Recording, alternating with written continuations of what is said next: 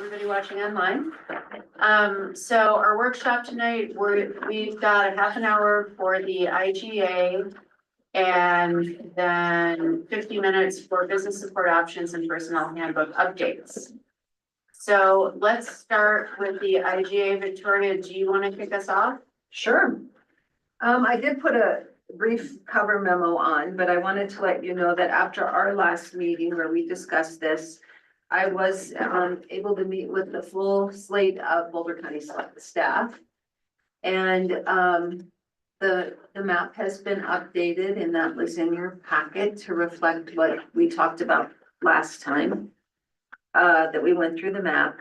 And then I shared with them your latest feedback about wanting to add kind of the section about recitals or intent, or not recitals, intent. And they're the ones that they specifically asked, is it possible to add it to recitals? They're trying to keep some consistency between these. So we put the section that I had proposed as intent under recital, you'll find it E. And then we did add the definition of passive recreation. And the housing, instead of adding the information under partnerships, they want to keep the whole section called housing, and we added to it. And they wanted to specifically identify what this group has committed to for Prop 123 and show a commitment to the regional housing partnership. So that's in this rendition. And then lastly,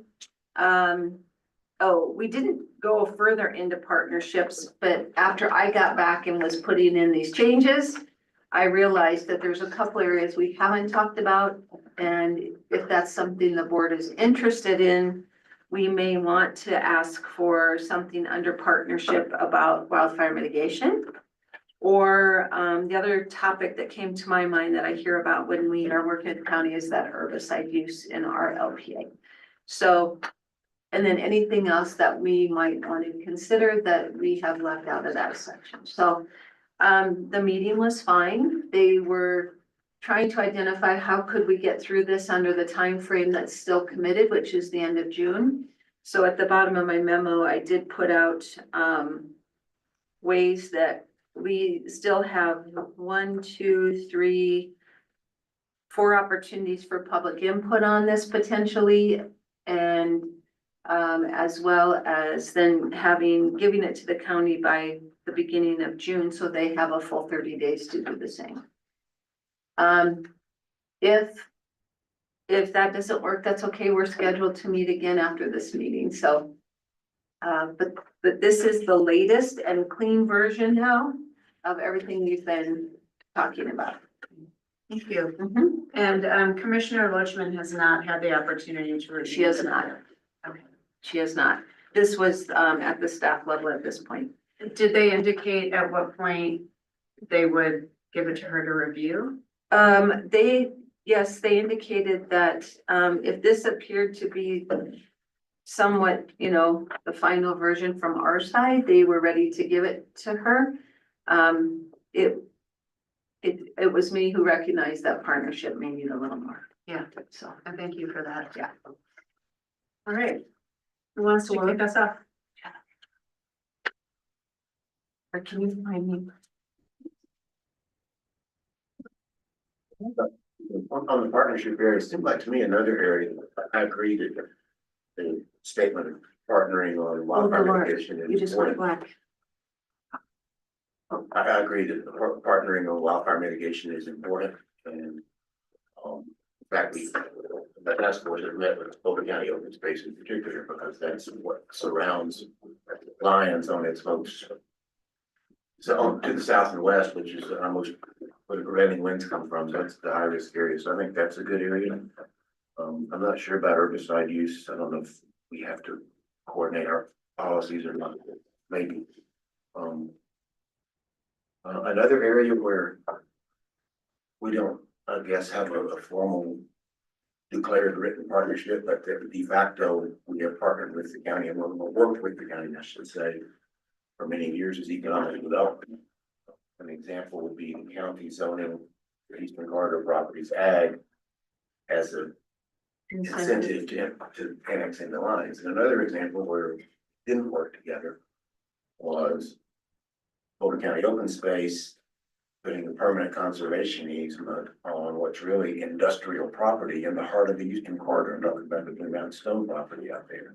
It has no conservation, wildlife benefits at all. It's an industrial site. And if there wasn't a conservation easement on it, that would be a key piece of our Eastern Corridor development. So I think there's a need, and I don't know if that's possible to address that or not. We didn't really find out about it for a very reason. But those are examples of things where what we do at the mountain makes a big difference. The lines. So would it be then that we would work together with the county to? Would we ask for a referral if they want to put a conservation easement on something? That's already in here. That's what I thought. Uh, When was that easement placed, do you know? 2010. 2010? Yeah, it was there when it got transferred to Okay. Mr. Vasquez. It's just somehow it was not in that 2012 IG. And we do get referral requests when they're thinking about conservation easements, so I'm not sure. Unless what you're looking for is removing that conservation easement, is that what you want? I don't like, at least like to ask if that's legally possible.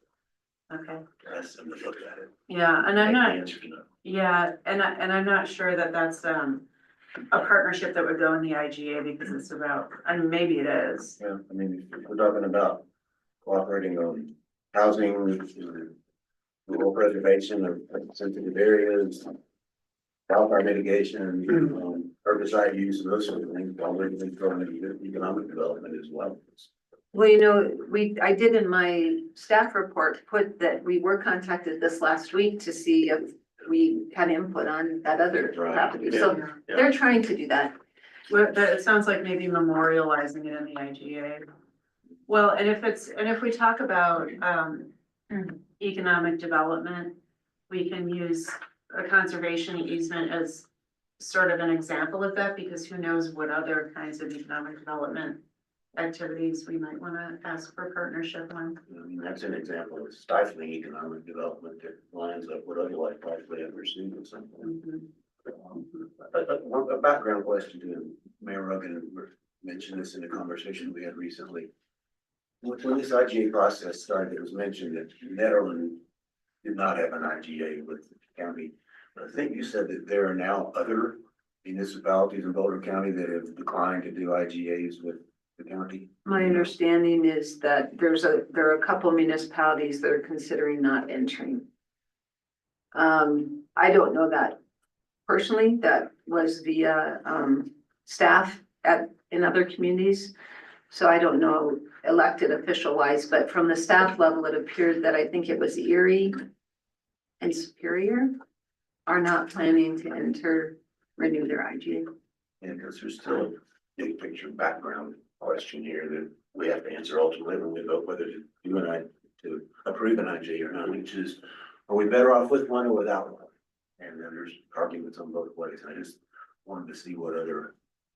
Would you like me to check in with their town managers? Yeah, I'd like to know if other communities have opted out of IGA for Boulder County, why they do it, and how is that affected if it has their relations with the county? My understanding is that Netherland, is waiting to complete their comprehensive plan until they start renegotiating. I don't know about the other communities. I'll ask all of them. I mean, we meet monthly, but I can send out an email and find out. Go ahead. Kind of along the same lines of what trustee Browning was bringing up, and y'all probably know more of the details than I would. It seems like on the Cemex, the Dow Flats, it seemed like, at least from, because I wasn't engaged with this group at that point, but it seemed like the town was brought in late to that, and I recall there being some pushback. So I didn't know if that example could be something. Can we tie in some more partnerships, say things that are really critical to us, give us, I realize there's the referral process, but that seems pretty late in the game before having any dialogue at all. Yeah, I think that's a great idea. Go ahead. I agree with Mark that we should probably put in something about cooperation on economic development, but I wholeheartedly disagree with him on trying to get conservation easements changed. It's a slippery slope once you start to change one conservation easement for a particular reason. And then you find another reason to forgive another one. These easements were paid for by the county and the taxpayer through the landowner at some point. In effect, they bought the development rights of the property under the terms of the conservation easement. So that the landowner who granted the easement has already been given the value of it. I just don't think it's proper. In all my years of doing conservation easements, it's just not something that you do. As to the agreement, you know, I hate to keep harping on this, but was there any discussion of Exhibit A about the ABC designations? We talked about that, and I did express that we had one trustee bring it up again, and the board hadn't decided as a group that you were going to revisit that yet, but I did bring it up. There was no reaction from them about that? Not really, it was really, they didn't have a lot of reaction to any of our changes. At its simplest, it's a illustration that accompanies a document that has references in it that are not referenced in the document itself. We all sit around here, we all know what it means. We all know what the Lucan and A, B, and C meant to you guys who put the initial draft together. But 7 or 8 years down the line, none of us may be here. Somebody's gonna scratch their head and go, what are these? What are these on the map? What do they stand for? How do they relate to the IGA? So purely from a reference standpoint, they either need to be omitted or they need to be clarified. I don't think that it's proper that they be clarified in the IGA because we've already talked about taking out the specificity of properties in there. The other thing that concerns me is the definition of the no development area. PAA, it's item 2D. Got it. So that in the 2012 IDA, it simply said what it says in the first sentence. Now we appear to be adding to that we could have structures that are related to utilities, facilities, emergency exit, passive recreation. Got it, we got the definition up there. And structures associated with those uses. But the first sentence says they're inappropriate for development. To me, if they're inappropriate for development, that includes all types of development, whether it's picnic tables for passive recreation, or utility facilities, whatever that might be. I got the emergency access part of it. We have those all over the place, fire roads, and structures associated with those uses. So I'm not sure why we need the second sentence in there. It was part of the discussion regarding the northern side of town, and if ever we wanted a water line or a water tank at the top of the hill, or if you ever did want to use like the rest of the Boone parcel for Parks and Rec, you might need a restroom. That's where that discussion came from, was that even though it's in our no development, you could have essential, kind of like critical facilities needed, depending on what amenities might go there in the future. But not like just any structures. We didn't, not like shelters or anything like that. It was more critical facilities. Is my recollection of David, if you or Trustee Hemrick. Has anybody have any insight on that? I don't recall that being a discussion, but you guys did the first IGA. I do recall that being part of the discussion, the critical infrastructure, the possibility of a water tank up there to help those folks with water pressure. And fire for sure. But I don't think anybody was thinking in terms of let's build some big pavilions up there and make it a. I can put two and two together, and I understand the term of passive recreation. We're talking about area C for Lucan, which, as you know, I am steadfast against doing anything in there. So the inclusion of passive recreation in that non-development area, that cross-hatched area, I can read between the lines. I know what that's there for. I would be fine with taking passive recreation out of there personally. Thank you. We've got so much open space surrounding us, Mhm. so. What if you were considering the 45 acres of boom someday? The neighbors can't walk social trails back there. That's right, if we take out passive recreation. Yeah, social trails are passive recreation. Or if someone wants to access that. Not to mention hunting.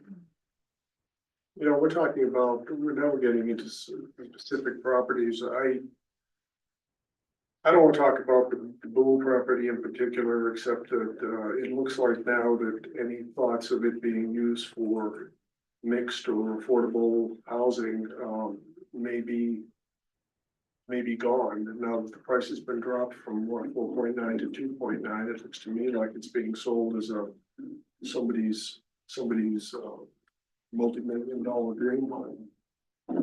And I would suggest that we, and as Roger Flynn pointed out at Audience Business at the last meeting, I don't think we're in the business of annexing properties so that people can build $2 and $3, $4 million homes. Well, without a density requirement, which the task force is adamantly opposed to, there is no way anybody is going to build affordable housing there, no matter how much we put into. That's right.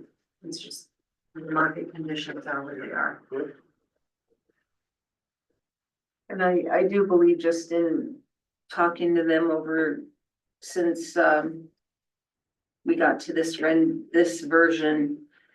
They have indicated, they would of course like more acreage to be able to be included, and I told them I didn't think that was going to be possible. So if not, you're right, they might now sell it for a house one. Which is a huge opportunity lost. Yeah. I'd like to talk about the weed mitigation. The spraying, aerial spraying, and that's something that, I talked to the weed posse a little bit about it. Since we had some time digging holes and whatnot on Saturday. And my impression is that, the concerns of the folks who live in areas where the spray migrated was that it was making them sick. So I'm wondering if it's not possible to do two things. And I'll be curious to know what the EAB thinks about this. Number one, give people notice. Give people plenty of notice if this is gonna happen. Give them 10 days notice so that they can decide whether they wanna be on their property or not. And then can we require that they use drones only, which are more precise than just aerial spraying?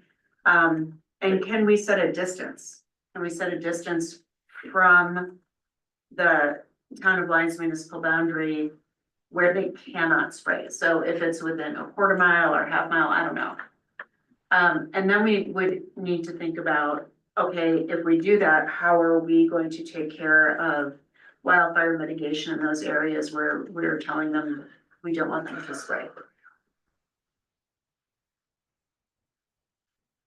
And Greg and I walked the Corona Hill with Boulder County Open Space things, and they showed us the areas that had been sprayed and those that hadn't been sprayed in terms of cheap grass and what's the winter ryegrass. Something feral ryegrass. Yeah, that you can tell and notice for it.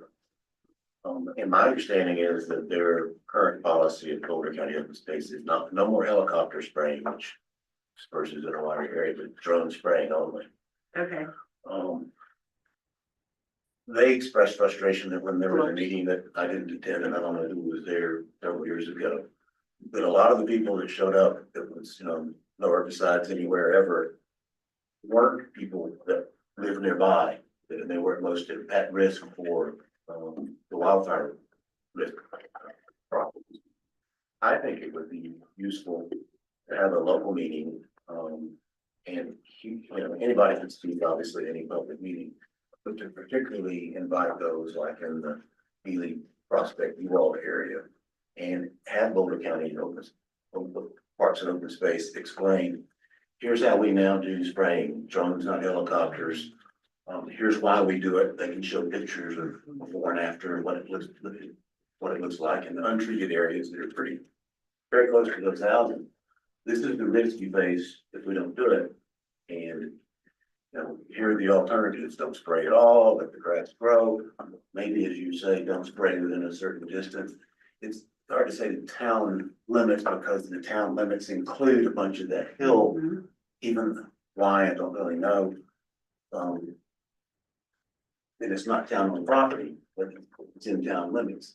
Maybe the distance is within X number of feet of any residence. Maybe you measure it from that instead of town property, because if you keep it totally outside town property, you can't touch a lot of that hill up there. So I'd be interested in having kind of a locals meeting with priority given to the people in the neighborhoods that are most affected. It may not be just be that neighborhood, it may be some others too. And okay, there's a trade-off here between reducing wildfire risk and spraying, at least with drones. And, you know, what do you think? You know, are you more worried about the wildfire risk, or are you more worried about not having, you know, herbicides spread anywhere near you? Get their opinions. And if you've ever seen cheatgrass go up, you just look at it. It's there. No, I burn it at my Oh, house. it's not burning means, yeah. It's one little spark and it gets. Yeah, no, that's a good point that he makes. It's a question of spray or burn, I guess. Yeah, and definitely, I think we want to get people's input and we want to make sure that we're getting input kind of quickly here because this process is moving along. I just have one more idea before I forget it. And you know, the Boulder County Parks and Open Space Weed Management Plan is obviously something that Boulder County Parks and Open Space does. But I wonder if it's possible for them, if they're going to consider making a change to it. Is there a referral process from the town for that? So if they decide, for example, in a year or 5 years that they don't want to use drones anymore, they want to go back to helicopters. We're gonna want to know about that. We're gonna want to be able to provide input. I'm sorry, trustee Dottie, go ahead. No, that's okay. You were talking about a quick, input, from residents over in the Prospect area. And I was thinking about our quarterly town meeting that was rescheduled for May 14th. And I can't remember if we've had an agenda in the past or not, but is it possible to put that on an agenda if we do have one? Or Yeah. announce that and say, hey, we'd like to have public input regarding this, and maybe, I don't know if that's the right time to have Boulder County Parks and Open Space come and explain what they have planned. So the May 14th town hall meeting is, we're thinking gonna be exclusively about the IGA, depending on what happens in our discussion direction later in this meeting tonight. But that having been said, I see no reason, since the weed management plan is part of that, the IGA discussion, why we can't do both. That's a great idea, thank you. Would you invite Parks and Open Space to that?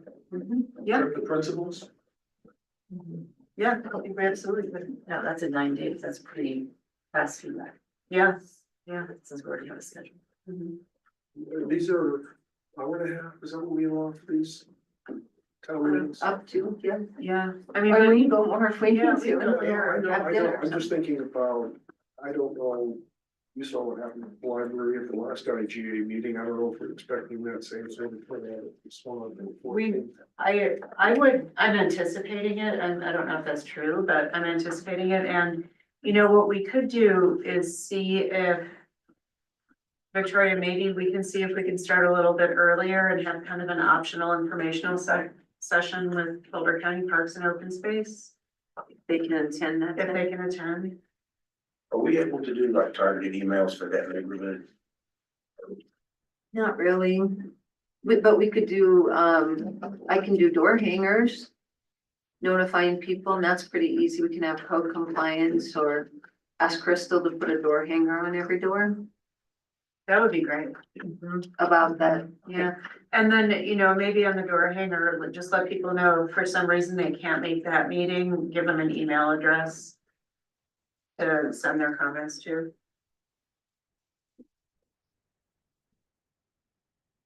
But I guess we gotta confirm with. Have to do that Parks first, and Open Space if yeah, they can do a Yeah. presentation on that. in 9 days. I think they're pretty used to talking about the reed management plan. What was the guy's name? Joe? It's Mhm. Stefan Reinhold and Yeah. I'll find his name. I know who you mean, I know who it is, You know yeah. who it is? Mhm. Okay. Is there, so we just have a couple minutes left on this item, shall we take it up later in the meetings? Anybody have anything else they want to add at the moment? I just wanted to ask a question regarding the housing piece.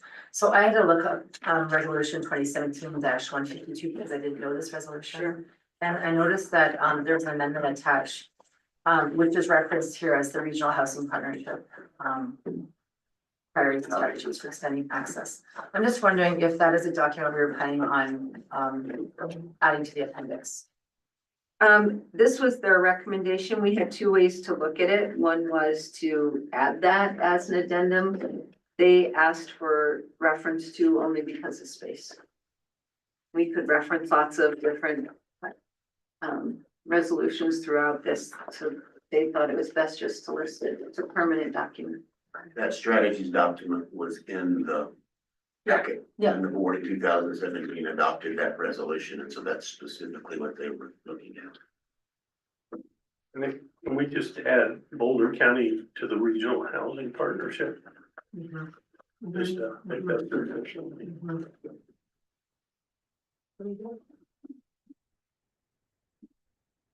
So you would like me, so I have my direction correct. You would like me to, first of all, contact the other communities about if they're renewing or not.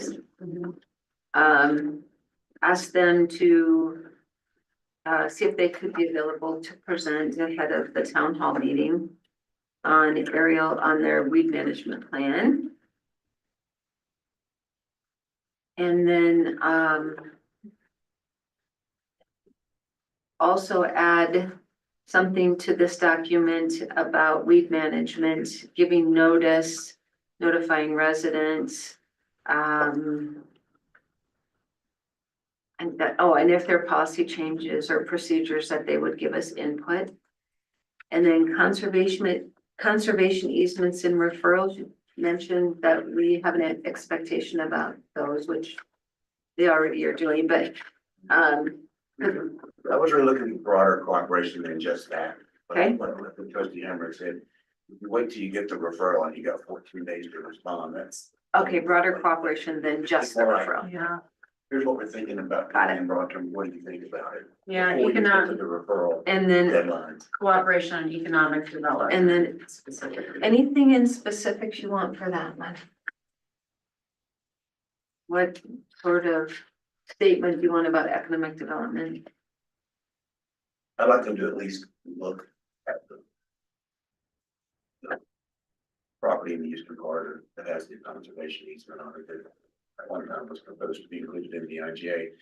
And just give us the status. Have they never revoked a conservation easement? If they have, Oh, fine. they have, I understand that they have, and I understand They have. trustee Cole disagrees with it as a matter of principle, but I think we at least ought to explore the possibilities.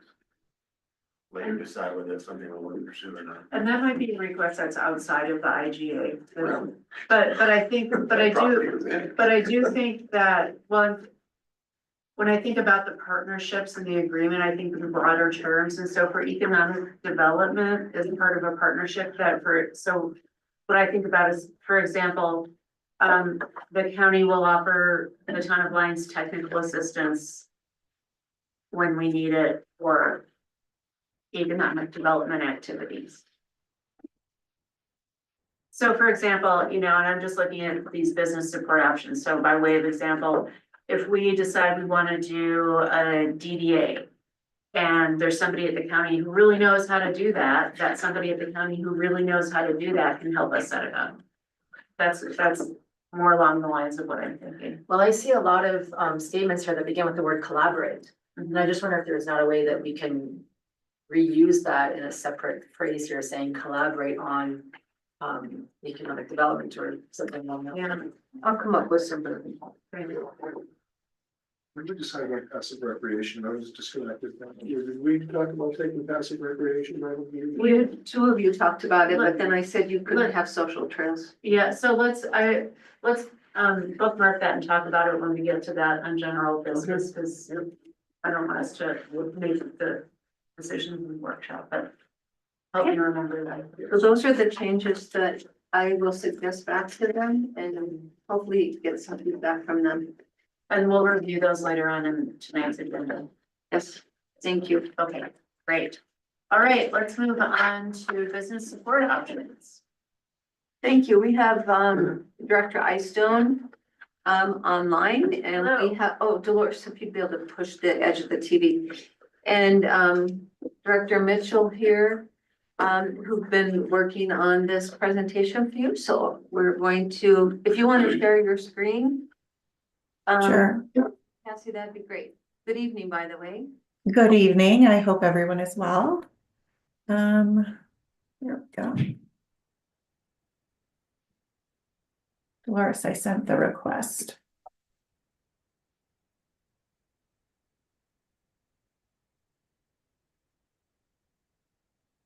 And Cassie, just let me know when you want me to explain some of the funding from the. Sure, yeah, I'll probably just tag both you and Victoria in as needed. This was a collaborative approach to this with multiple just options between you know, some low-hanging fruit and some of the things that would take a little bit of work. So I think I'm going to just start it off with the revolving loan funds. As you are aware, we have two of those currently. And got just kind of some history, and Kim can chime in here as needed, but in 2012, USDA granted the town $42,000 with a $6,000 match that was required by the town. So this pot of money does have, you know, some strings and reporting and things like that. But we utilized that for low interest at the time, business loans for the communities. And then after the flood, the community came together, the Longmont Community Foundation, the Flag family, Boulder County Economic Vitality Grants, and regional businesses all donated $60,000 to help create a different fund. And this is what we'll refer to as the Business Recovery Fund. So we had two pots of money at the time to make these low interest business loans.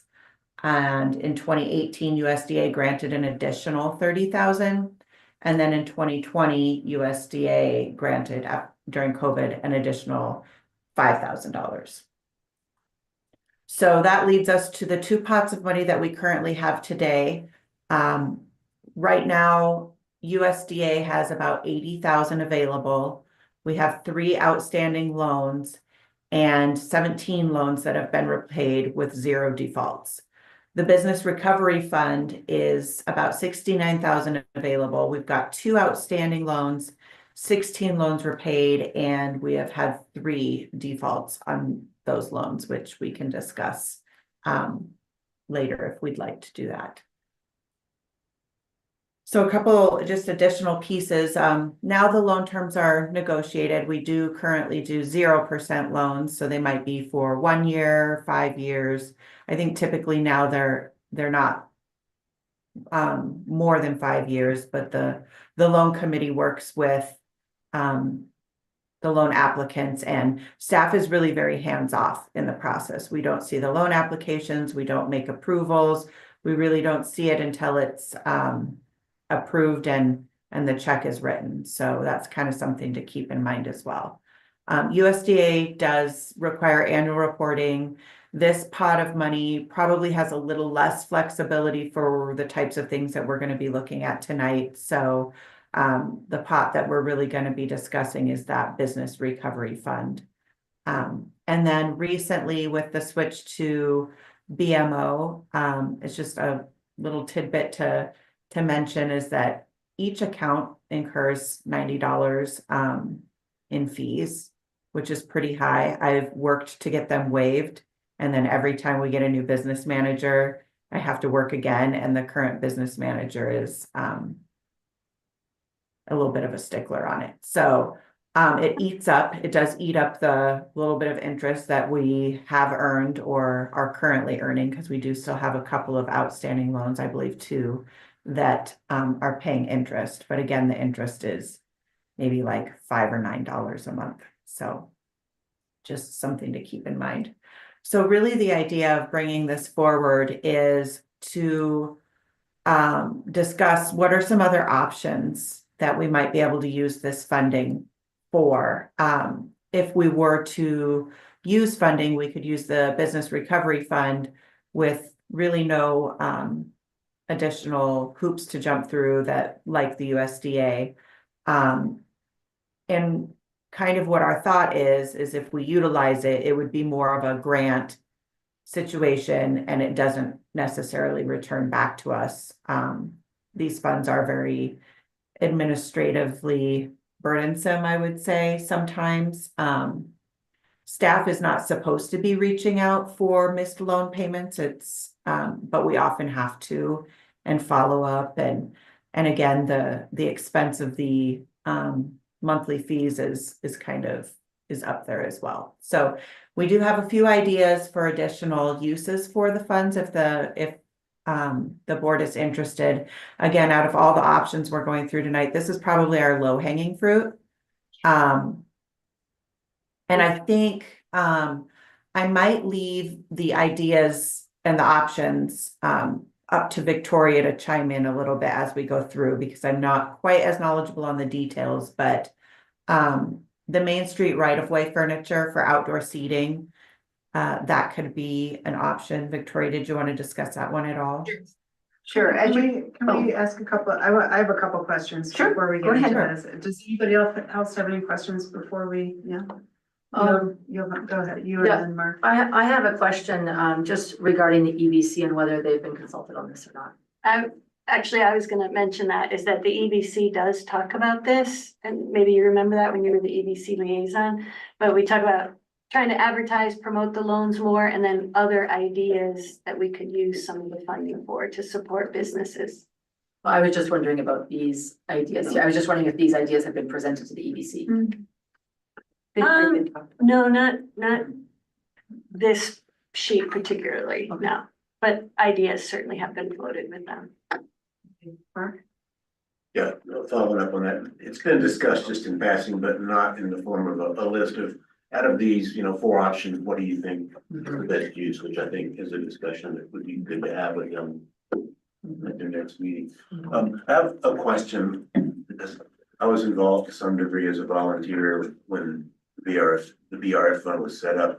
Is the town in possession of documents back to the formation of these about, communications with the people that funded it? And I know we did articles of incorporation and that type of thing, but are those documents in the town's possession?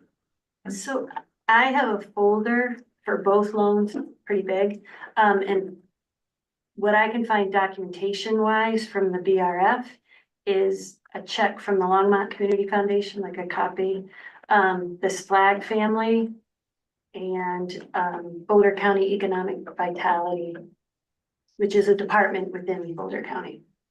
But in terms of long-term, no, we can't find anything that There's says no- this is. Notes from meetings or emails back and forth between the. Yeah, and I know, I think it was when BRF, it was previous Mayor O'Brien who was really involved in Yeah, that. he's deserved, he gets the credit for putting this together. Yeah, for sure. In fact, I guess I thought it was more businesses had been involved in it, but when we looked at it, it was really Longmont Community Foundation, I think is 20 or 25, and same thing with this other family there. And also, when that was done, it wasn't part of the town at all, so the town had no reason to keep those documents. I was just wondering, and it kind of got handed off a couple of times and things have changed, so we don't have any documents going back to the formation. And what I'm concerned about is there any communication that was made with one of the donors of the money that restricted its purposes? And I wouldn't wanna Sure. do anything if they didn't do, but my general recollection was it was a post-flood thing. People wanted to help Lions businesses get back on their feet. A revolving loan fund without the USDA restrictions was the number one target.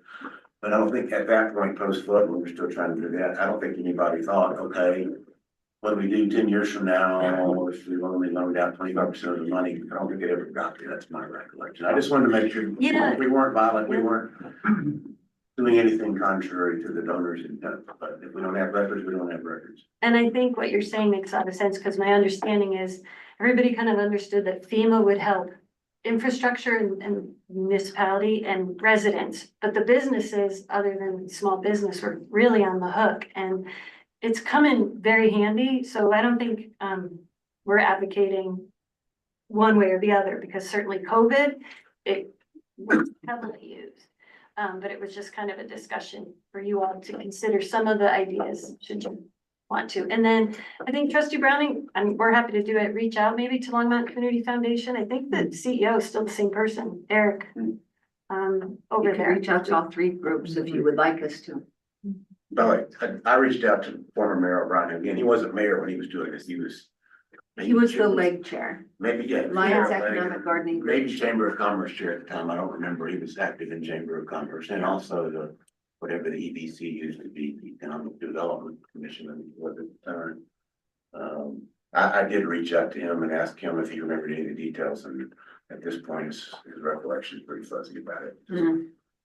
So if that's something the board would like us to do when we get into discussion direction, we are certainly more than happy to, first of all, check in with probably the current chair, make sure they don't have Yeah. more materials that we don't.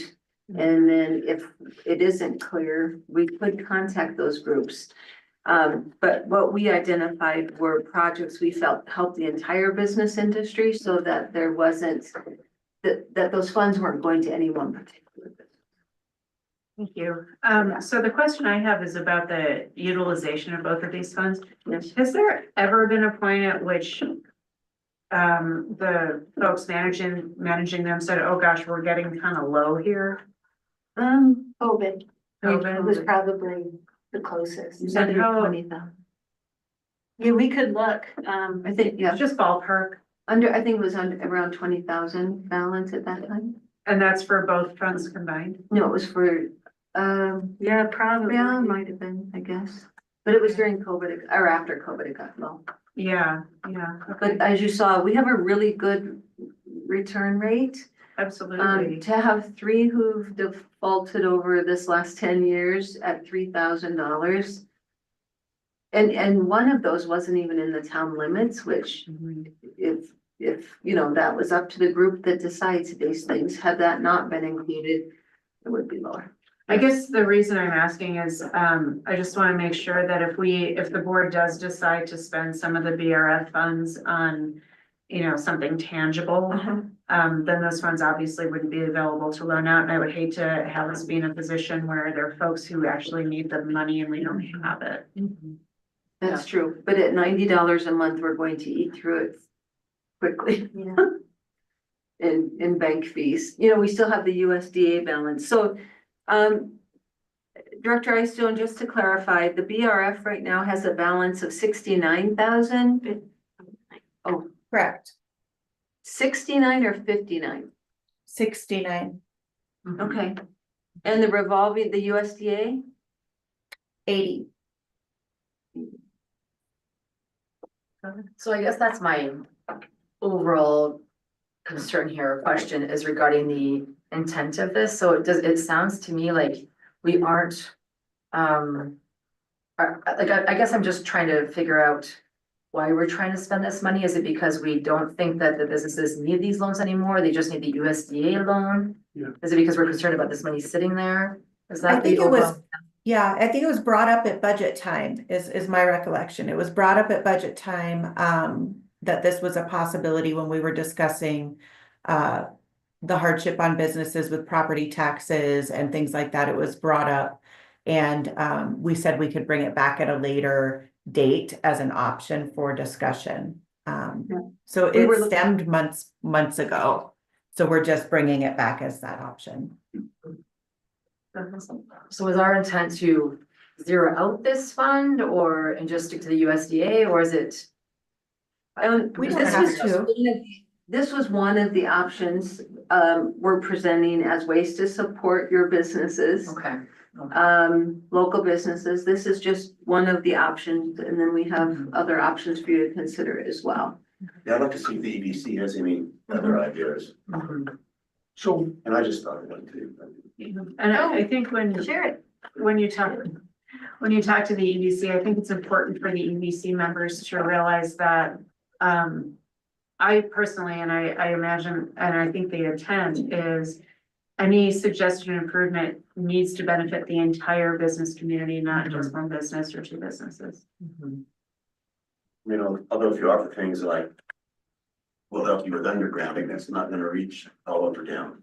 Maybe what you do there is offer that to any business that's, you know, able to underground their, lines, and it may not be everybody in town, it may just be areas where you're not able to underground everywhere, but you make it available to 10 businesses, if that's the number, and if only 5 accept, you make it available to others. Yeah, I just think, you know, in that it supports the entire business community as much as possible should be one of the criteria, but, you know, the EDC might have other criteria. So this goes from loans to businesses to town expenditure. Is that what this is saying? This is just saying that, this one particular loan, the, Business Recovery Fund that was granted after the flood, has a balance. We're kind of past flood recovery. Yeah. And so we were looking at some options for you. You could use those funds possibly once we check with them. So obligation to pay it back to ourselves. No, it's funds that are costing us $90 a month to have that have not been very utilized except during COVID. Is there something keeping us from, keeping those funds in a different bank that doesn't charge a fee? I think did the committee decide where to bank? Cassie?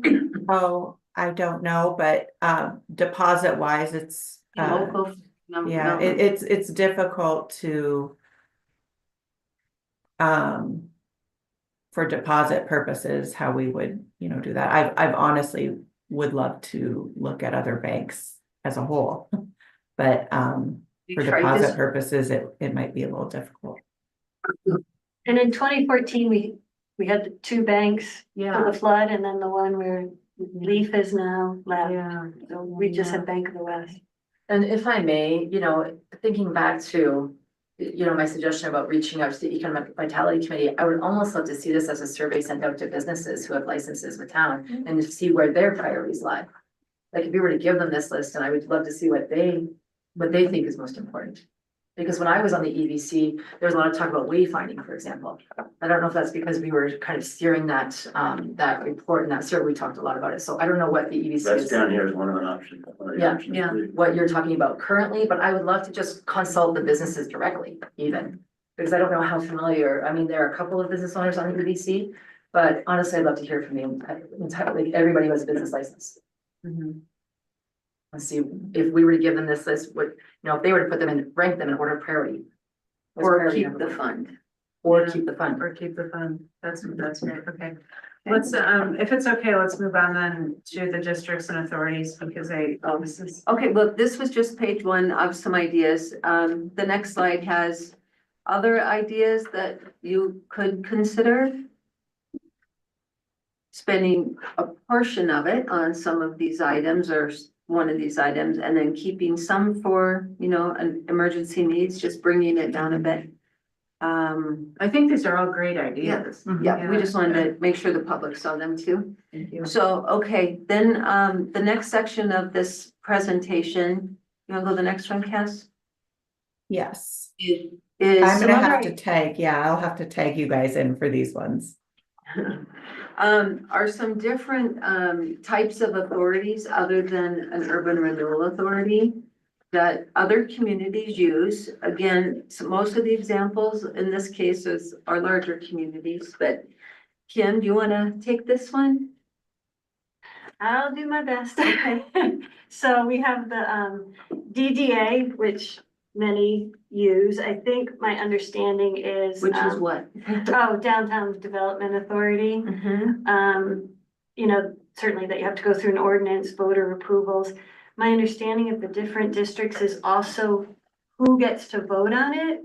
Is it, sometimes it's just the businesses are the voters within that area, not necessarily the voters, meaning the residents of the town. So it can be a specific property or two that want to be part of a DBA. So in our case, let's say the two that are empty lots right now want to be in their own DBA. They could act similar to urban renewal, but it's those folks agreeing to that. And it seems to be very successful in the two communities listed, Fort Collins and Grand Junction. I know that, I believe that our attorney Quander mentioned it at our last meeting and said this was one of the options we could look into further for ways to help businesses. You know anything much more about it? Those are my understanding. Those are the key features. Where would the organizational fund, cost be paid from? I think it comes from the voter approval, it's built into it. And then they can pay themselves back for it. Funds would come from the property owners, Mhm. not taxpayers. Not taxpayers. That's my understanding of a DDA. Lisa, if you have anything to add about DDAs or BDAs, come up. The next one that, and again, these are just things we can look into further if the board has any interest. And I would just add on, Lafayette just did away with their URA and did a DDA. Yeah. Thank They you. switched to a DDA. Yeah, Lafayette. Okay, the next one is a business improvement district, also called a BID. And like downtown Boulder, I think, has a BID. BID for that core area. When you think about Pearl Street, the walkable part, that's not pedestrian, or that is pedestrian. And maybe a block or two after that. And similarly, because they just have different needs than say the rest of the city of Boulder businesses, right? That are more east or more up on the hill or something. Mhm. And same thing, kind of how they fund that. And then next, I think, is the local marketing district, which probably is the one I'm most familiar about. They have one in Steamboat Springs, and they have one in Estes, and generally it's tourism-based communities that have really a lot of lodging, and that's how they get a lot done. I know in Steamboat, they use it for their airline guarantee program to get flights in, local flights in. And Estes, it pays for their enormous marketing budget. Ours is 20,000, theirs is 6 million. Yeah, well, and that's, those are great plans if you have the lodging to pay the lodging tax. I think that it would be in conjunction potentially if we've had a large, hotel bringing in Yeah. lodging tax. And we really just wanted to share all the options with you all so you could see them. Yeah, thank you. So these are some other and then there's the enhanced sales tax incentive program, which is also something that seems to be really gaining in popularity. So Cassie, you want to talk about this one? Yeah, we had a developer, business owner actually ask us about this, and neither Victoria and I had heard of the term E-STIP before, so we had to do a little bit of research. I have heard of sales tax sharing though, which is basically more or less what this is. So E-STIP is an economic development tool that municipalities can use to retain, attract, or support businesses that generate sales tax specifically. So the purpose is to encourage investment in commercial development or redevelopment in the town, stimulate job creation and long-term economic growth, and potentially offset some of the upfront costs of public or public related improvements. So, our water infrastructure or things like that, landscaping, parking, anything like that. So it is very similar to our URA TIF. It's agreement based. We enter into a formal agreement with a business or a developer. And in this case, it's the Board of Trustees in lieu of the Urban Renewal Authority. And we could, do this at any time if the board were interested in doing something like this. But we rebate essentially part of the enhanced sales tax that is generated by the development or the redevelopment. So really similar to the TIF.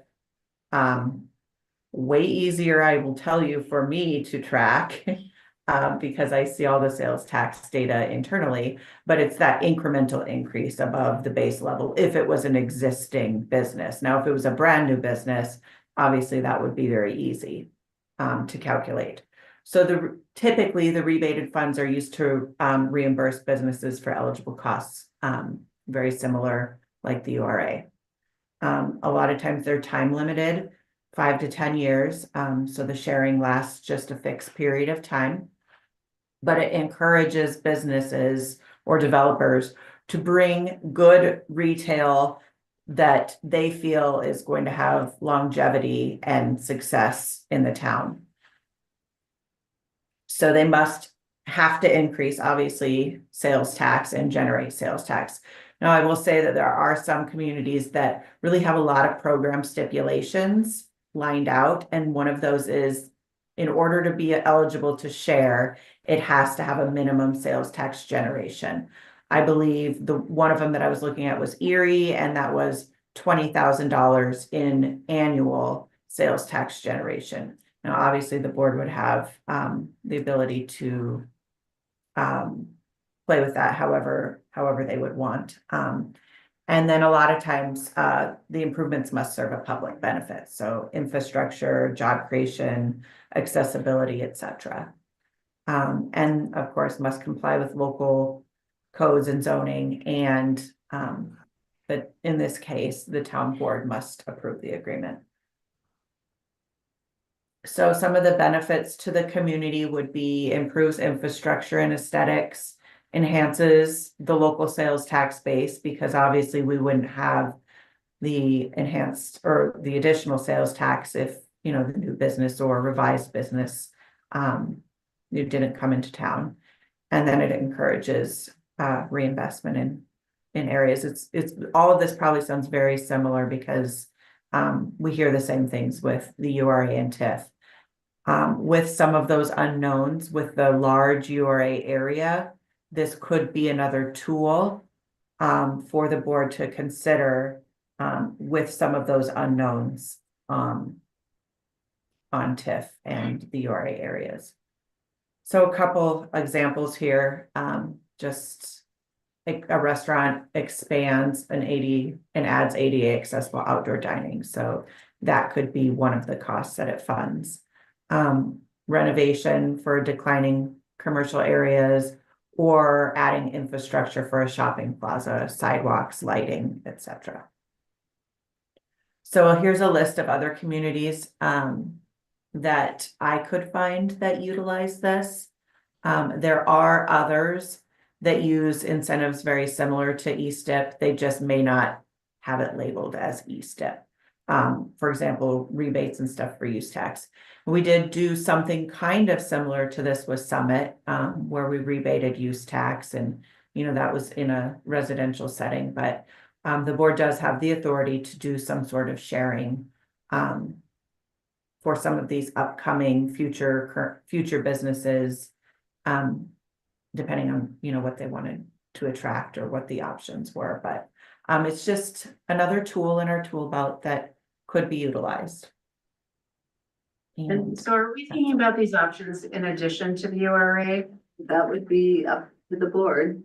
Yeah. These would all be only the Board of Trustees. They would not involve the other special districts. Because they're not really, yeah. Yeah, and you have to remember, the Urban Renewal Authority, especially TIF, is focused on property tax. These are all on sales tax and other types of improvements. So again, these are just more tools in the toolbox. Yeah, thank you for this. Look, David and then Tanya. The E-step seems interesting. I know I've had a problem with looking at which businesses generate sales tax and those that don't. Yes. And Main Street is a lot of non-producers Yeah. from sales tax, so I don't know if this is a vehicle that we could use This is to the vehicle to do jumpstart that. that. Yes. Cause I always thought, can we change zoning to only allow service industries and not, Retail. allow retail and not allow Service. service, yeah. Mhm. That seems a little draconian, but maybe this is a You better wanna approach. mix, you wanna mix. Okay. Yeah, I'm just curious, because I've, seen the Chamber of Commerce struggle over the years, to maintain, I guess, business participation and also an executive director. I'm wondering which one of these districts or authorities would be able to also encompass the role of the chamber. Do any of these encompass that? No, I think that's a separate, they're there to, Because one of them was marketing, for example. oh, maybe possibly, Yeah. but, the town does marketing and the chamber does marketing. We do that separately and not everyone's a chamber member. And so that's a voluntary membership. So I just feel like. I feel like The Lions business is, community has to get behind that. And sometimes these other types of districts become that, or they take that role. They're a formal business district that, helps them to get organized, coordinated and, behind each other. But the chamber, that is a separate, private, usually nonprofit entity. no, I understand. Yeah. I'm seeing the reality of the Yeah. of Situation. the situation of the chamber in Lions, and I just wonder if our community is too small to maintain or sustain the Chamber of Commerce. And I just wonder if there's a way of doing a 2-for-1 deal. My understanding is that the Boulder Chamber is helping out the Lions Chamber at this point.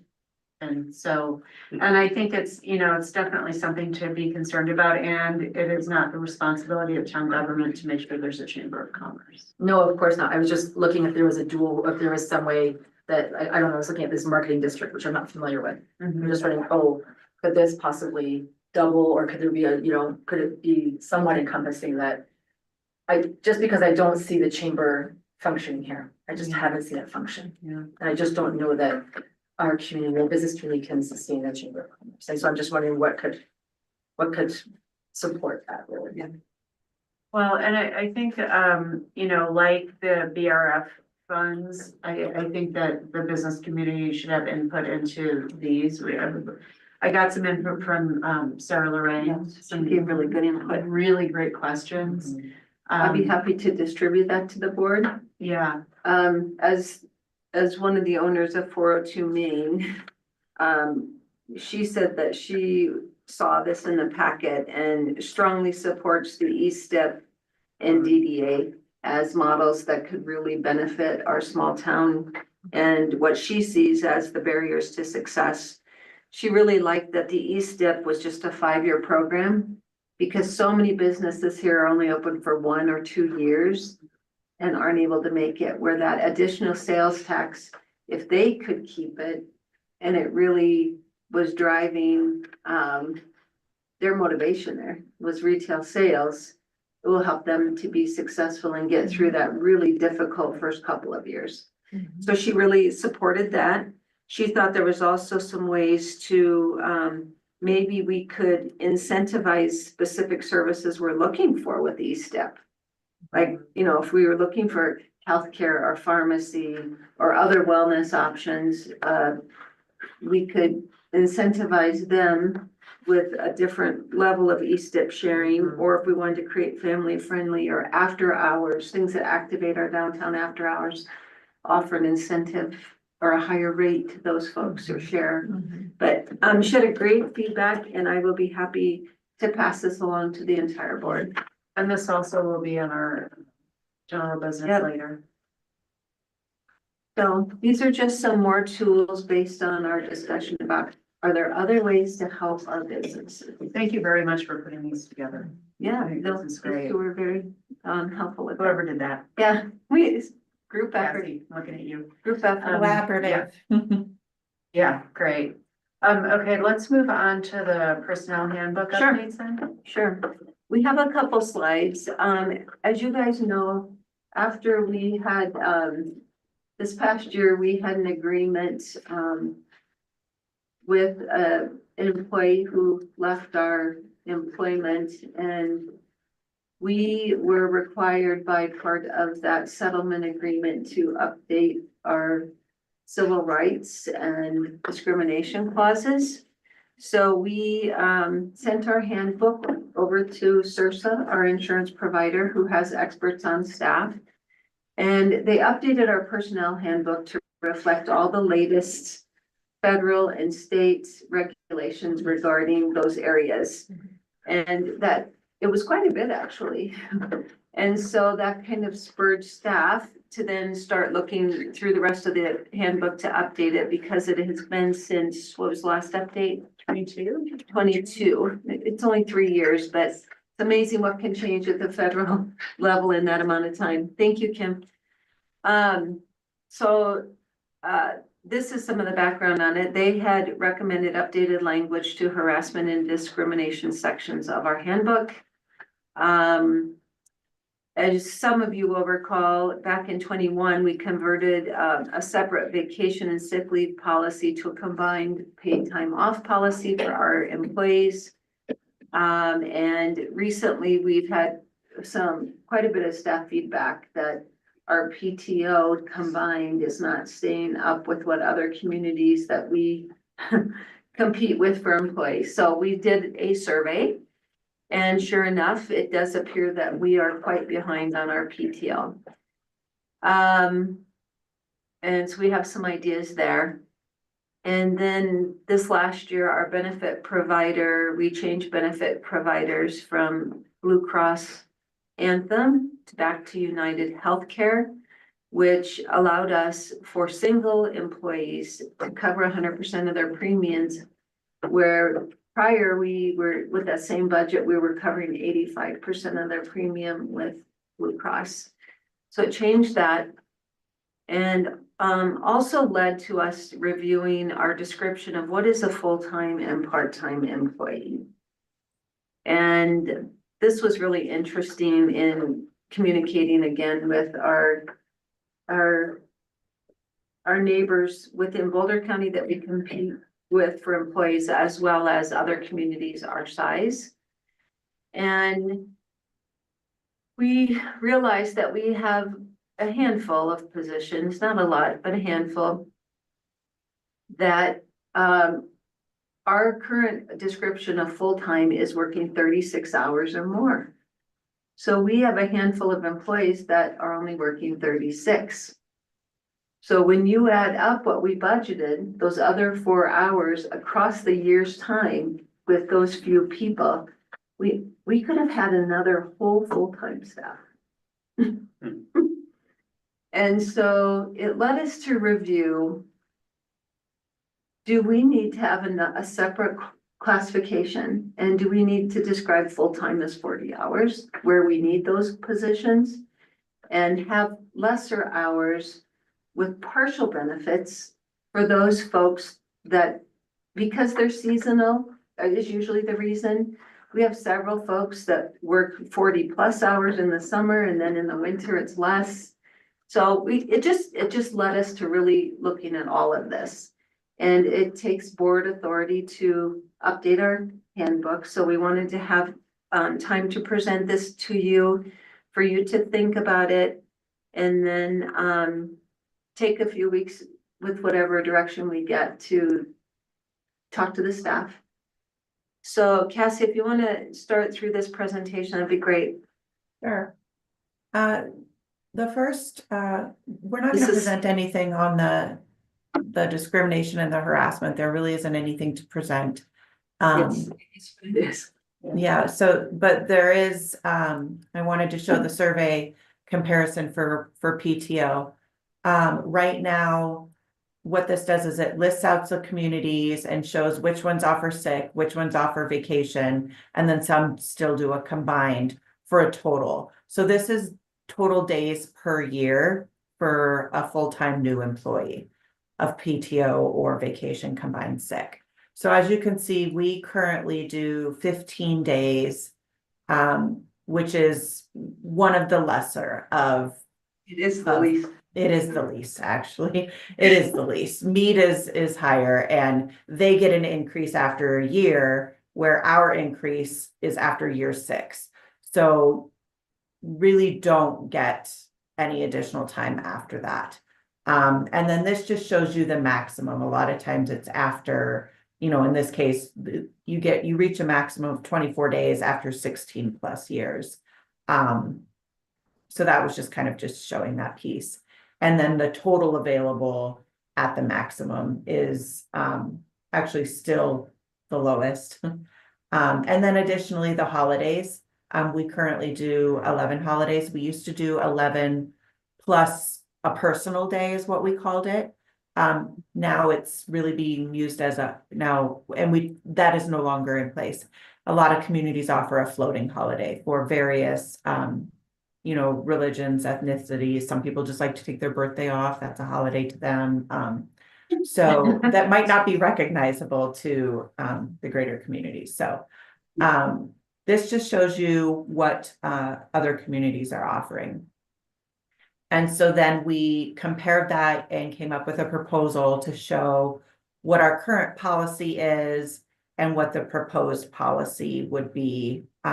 Still leaving us kind of at the, we wouldn't be at the higher end, we'd be at the lower end of initial starting.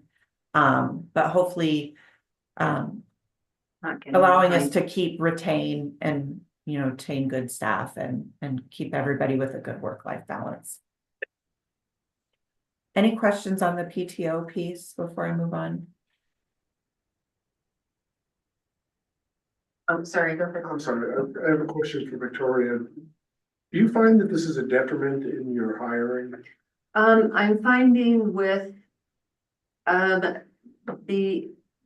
not necessarily seeing it with folks that have been here a long time, no one is saying anything about that, but I am seeing that our most recent hires are the ones asking. Where we see the biggest detriment is that no one here gets PTO until after, how long after they've started, Dolores?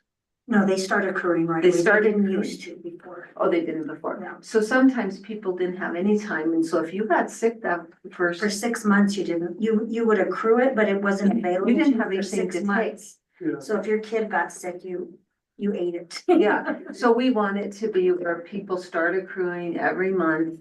And then by the end of the year, you do have a little time to either take a vacation or if you need it because PTO is used for sick and vacation.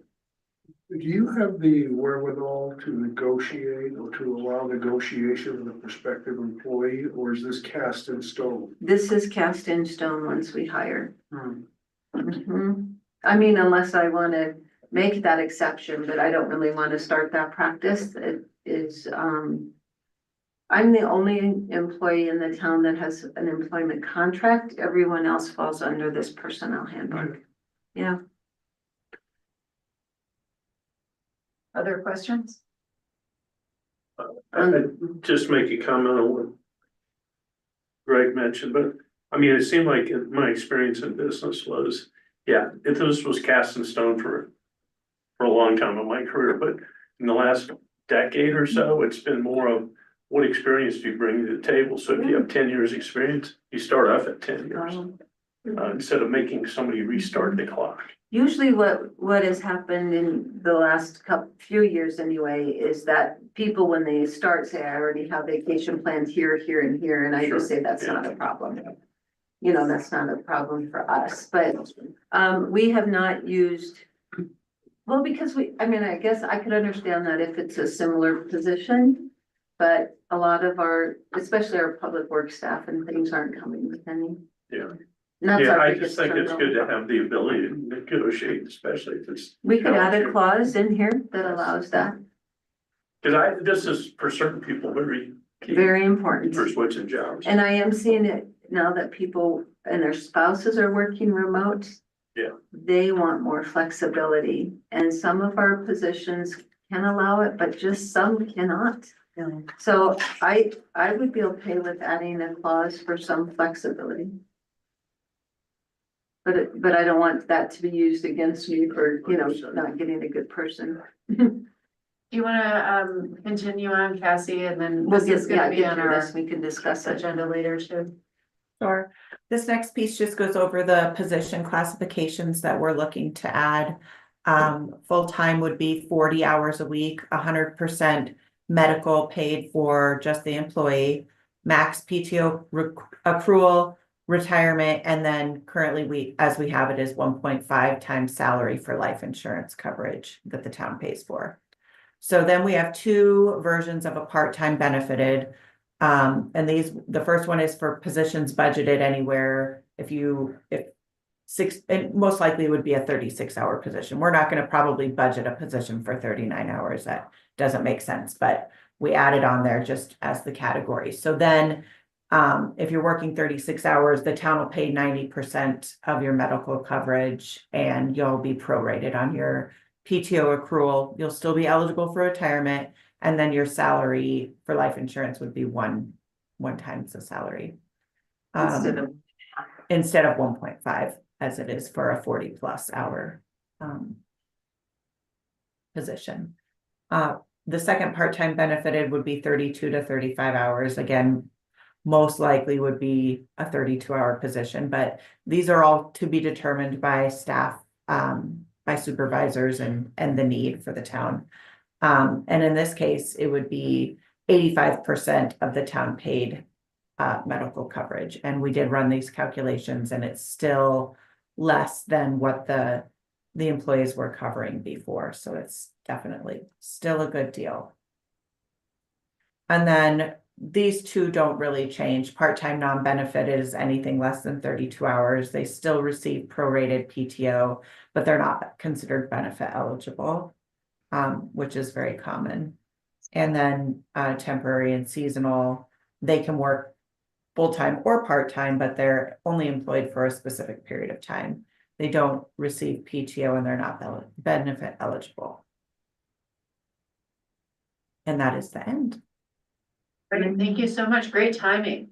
Rain Good. just started here, Cass. Rain just started at 6:50. And it's 6:50? I just want to confirm the maximum PTO accrual. Is it 240 hours per year? Yes. Is that the maximum? Yes. That's the maximum and then you lose it.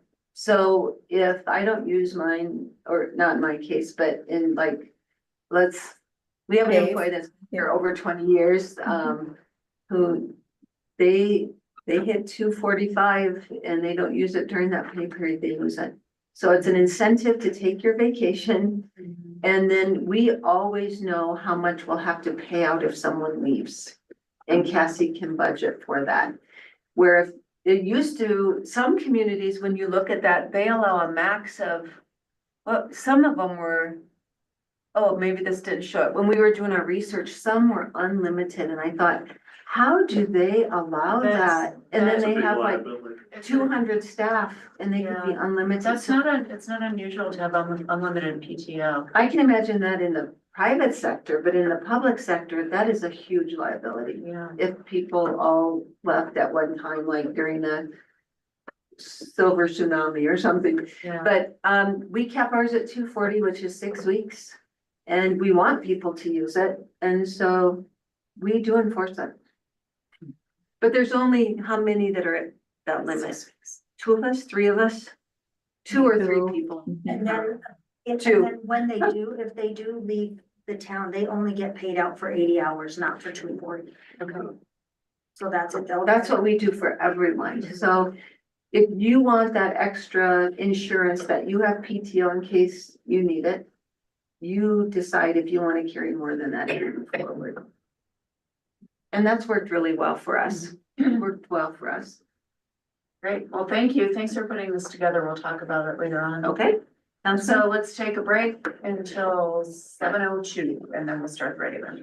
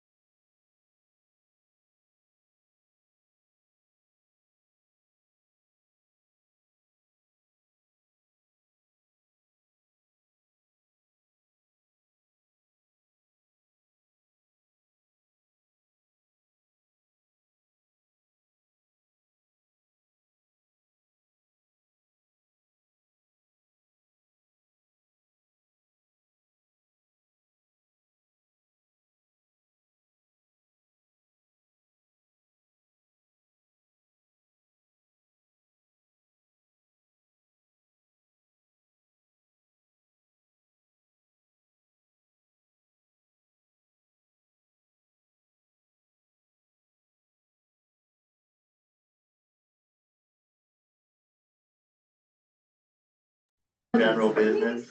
Oh. I'm not sorry. General executive. For an hour next meeting or. We'll take you that. Okay, I've got, well, yeah, I've got a commitment. So I'd like to hear No, discussion I just got on, sent. on the next meeting, because this is just. Yeah. this- Okay. Mayor, please start with that. Okay. Okay, We're gonna go ahead and get started, everybody. You? Good evening, welcome. I will call the Monday, May 5th Board of Trustees meeting to order. Can we have the roll call, please? Yes, Mayor Rogan, Present? Mayor Pro Tem Williams, Trustee Hamrick, President. Trustee Dottie, Present. Trustee Lowell, Present. Trustee Browning, Present. and Trustee Delman. Present. Thank you. Please rise for the pledge of allegiance.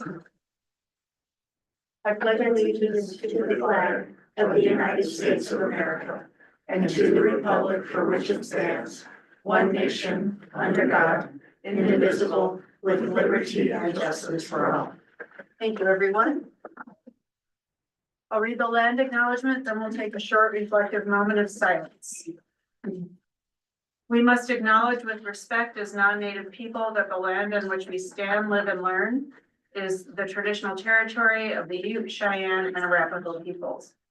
We also recognize the 48 contemporary tribal nations that are historically tied to the lands that make up the state of Colorado.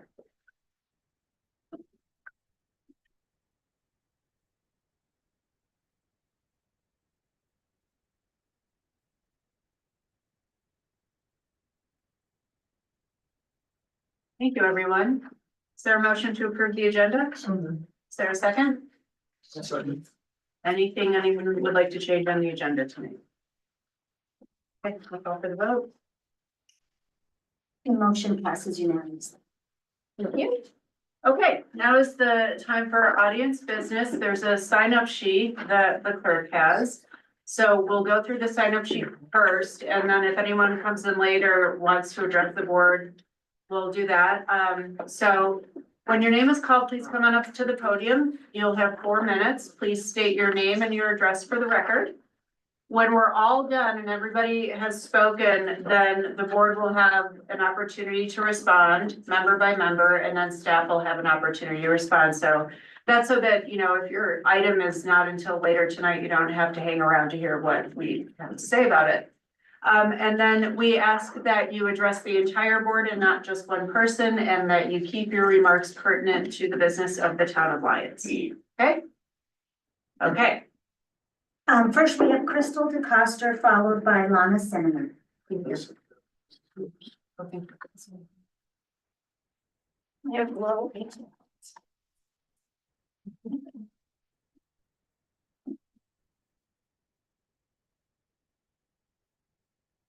I'm Crystal DeCoster. I live at 113 Fifth Avenue in Lyons, Colorado.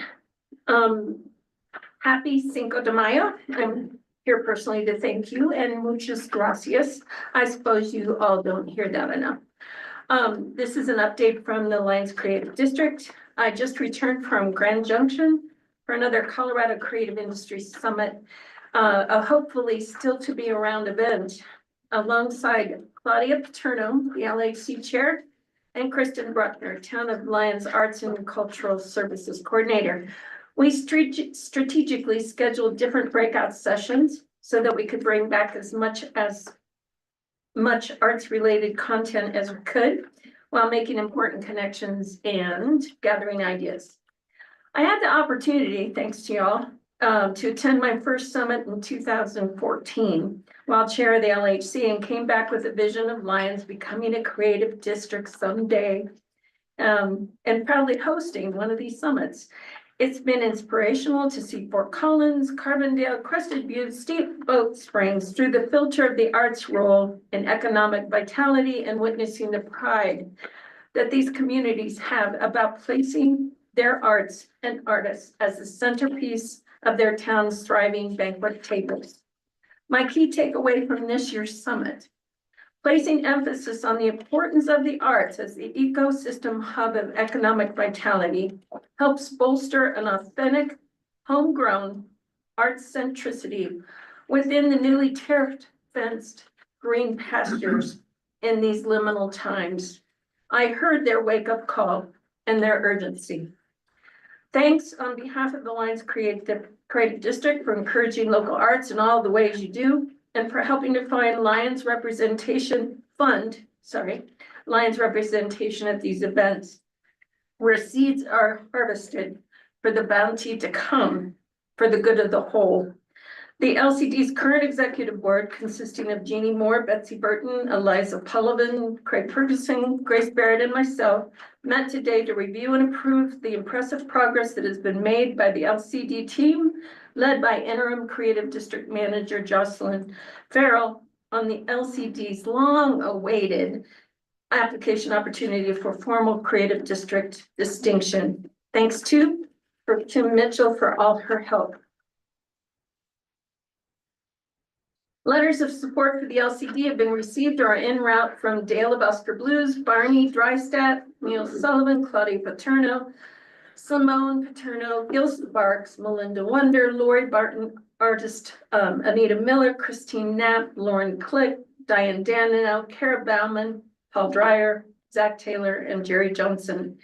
It's my understanding that the Board of Trustees will be signing a resolution of support for the LCT tonight, which would be ready for pickup in the morning, just in time for inclusion in the submission package that will likely be hitting the send button on at around 4 p.m. tomorrow.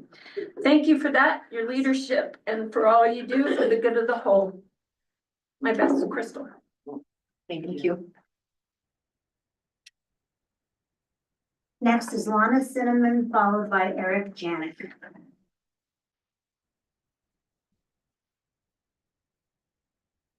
Hey there, my name is Lana Cinnamon. I live at 208 Seward Street in Lyons, which is one of the properties on your consent agenda, or maybe not. I am not quite sure if we have a problem, because this says you're accepting a personal representative's deed for Stickney Street, where we live is Seward. So the first question I have is this just Stickney Street that goes around the curve? I still wouldn't agree with it, but we don't have a personal interest in it. The one we have a personal interest in it is what's been our driveway for 39 years. I sent a letter to you all, and I don't know if some of you are just receiving it now, back in February, giving you some of the history of the property and what went on with it.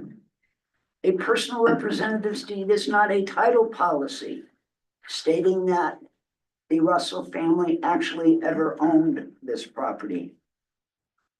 He is the family, not the family, Tom Russell at that time, has tried to deed it to trade it to the town before. And the title company says you can't do that because you don't own it. Now, this has been years ago. This has gone on and on and on. It should have, it was never on the old Putnam plat. It should have stayed with the adjacent property owners. It was an error in their tax measurements. Let's put it that way. That's what I've been told. Do you want me to go on with some of the history, or do you prefer me to just get to the chase? You have 2 minutes and about 10 seconds, so whatever you feel. Okay, I think this issue deserves a little bit more than 2 minutes. And I certainly would like to know what it is you're transferring here. If you're transferring sewage, then we have a definite problem. If it's not that, you still have a problem, because I don't think you realize what you're doing to the neighborhood. You're doing to the wildlife. You're doing to the residents that live there, the quality of their lives, by wanting to run a trail up there. Let me give you one example of what's happened. People come up our driveway where they shouldn't, release their dogs, take them off their leash. They go in our garage, they beat up our cat and broke its leg. They throw their trash in our trash, and they defecate on our property. It's not nice, and we don't want that. We bought that up there personally for this kind of way of life. And I really think this is terribly unfair for you to do this without even notifying us. Thank you. Next is Eric Janik. I didn't know I'd be addressing the board like this. I'm Eric Janik. I own the other property on the Russell Strip or adjacent to the Russell Strip. 214 Stickney. When my wife and I bought that property in 1992, we were told that that strip did not, was not part of the deed for our purchase, but that the ownership was in a complete confusion. Nobody knew who it really belonged to or what was going to happen to it. But that we shouldn't worry about it. So we didn't worry about it. When we bought the place, you could very easily see where the line was because our lot was very carefully slotted by the builder of the house. And there was a line along the edge of the strip. On the other side of that line was a complete bed of weeds.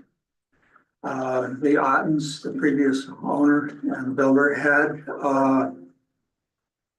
been mowing it and taking reasonable care of it. I believe he also dug the irrigation ditch around the property to protect his house. We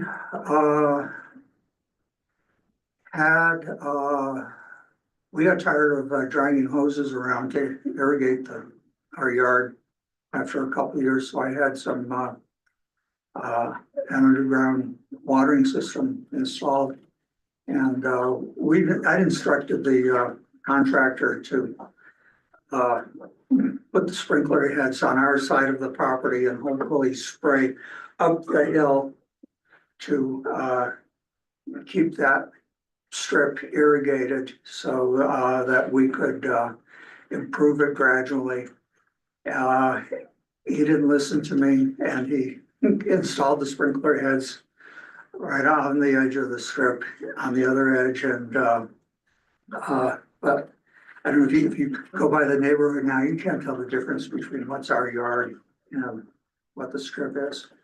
My point is that we've been taking care of that land for 33 years.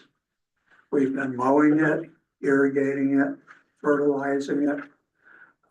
We've been paying for tree maintenance, and I've been doing some of it myself.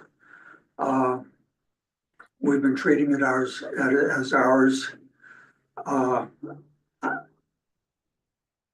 I understand that it really isn't ours, but I am hoping that the town, if the town does take possession of it, that you're not going to do something to diminish the value of that strip. I'm willing to pay for it if I have to. In order to settle the whole thing, but if I'm very concerned that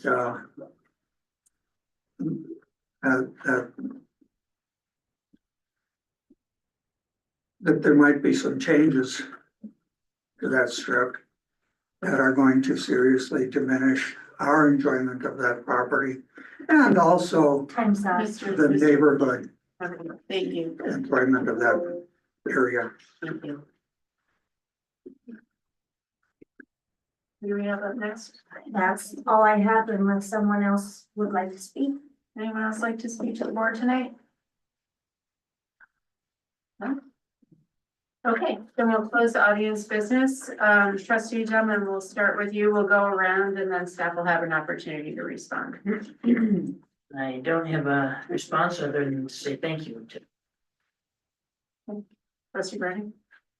Just a quick response to a couple of things that Ms. Zimmerman and Mr. Janik raised.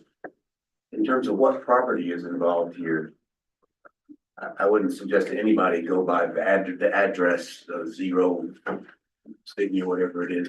I think that's probably taken from the Boulder County Assessor record. In the packet, under the consent agenda item, there is a map with lines drawn as to exactly what property we're talking about. So there shouldn't be any dispute about what property we're talking about. And as to the merits of who owns this property and getting a quick claim deed, we had an extensive board discussion with packet materials and a presentation from the town attorney on February the 18th. We talked about this at length, and the board made a decision as to what to do, and the decision was to accept a quick claim deed. That discussion is available on video. There are minutes of that meeting. It's on consent agenda for tonight because the resolution it's on consent agenda is really just memorializing what we discussed and basically gave direction on February 18th. I don't plan to pull that from consent agenda tonight because none of us prepared to redo that discussion. Somebody could always ask that it be put on a future agenda. But essentially what's there today is just a resolution to memorialize what we discussed in detail back on February 18th. And I don't believe anybody is prepared to revisit that discussion tonight. Thank you. Nothing to say. Well, I want to thank Crystal DeCoster for having the vision that first summit in 2014 of Lions becoming a creative district and for persevering this whole time. That's like, how many years later? 11 years later, Crystal? You left your life. Darn. Anyways, I'm just really impressed with her vision and her perseverance. This is how we get things done in Lions, right?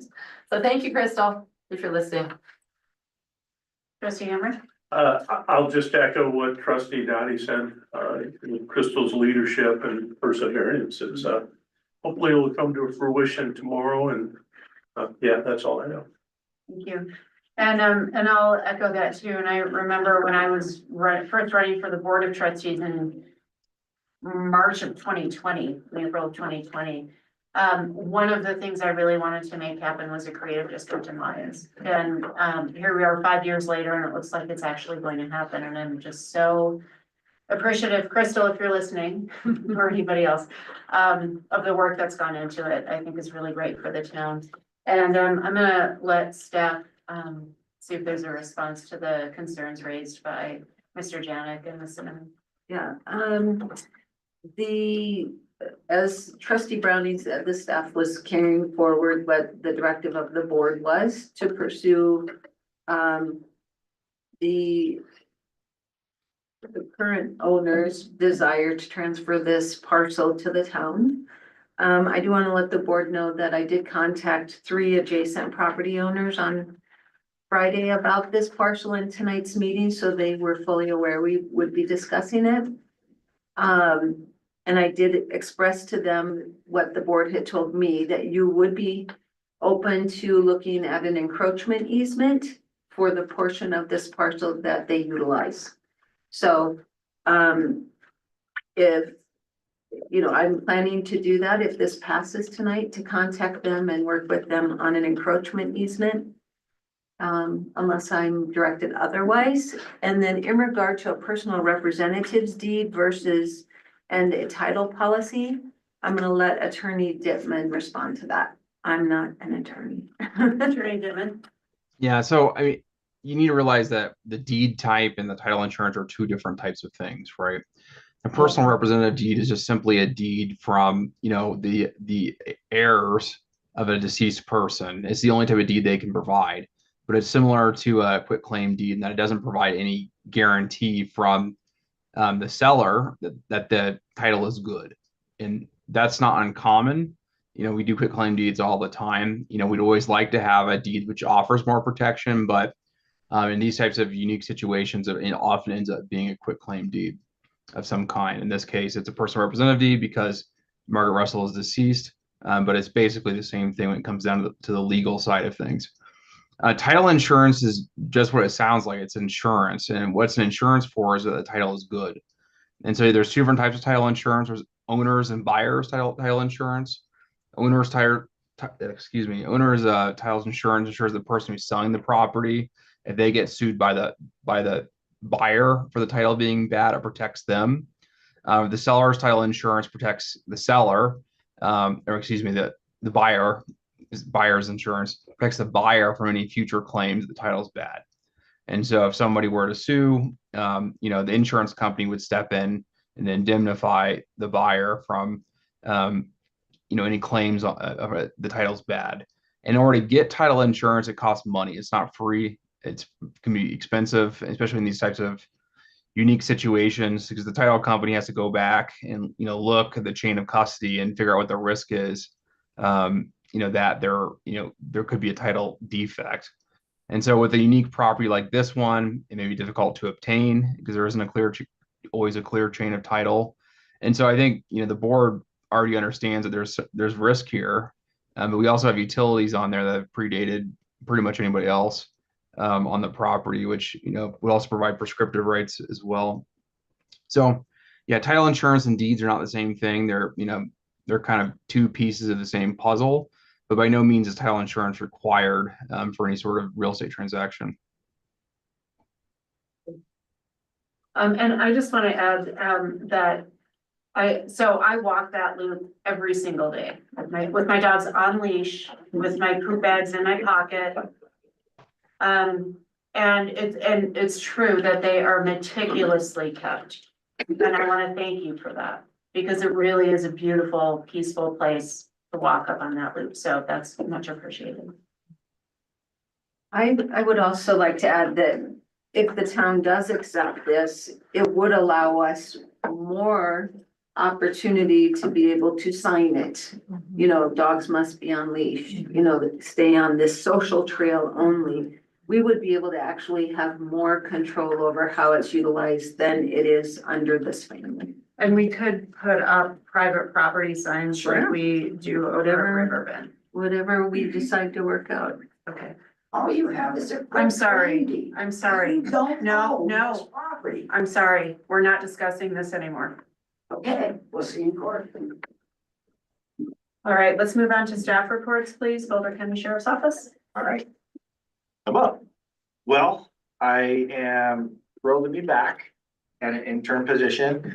I will say to start off that Cody's doing well. We'll see what the future holds, and we'll just go from there. I figured I'd give just a very small, quick bio for anybody in earshot or in the room that doesn't know me. I felt like I had to reintroduce myself, but I see so many friends and fun faces. It's like, I don't know, everybody still knows this, but I've been with the Boulder County Sheriff's Office since 2001. I got promoted to sergeant in 2009, got promoted to the chief up here in 2016, served 6.5 years as Lions chief. My current position now is a patrol sergeant for the entire county, which still includes Lions. So when Cody is not here, you got me. So that's just kind of a brief description of me. I don't know, picking up from where Cody left off, I just don't know what was going on in the past. So I'm kind of digging into some projects and things that he has left, with the help of staff and Victoria and everybody. I will say that when I was up here before and with the mission statement of the sheriff's office that we police up here with a very high regard to community style policing, problem solving skills, things like that. Of course, law enforcement is always what I do, but we're going to try to resolve problems first and fix things and move on from there. So just to let everybody know kind of the philosophy that the sheriff's office holds. We do have a new deputy on night shift, Deputy Jesse Robinson. He was employed here for a couple of years, about 3 or 4 years prior, from I think 17 to 20. He left and went to Westminster PD and found that he liked to hear better, so he came back. So he's one of your night guys up here. He's a top-notch officer. So I know that the crew up here is excellent. Deputy Yates is one of my direct reports on day shift on the front side of the week. So, and then you have Deputy Caton on the back side. So as for my schedule, I am 4 days on, 4 days off, 3 on, 3 off, Sunday through Wednesday, with every other Wednesday, working from 6 AM to 6 PM. So when I was up here before, I take this position extremely seriously. So my schedule truly is 24/7. Staff has my number at any point in time. My phone never shuts down. If something's going on in the town, the night shift sergeants, the other side of the week sergeants, they'll contact me, or Victoria, Dolores, or whoever. I always answer my phone. So if needed, I will respond in or phone call help or whatever is the case. So I just wanted to let everybody know that. I did not have a chance to access the stats that Cody brings to you guys on a monthly basis. I'll have them for the next meeting. Sergeant Solomon down in Superior, one of his folks down there, puts them together. I just couldn't get into the program to dissect it 100% to really give a good idea of what's going on. I will say that not much has changed since I've been here and patrolled here and all of that. It's a great town, and the crime rate is down and it's low, and it's just a great place to be. So there's really nothing outrageous going on. So we have all that.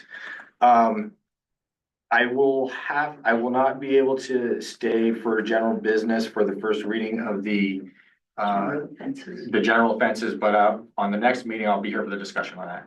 That'll also give you some time to kind of dissect what has been developed and tap in with Brandon and see what, if anything, so I'm at least up to speed on any questions, so that I have some knowledge base and basic information to give, if that's the case. So, I think that was kind of all of my reports. The last thing that I do want to say publicly on behalf of the entire staff at Boulder County Sheriff's Office, our condolences to the passing of former Mayor Nick Angela.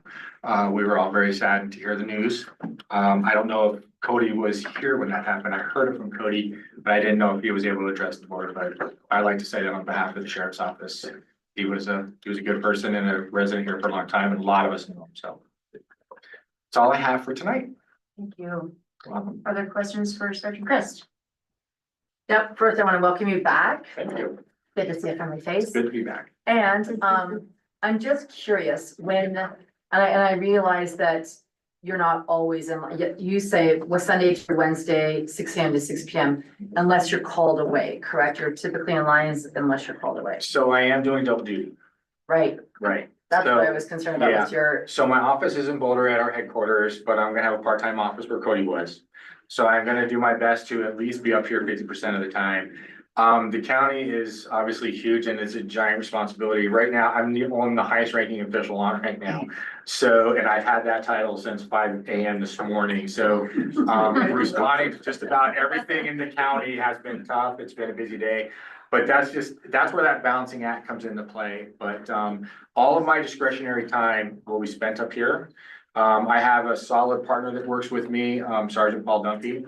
So he's an understanding too that we're gonna kind of split out of our office a little bit. I'll be up here half the time. And then again, in my discretionary time on patrol, I'll be up here in the north part of the county if I'm not needed anywhere else. So on other days when we have the Superior Sergeant, the Netherlands Sergeant, and some other staff in the building, it'll be a lot easier for me to dedicate more time up here. So I'll be for the next couple months probably doing a little bit of a balancing act. so just to manage expectations, I would love if you could estimate what your average response time would be coming from Boulder. Yeah, my if you were personal coming from the response office. I'm not sure where the office is in Boulder. Yeah, it's down at 55th and Pearl. Yeah, 20 minutes, 25 minutes on a good Do day. best to call 911. Oh, yeah, definitely. I mean, I will tell you, most of us, or anybody that knows me in this room, one of my public announcements at every board meeting was, please call 911 if it's an emergency. I love the small town community and my officers and us, we get very personal with a lot of people and it becomes hey, I'm gonna call Gary direct, or I'm gonna call Jessica direct because they're dealing with my problem, and then it waits because there's nobody here. So I always say that, of course, non-emergency line is there. Emergency, dial 911, that's the fastest way to get us. Or if like Victoria Dolores call and scream for help, I'll be here fast. 20 minutes, got it. 20 minutes or less, 20 minutes obeying speed law. That's what the siren's on, that's what the. 10 minutes Okay. driving like a storm. Okay. Other questions for Sergeant Fitch? Quick comment, please convey our thanks to the Boulder County Sheriff's Office for sending us such a capable temporary replacement. You did a great job, and I'm glad to have you back, even if it's only temporary. I appreciate that. When the offer came up, I jumped at it. And if I could reapply up here, I would. I don't know anything about what the future holds, but we'll just play that as it comes. And I want to also let you know that Sergeant Chris and I have discussed that since he works Sundays, and that's a very busy day in our parks, he's gonna try to make that one of his days, afternoons that he's here. That's great. So that would be great. Him or is it Sergeant? What is? My sergeant partner? Yeah, Sergeant He's Paul Duffy. Yep. Yeah. Yep, he's a veteran sergeant as well, very. I know, Sergeant Dumpy. Well, thank you. I'm glad you're back. You know, it was a pleasure working with you over COVID. Some trying times. Yeah, I'm sure it'll be much easier now. And thank you for the thoughts about Mayor Angelo. We appreciate that and send our best to Cody. We will. If you can. We will. Thank you. All right, I'll see you all at the next meeting, if not in between. Sounds All right, good. thank you all. Be safe. Administrators report, please. I've included an administrator's report in your packet, but I do want to do a couple items of follow-up that you inquired about specifically. One, Lions Valley Town Home Landscaping. I did get the opportunity to meet with the president of Summit, the new regional manager of Summit, and the landscape lead for Highland property management. And we were able to come to an agreement that the single-family home should not have solid rock fronts. Instead, they may put rock within 5 feet of the buildings from a wildfire perspective to be proactive in that area. And then they are going to overseed everywhere else and put out messaging about watering. It really is their responsibility to water as the property manager. Some tenants are more than happy to, but not all of them. They feel that's part of their rent. So we are hoping to see that. I don't know if you started, you know? That's what I saw. I didn't see it yet either. And then they are looking for a permanent property manager for our site, as well as a landscape person to be here every day. And once those are hired, I think we should see significant improvements. But they said it is hard to hire in Boulder County. And so I just wanted you to know that. I also talked with him about some of the data you have requested.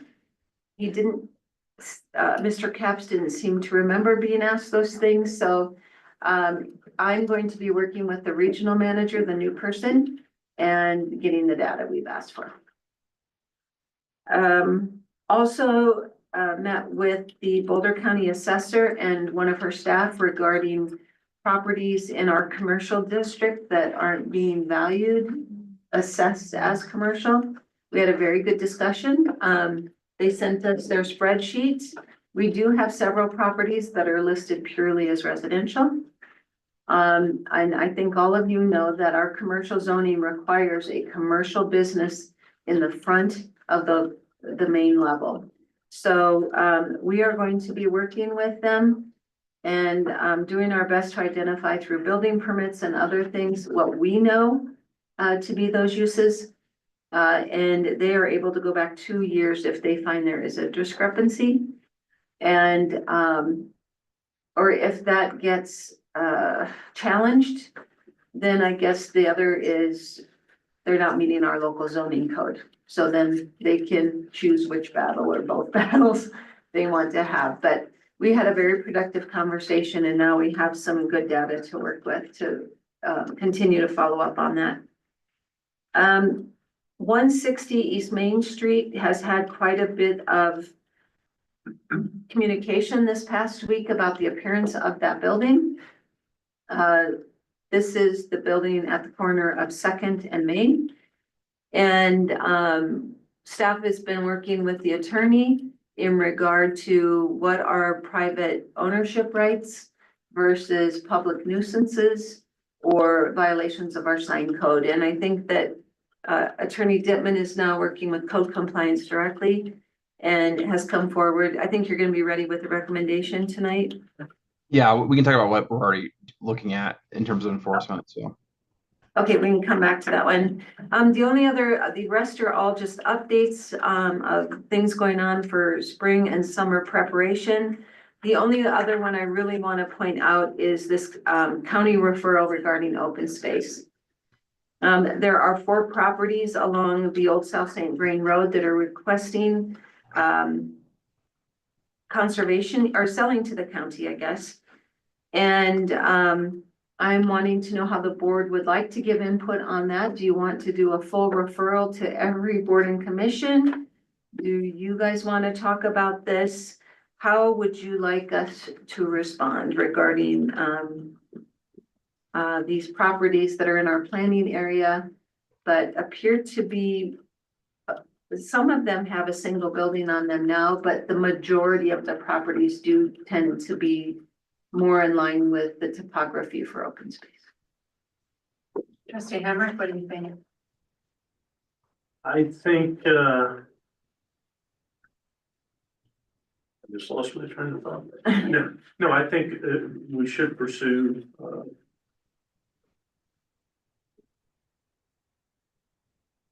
selling, not necessarily, but just as, I don't know if we need to go through the whole referral, probably, well, let me back up. I think it does make sense to go through the referral process. Sorry, I'm so wishy-washy on this. I was just trying to look at the exact properties. You want to go through all the boards and commissions referral process? Yes, Okay. What's the timeline? They, the owners are of course anxious to put it on the market, Yeah, but the county was very clear when they contacted me that they have not entered any negotiations. They wanted to visit with us first. So I could probably request some time if we need that. Though the private property owners, if we wait too long, they could put it on the market and they could sell. yeah. So And looking at the picture, this is just cliffs, right? The back up Most to of it, Old yes. St. Vrain. I think she did say that 2 of the parcels have structures. I think they're more like sheds, like, for animals.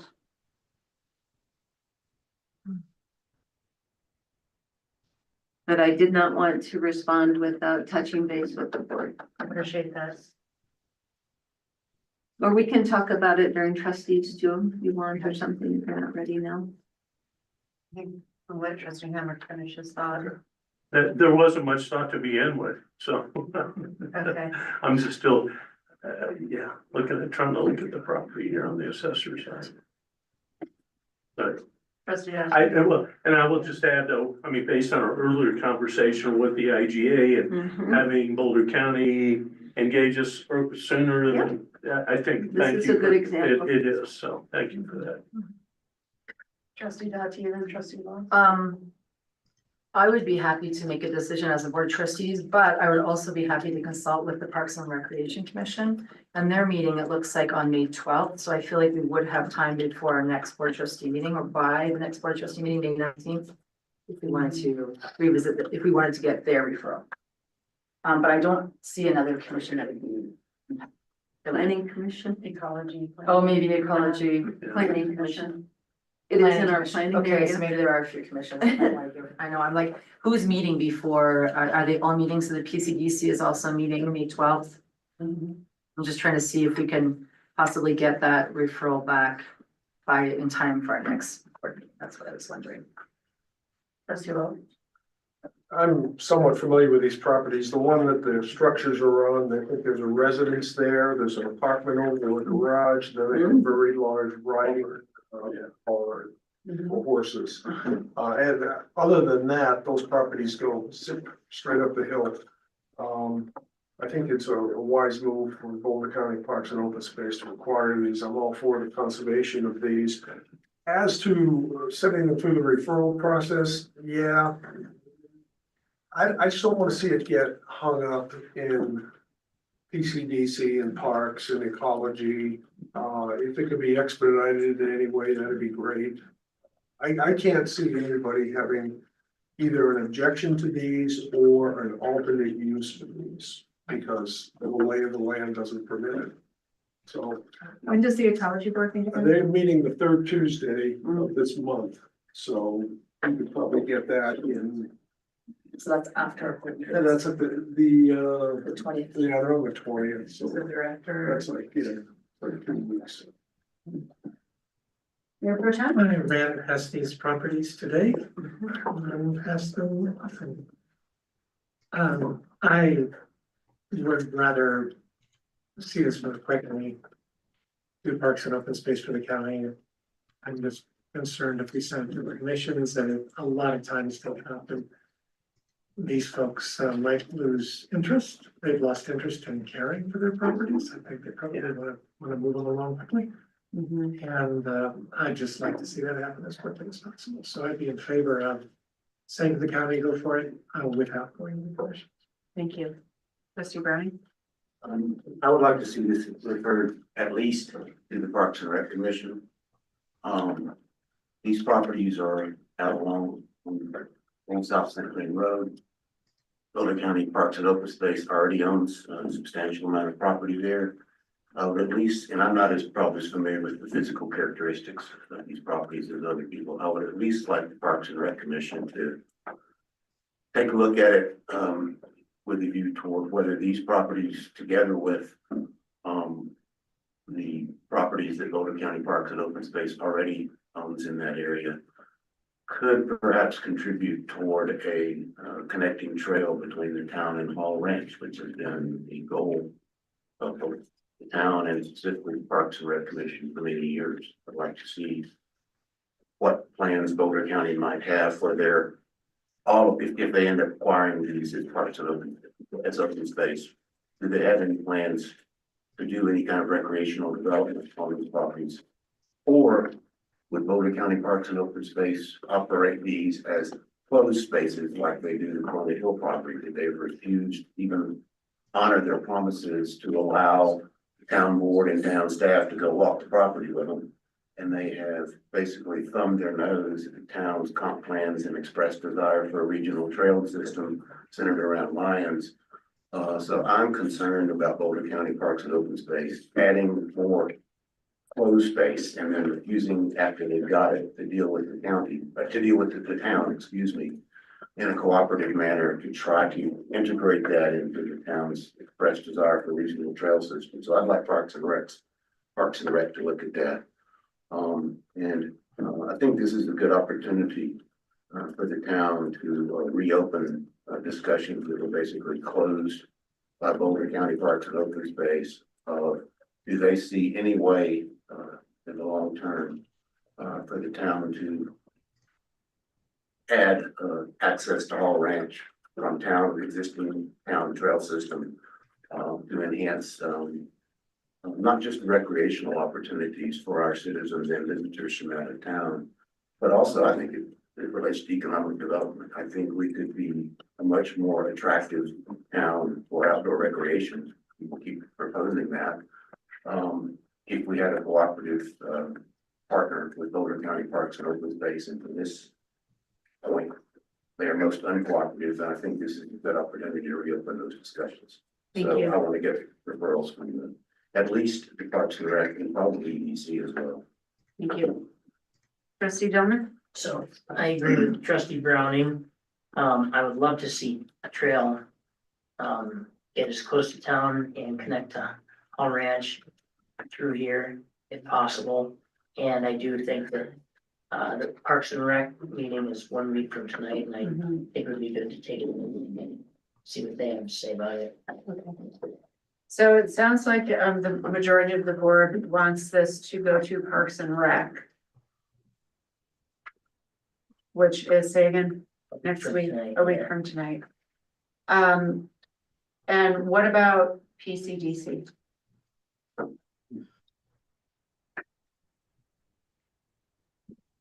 I think it's in the planning area, so I think it should.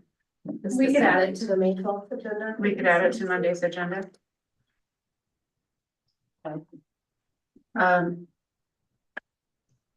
So Parks and Rec, PCDC, when does the EDC meet? The 19th. I will The Wednesday is the 21st. Is it the third Wednesday? Yeah, It's the third one. That's the 21st. okay. I will contact, the chair of PC. He sets the agenda, I don't set the agenda, and see if he has any interest in doing that. I too don't wanna see this hung up in our boards and commission process. Because that might lose us the opportunity for a regional trail. If the property owners decide to just put it on the market and sell it because they're tired of waiting. How about if I let the Boulder County staff liaison know that we will get back with them on June 20th or May 20th after our next meeting? Okay. That's great. Okay, and then I do have a couple items. If I didn't bring up, I would be remiss. This Saturday, May 10th, is that Saturday? Is a limb drop off out in front of the Public Works Building out on Ute Highway. Being sponsored by the fire department and wildfire partners, or just fire, yeah, both. So people can take their limbs out there from both county and town if they'd like to dispose of those. And there's also going to be a river cleanup on the Lucanen parcel. East of Summits, and that's gonna take a big effort. Cemex is gonna sponsor that in conjunction with the Lucanen family, but hard work, so if people are. What day is that? Saturday. This coming Saturday? Yeah. Okay. And then, so watch for those. May 14th, which is next Wednesday, there is going to be a quarterly town hall meeting at the library. We want to focus on the Boulder County IGA and this final version that we're considering.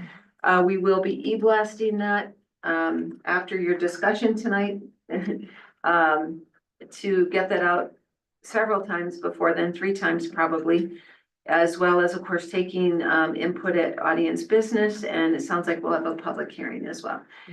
And then May 17th, which is a week from this Saturday, is a large diversion day event at the same location in front of our Public Works building.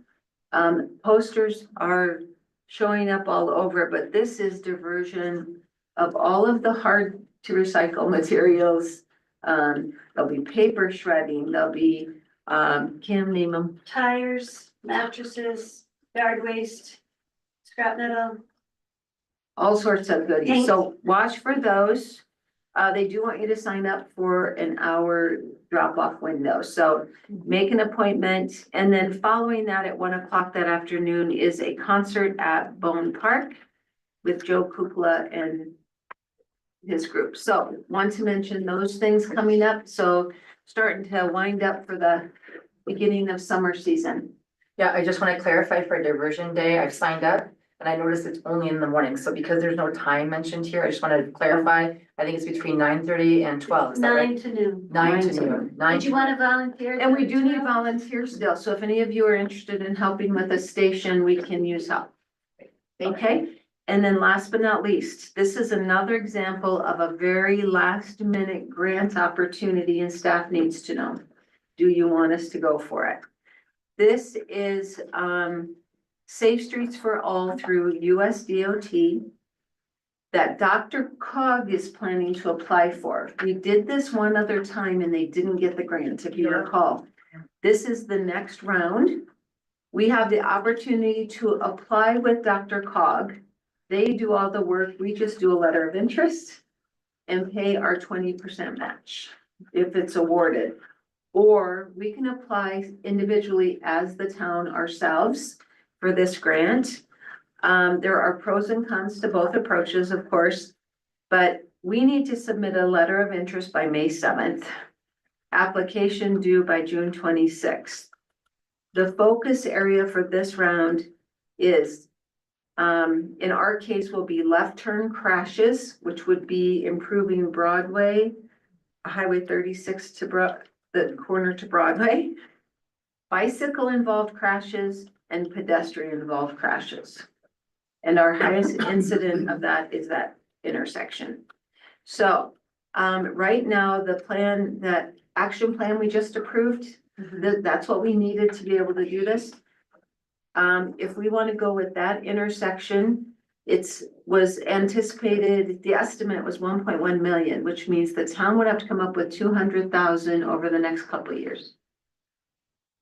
But do we even want to submit a letter of interest? That doesn't mean they'll invite us to apply. But do we want to submit a letter of interest? If so, I need to do that tomorrow. Or Kim and I need to do that tomorrow.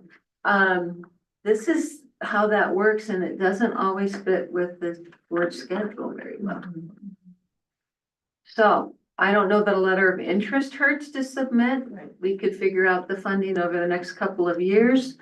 Or we could tell Dr. Cog we have an interest and let them submit it on our behalf. Thoughts? I have a thought. So I like the idea of it not costing us anything to submit a letter of interest, That does not. whether it's through Dr. Cog. I mean, yeah, I think to even see if, we qualify, I would say, let's go for it and see what happens at the decision. Other thoughts? Sure. Okay. This is the safe routes to school. No, Safe Streets for Safe All. streets for all. I know, they're so close. They're very No, the Safe Streets for School, we were awarded. We haven't heard the amount I yet. was gonna ask. That's a different, that's the sidewalks around the Sidewalks, elementary. Okay. No, I have no problem with a letter of interest, Okay, but a quick thought, $200,000 for that project compared to other projects that we have in the hopper Yeah. would be tough sell. it would For me be. at least. So do it with Dr. Cog being the heavy lifter of the grant application? Yes. Yeah. Okay, all right, that's what we needed. Thank you. Great, that's why we pay our dues. Okay, One more question. On Diversion Day, is that gonna, that's gonna include styrofoam? Yes, sir, Black Star. Good, because I Black had an email from a citizen this week asking what to do with styrofoam. Kim, could we send your beautiful handout to all of the Board of Trustees individually too, so you guys have it to answer questions? That would be helpful. It's a big event. Yeah, I saw there was Lots of technology as well, like computer monitors, electronics.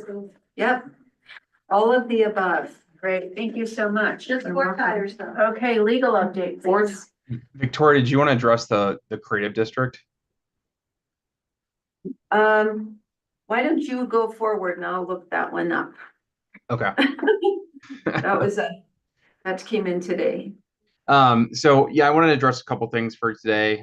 Continuing to keep a very close eye on the state legislature. I was very involved over the weekend on a bill, which I didn't want to be, but it ended up going away, so it was good. The one I want to talk to you guys though about is the Colorado Voting Rights Act. We've just talked about a little bit in previous meetings, but that is now being sent to the governor, for signature. This would override much of what we've, traditionally considered like the purview of local governments in terms of setting elections. And at least for our, concern specifically, it does still create a presumption that if you hold your elections not in coordination with state and federal elections, that you are discriminating, under that statute. It doesn't say that you have violated the statute, but it's a presumption that has to be overcome if anyone sues you, which is obviously problematic for statutory municipalities, which are required, at least initially, to have their elections in the spring. And so CML is requesting vetoes right now on this because of the inconsistencies with, much of how we run municipal elections for a long time. So I just want to let you know that that's out there and happening. The other thing to follow up on from earlier about the Ranger Rick situation, we are moving forward with some code enforcement actions after figuring out what exactly it is that he could be potentially cited for. It is kind of unique because that our code assumes that if graffiti is happening, it wouldn't be on your own property. And so that kind of limits a lot of the traditional options you'd look at a situation like this. We are, however, moving forward on the International Property Maintenance Code, which doesn't have that distinction that defacement of property can be your own. It doesn't have to be for a third party. We're also looking at the sign code because there's words and symbols under our sign code that's considered a sign, and you're required to get a permit to do any sign. That's not otherwise exempt, and this one's not. And so there's options there as well. The important thing to remember about the situation is that, there's been in the past, at least, concerns over the content of the speech that's being done. And, the law is very clear that, even hate speech, if there were hate, it was to be hate speech, is considered protected under the First Amendment.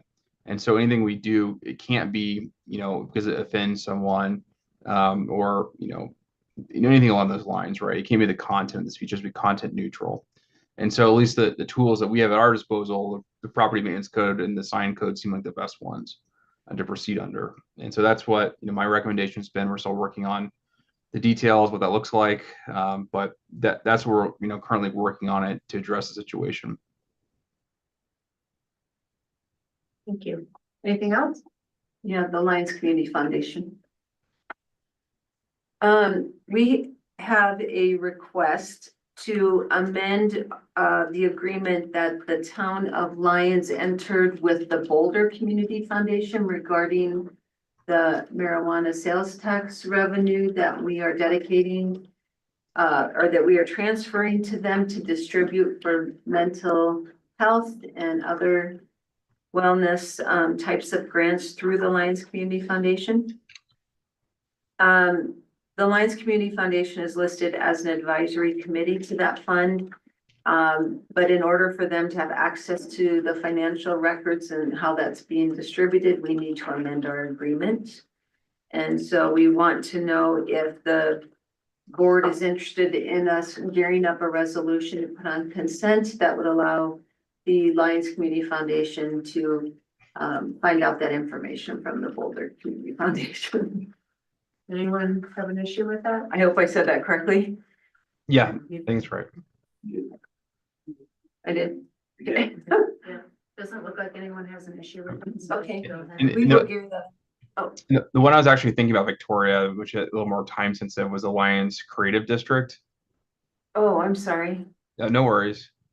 You had a request to sign in a letter of endorsement. Oh, I have a request from the Lions Creative District. They're gathering as many endorsement letters as they can. They want to know if I can file a letter of support as the town administrator or only as a private citizen to their creative district formation. I think you can as the town administrator. Does anybody have a problem with that? Yeah, all right. Thank you. for asking. Thanks, Brendan. We took care too. Yeah, there you go.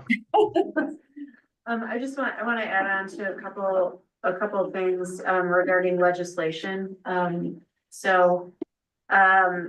It's unlikely that the VRA is going to get vetoed by Phyllis, extremely unlikely. The other things that can affect us are the legislature has reduced our share of the state marijuana tax to 3.5%. And that, is probably gonna go down to 0% over the next year or two. So that really will affect the fund, unfortunately. And then the legislature also, under the big bill, which is the state budget, they're moving $1.2 million from voter approved Prop 123 funds to Medicaid. So I question the legality of that. It's legal. So that's what they're doing, and looks like, again, they might decide to do that again in future years. So I fought against both of those things, but did not win.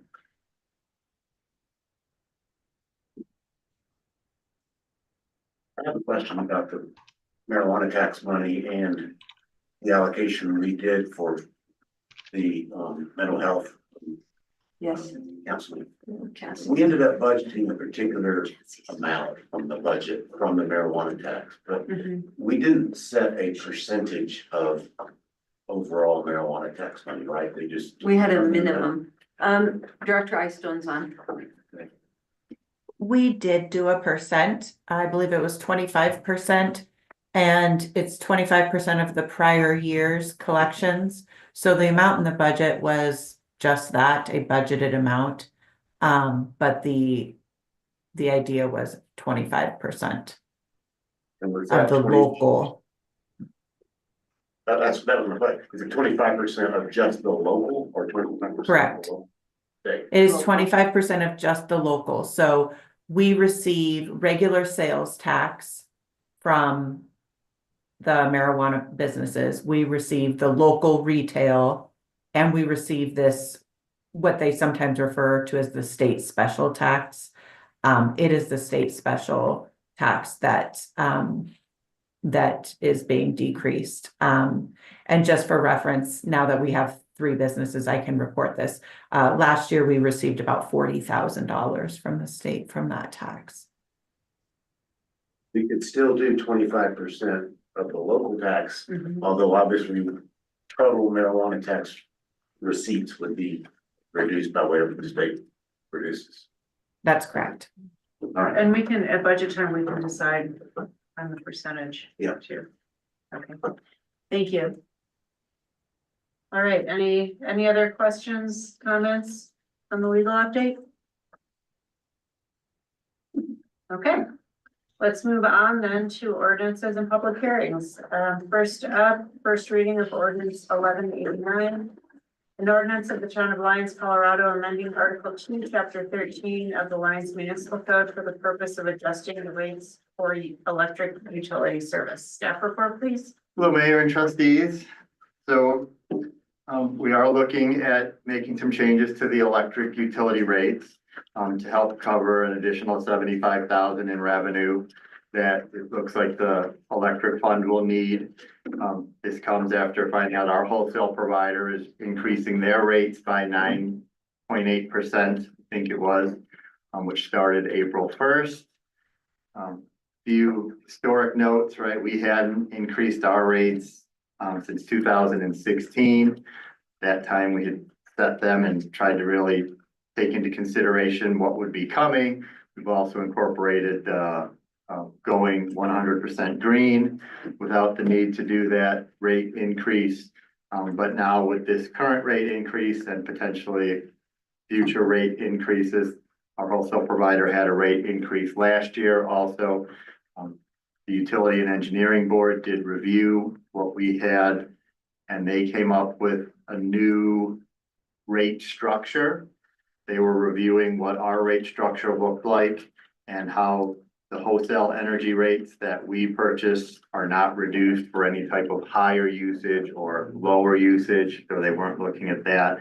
That our wholesale energy provider does not provide lower rates for any particular large energy users, which is sometimes looked at for commercial or industrial type properties.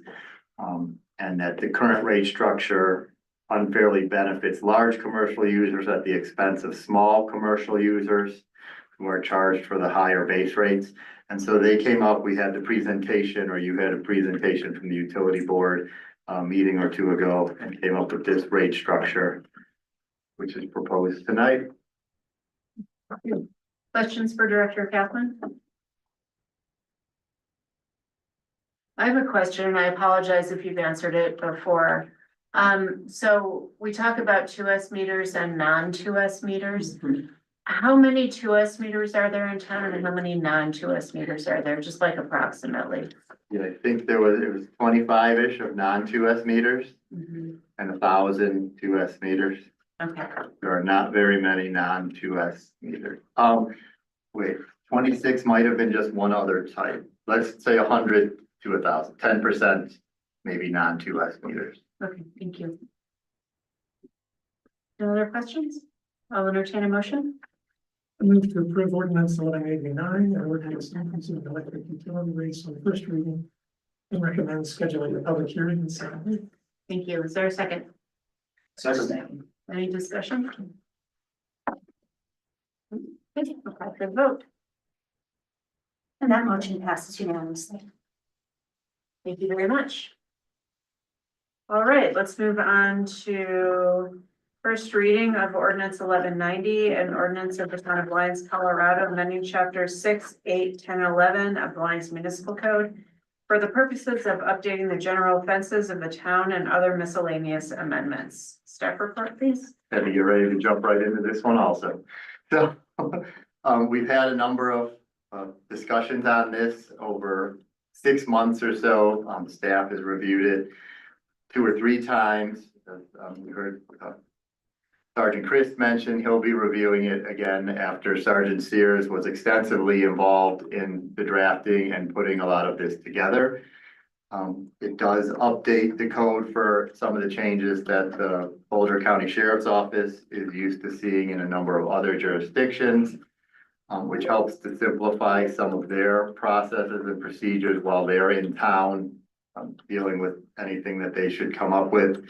It does specifically make changes to Chapter 6, which has business licenses and regulations, Chapter 8 for vehicles and traffic, Chapter 10, which is the multitude of it with the general offenses that are involved in that, and Chapter 11, which is street sidewalks and public property. The only area, or one of the main areas that was mentioned the last time this was brought up, was just the discussion on personal flotation devices that is in the code at section 11-450E21. If you were looking for it in the whole code that was attached as Exhibit A. And that was, staff was asked to look at what some of the other jurisdictions have, so that was presented as an additional exhibit for what Golden, Fort Collins, Longmont, and Boulder County have, both for municipal code, which is not very much for the creek, and for what they post on their websites. So just for some review there, ahead of time before next meetings. Second reading. Thank you. Any questions for staff? I'll entertain a motion then. I move to approve ordinance 1190, an ordinance of the town of Lyons, Colorado, amending chapters 6, 8, 10, and 11 of the Lyons Municipal Code to update the general offenses of the town and other miscellaneous amendments on first reading and schedule a second reading in public hearing. Thank you. Is there a second? I'll second. Okay, discussion? Can I ask a question? If I found some information online, am I able, around life jackets and a suitable age to wear life jacket, am I able to share that with the board trustees? Send it on to Okay. staff and staff will share it. I'll do that. I would just like to say that I just want to recognize the monumental effort that this took and the length of time. And I'm sure I'll say it again at second reading. This was a hugely heavy lift. And I also want to commend our community. A community member reached out to me about parking in cul-de-sacs and about pods and let me know that they were a problem. And so that has made it into this first reading of this code, and they are thrilled about that. I'm also thrilled about that because we don't always know what the problems are, and we rely on the community to let us know. So that's great. And with that, I will call for the vote. That motion passes unanimously. Thank you. All right, next up is our third first reading of the evening, which is ordinance 1191, an ordinance of the town of Lyons, Colorado, implementing ballot question 1 concerning the increase of the town's local sales tax rate by 0.5% for a new combined local sales tax rate of 4%. Attorney Dittman. So thank you, everyone. This is another implementation / cleanup ordinance from a ballot question. We obviously passed that ballot question at the last election. It went into effect July 1st. And because our code contains specific references to what the current tax rate is, it created this conflict for the public when they look at our code what the current tax rate is. So this is just a cleanup of that issue. It's not required to do this. A lot of codes don't have the tax rate in them specifically. They're either like a resolution or somewhere else, a schedule of taxes.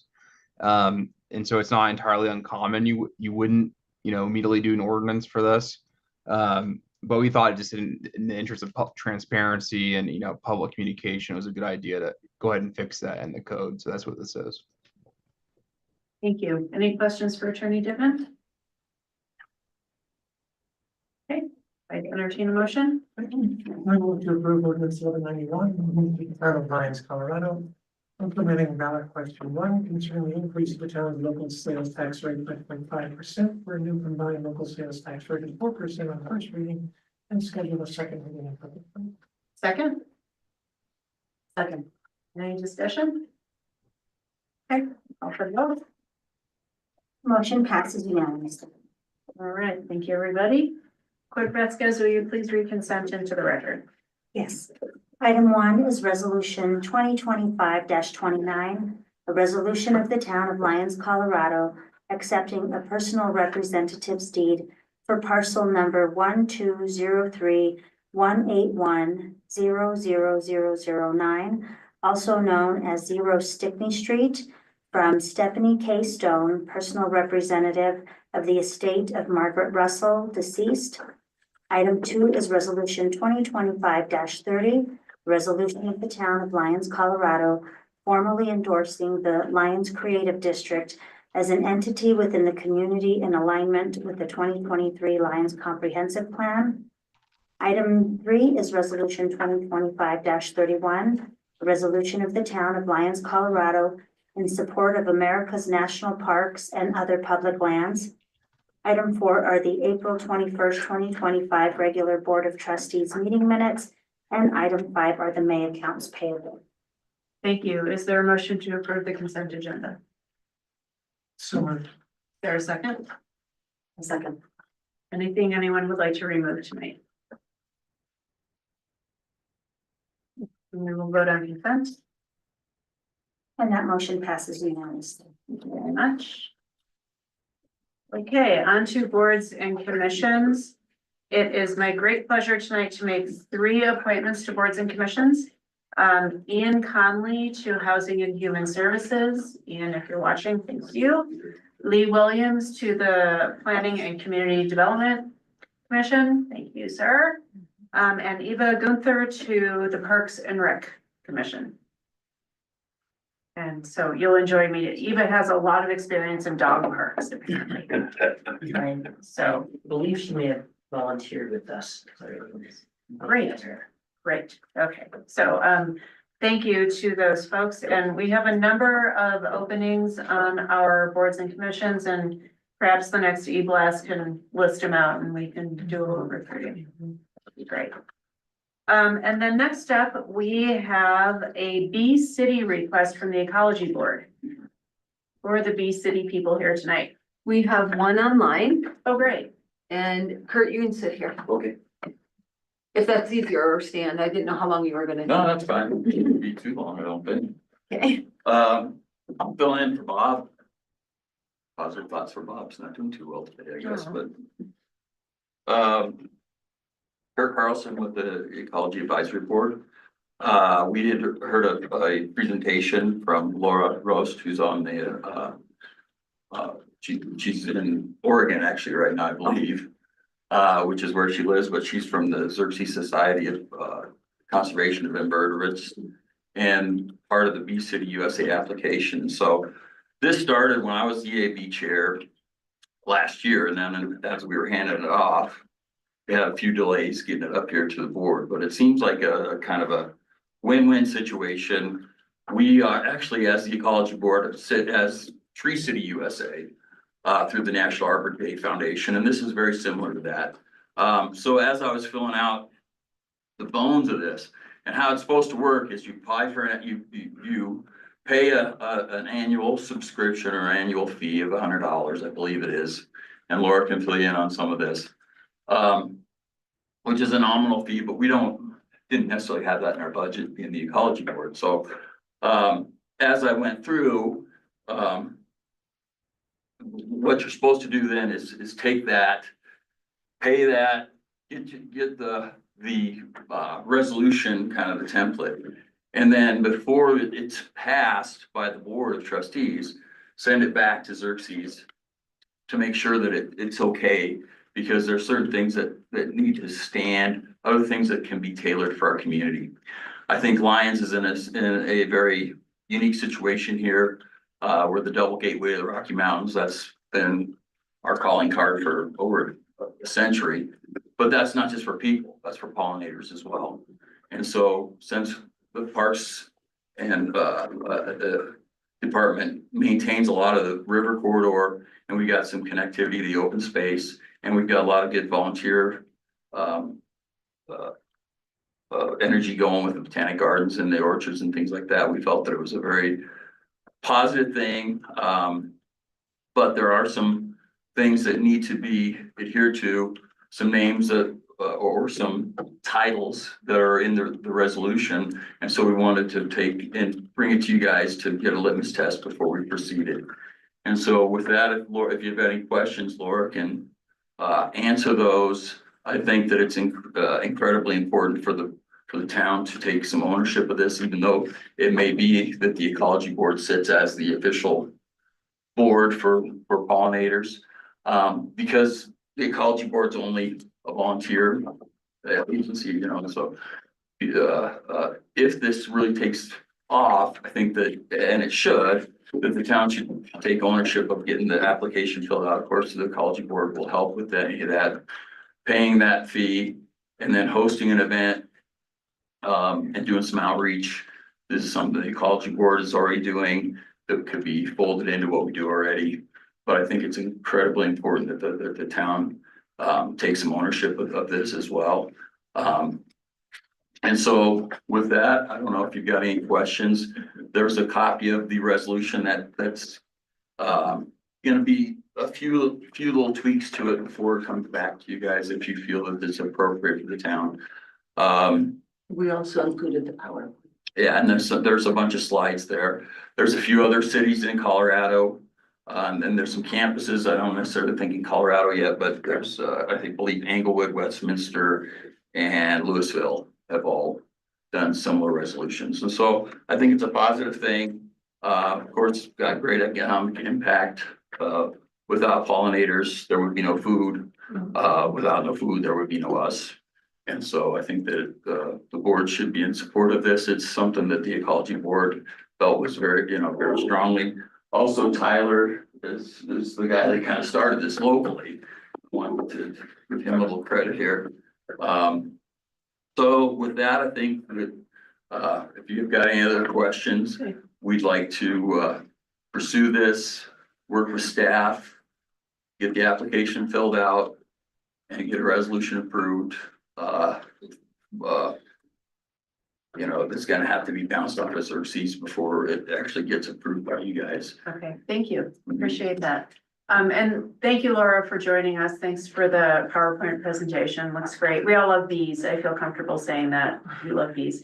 I am curious to know from a staff, what staff thinks about this and what the impacts of this might be on staff. I think we're kind of waiting to see what the resolution is gonna look like and what it will commit us to. You may want to have it go by Parks and Rec if it's going, or even maybe the EVC if it's going to have requirements about certain plantings in places. It might have an impact, on budgets, but we fully support. We think we're a great community for that. We have probably more dandelions than most to help with pollinators. We use organic herbicides already, so I'm hoping, I don't think it'll be a big lift, but until we know the specific, how this is gonna be requested, be tailored, it's hard to respond to that. One thing that I note is, under main commitments, Laura, it's at least one habitat project and outreach event a year, plus an integrated pest management plan for the town. I don't believe we have an IPM. Well, Do we? we do. We do. As a matter of fact, we just updated it, and that's, Yeah. I think Bob started sitting on the board. He was appointed by Nick, and there was a potential referendum, I believe. That was the weed management plan. This is Exactly. pest So, management. This but- is different. This is but- the mice and prairie dogs. And I don't recall seeing a pest management So we- plan. Do we have one, Victoria, for the town? I was, now that you say that, I thought we did, but now that you explain it that way, I know that it did not cover, if we do, it does not cover larger mammals, like, larger mammals like prairie dogs and beavers, and I don't know if that's a pest. I don't know what that description is. So that's Are you familiar, trustee? No, I've Well, if never we heard have- of the pest management. I Well, thought this I was don't think referring to the the integrated weed management. No, No, it's this says pest integrated pest Well, I know. management. So we Yeah. might have some work to do, but I don't, I Yeah. think this is very doable. I think I'm fully in support of it. I think it's doable. I just want us to understand. And I'm wondering, Laura, can you, is there a way you can dig up a sample IPM for a town the size of Lyons, maybe? Yeah, First- I can send you a sample from a few of our affiliates, and then we also have, as part of one of the benefits of B-City, is you don't have to have that IPM plan completed before you join. It's something that you can work on within the first few years of certification. And in that time, our pesticide reduction staff is available to consult for free to give you feedback on your plan or guidelines as you build it.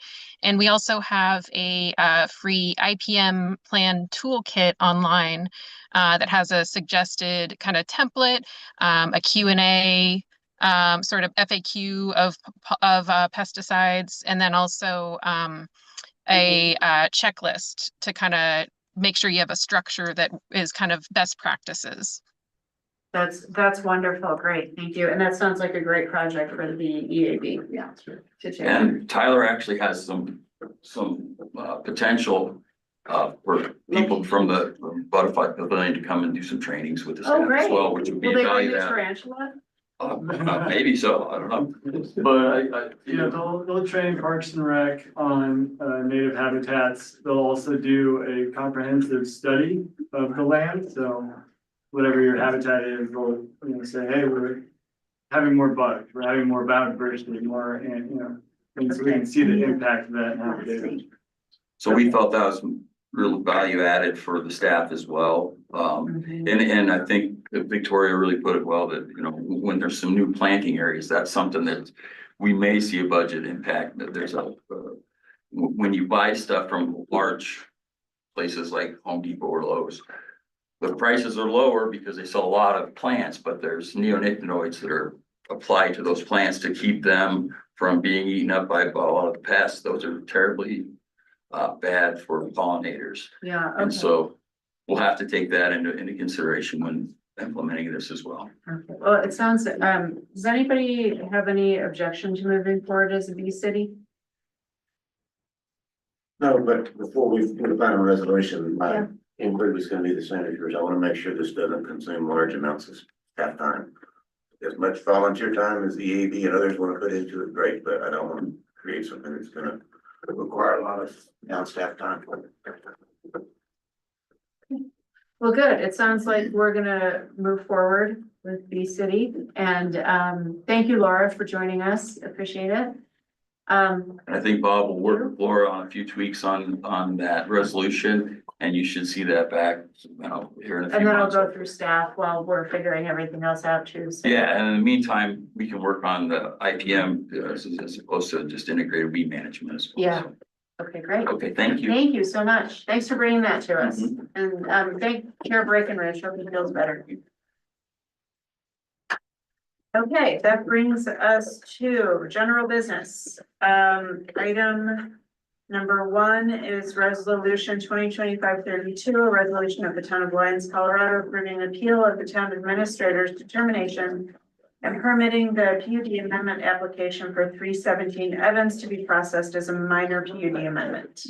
Great, thank you, Mayor and Board of Trustees, Lisa Ritchie, town staff. Tonight, we're here to present to you a request for an appeal of the town administrator's determination that the 317 Evans PUD amendment application is considered major. So the associated resolution in your packet would permit the application to be reviewed and approved as a minor PUD amendment. The applicant, Lee Williams, received approval of a PUD in 2023 to allow development of 9 residential units at 317 Evans. During construction, it was discovered that one of the structures encroached into the 13-foot rear setback by approximately 3 foot 10 inches. The PUD amendment also proposes relocation of certain parking spaces and other associated minor changes. Just acknowledging there's a concurrent review and amendment to the project's grading plan related to the floodplain development permit, which is an administrative approval. So as you recall, last summer, the board approved an ordinance that created the process to amend PUDs, which included both qualitative and quantitative criteria. It's the amendment criteria is comprised of two sections. The second includes more numerical standards, which this application exceeds one of those numerical standards in criteria 3, which allows buildings to move less than 2 feet to be considered minor. So the structure is there today, and so this PUD amendment would accommodate keeping the building in place as is. And it is close to being finished. I believe we're less, well, I'll let the applicant speak to timing on that. So again, should you approve the resolution, staff would work with the applicant to amend this as minor. That would then allow us to approve this without the required public hearings before PCDC and the Board of Trustees if we keep it in the major PUD amendment classification. Mr. Williams is here, would like to say a few words, and I'm also happy to answer any questions you have. Mr. Williams, would you like to address the board? Yes, please. Thank you for being here. Of course, happy to be here. It's been too long. Good evening, everyone. As Planner Richie said, we've hit some complications. Many of you have heard various details about it. One of the implications is the need to update a couple of these elements of the PUD and the development agreement. But I thought I'd also let you know what's happening with the issues that surround it that aren't at the center of our discussion tonight. You may know that when we put the structures in, we eventually learned that a couple of the elements toward the rear of the property were built too high and too far south. So too high required us to do some regrading and to replace some elements that had already been poured in cement. So we've now taken out a central walkway, taken out the rain garden, taken out the parking lot, regraded to the proper level as determined by civil engineers, hydraulic engineers, and Could you excuse me just for a moment? engineers. Aaron, could you see what's going on out there? Somebody's having a party out there. Sorry, I didn't even hear it. So we've now regraded to that level. We're ready to rebuild those elements. We've worked very closely with the chief building official to make sure that this new strategy, these new levels, the new setback conditions are appropriate and will ultimately satisfy engineers for the no rise letter that our flood administrator would require and would review. So the most conspicuous work is all of that physical work. There are a couple of items that it then triggers that go back to this PUD and back to the development agreement. One is that because these levels have changed, it's no longer as feasible to put the accessible parking space in the rear of the property. So we propose to simply move it to the front. There are no fewer, no more parking spaces. There's still 6 in the rear, 4 in the front, but instead of designating a rear parking space as accessible, we would designate a front parking space as accessible with full access to the one fully accessible building. The other change that it triggers is that the development agreement does mention 13 feet in south setback. And we're now at 9 feet, 10 feet, depending on which corner, which building you're talking about. So we would ask that we get relief on that and be able to set 9 feet as the new south setback. That gets memorialized in both the PUD agreement, which if we're able to treat this as a minor, we'll work through with staff, and in the development agreement, which is the next item on the board's agenda this evening, and where the one change is simply to embody in the new development agreement an acknowledgement that it is subject to a joint amendment between the applicant and the town. So that's the way that we propose to work through all of that. I would urge the board to give us the latitude to work with staff on the PUD and on the development agreement to take whatever action in just a little bit might be required in order to trigger those authorities and to memorialize the decisions tonight. One other thing while I'm here, just general updates. We've worked through lots of details with the chief building official, with the engineer. Any project like this is going to have lots of details. We've worked very collaboratively. I've been very impressed with the way that we've been able to check off many of the things that need to be lined up between our team and the town's team. We have one financial detail that we wanted to make sure that the board heard and that we think we're in reasonable agreement on, but that the board should weigh in on or should at least get visibility into. We realized about a year ago that we were being charged for utilities for what felt to us as if it were a fairly significant period before we were even connected. And it was the timing of having paid for a tap fee, having seen these delays that unfortunately, with my apologies, we've been subject to for now something like a year and a half. But we realized that we were paying thousands of dollars in electricity and in water base fees mostly before we ever really even got connected. So we started talking with the chief building official about that. We thought maybe there's something we could do. We ultimately wondered if maybe instead of thinking about it as not having been connected, we should think of it as one of the taps never having been used because the buildings had never been occupied. So that came to about the same dollar amount, seemed like a little bit more appropriate logic. And I'll let our building official speak for himself, but we would be fine with that new way of thinking about it if we were able to get the board's blessing on it and town administrators. Finally, just good news. There's a little good news in all this.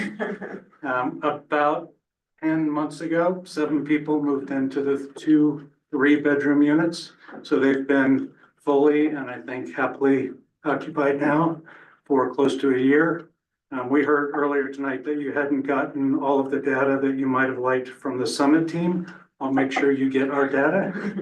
We promised that we would give you an official report within a year. And before those people hit a year, I'll give it to our administrator. 2 notes from it. One is that you might recall that we thought we should give everyone a pretty good deal, that every unit should be affordable to someone making the area median income or less. And we've done that for some of the occupants. Without getting into too many people's personal business, we also promised that some people would get a very good deal. And we've got people now in there at 34% of area median income, which feels pretty good. That gives us a blended rate that is not quite positive, but it's close enough to being positive that we feel good about it.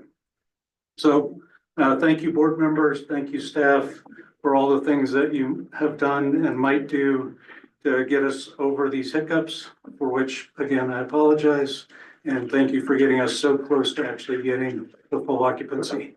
You wondered whether this might happen sometime soon.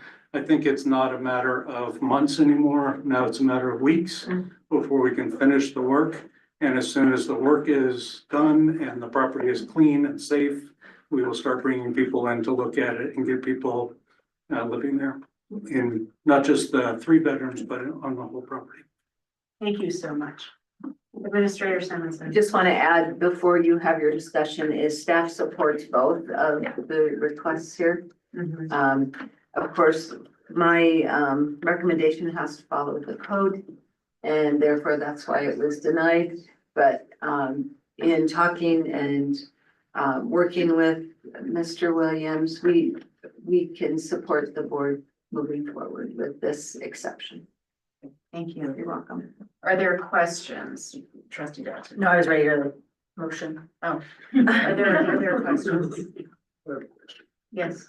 So was the discrepancy in the setback the result of the regrading that you had to do, or was the discrepancy because where the building was placed? It has to do with the building location, and lots of these things are interconnected in various ways. The general contractor, I believe, in a very well-intentioned move, was trying to reconcile the height of various buildings with that slope of the ramp.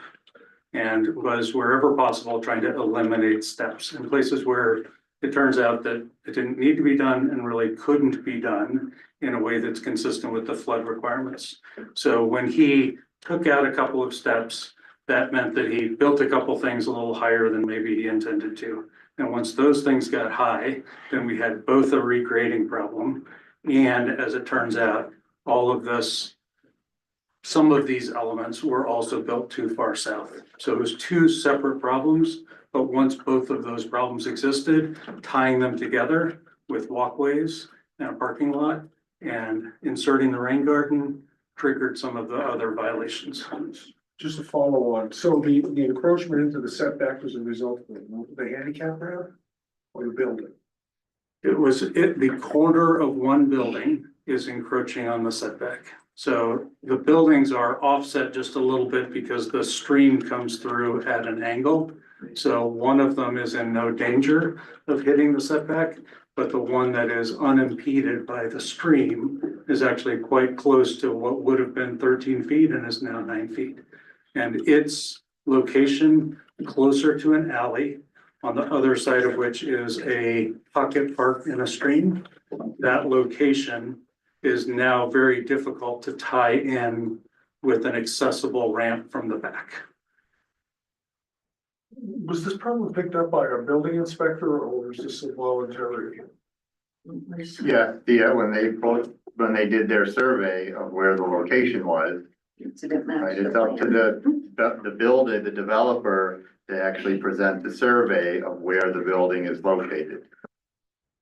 Right, so when the survey came in, the buildings were not in the right.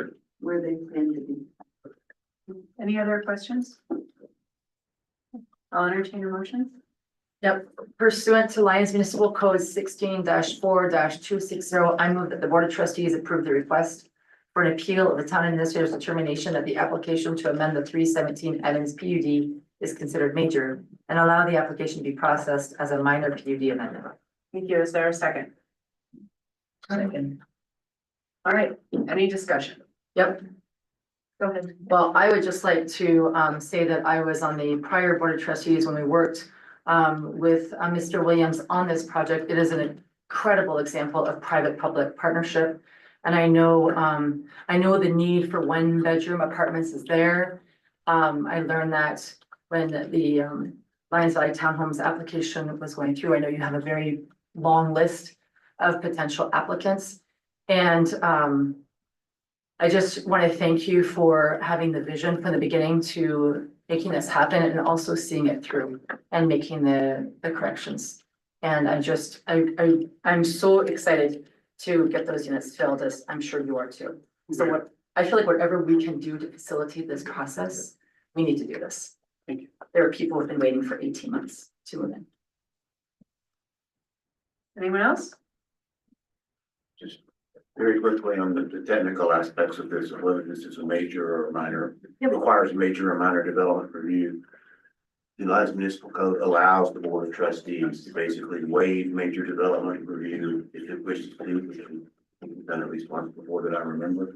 So for the board to basically say, even though this may technically fit the major development review, we're gonna go ahead and let staff treat it as a minor development review and resolve things at the staff level.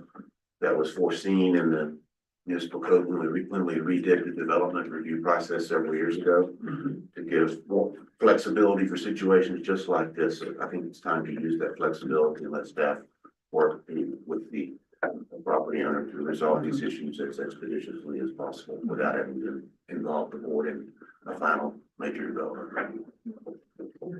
I have a comment after the board. Okay, yeah, I want to thank you for hanging in there with us. I recall the very late nights and getting this to happen, and I'm so excited to see it come to fruition. Thank you. We all sprinted to push that first part through. Oh, didn't we? And I absolutely appreciated it and it seemed absolutely necessary at the time. I'm sorry that something else has stalled us, but we will get to the finish line here. Yeah. And we will meet the objective of having some returning people and some new people on the property as we already do. Okay. I just would like to comment that with this lesser setback, I would really encourage you to educate tenants on floodplain. And maybe even about creek levels. There's a state site that you can watch it, because I do think those last 2 units on some years during runoff, it might feel a little nerve-wracking, but just maybe a reiteration, and I don't know how it has to be in the lease necessarily, but a discussion that when you hear that watch and a warning to really heed that, in that back unit, especially that's now less than the desired setback. That would be great. It's a very important suggestion and we'll take it seriously. I think people's vehicles, if they're in those parking spaces, may be somewhat more at risk than they would have been if it were 4 feet further. I will say that because the structures were built higher than we expected, people's homes will be safer. But it might, yeah, it could be kind of nerve wracking. So yeah, maybe move your cars when you go into a serious watch or whatever. Okay. Yeah, so just taking that one step further, I really appreciate that comment, but maybe considering that, you know, maybe people back into those spots so they can read quickly. And also for those two end units, if it feels really vulnerable, maybe maybe there aren't, you know, physically challenged tenants living in those units. And if they need more time to get out, and right, just to know that you're in a flood zone. All right, anything else? Nope, I'll call for the vote. And that motion passes unanimously. Thank you. Yeah. Okay. Yep. Thanks, Dave. Totally up to you.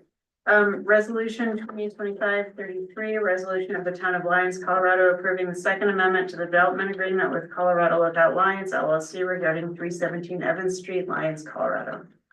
Yeah, so associated with this PUD, it included a development agreement that outlined kind of numerous provisions. The original development agreement included a lot of specificity on certain development standards. We're proposing an amendment now that would just basically tie it back to whatever the approved PUD is on the property to remove those specific matches. So we are recommending approval of this. It's a contract. It does not require public hearing. And we can, if you agree, we'll execute the development agreement amendment with your signature as when we approve the PUD amendment. Okay, thank you. Any questions for staff on this?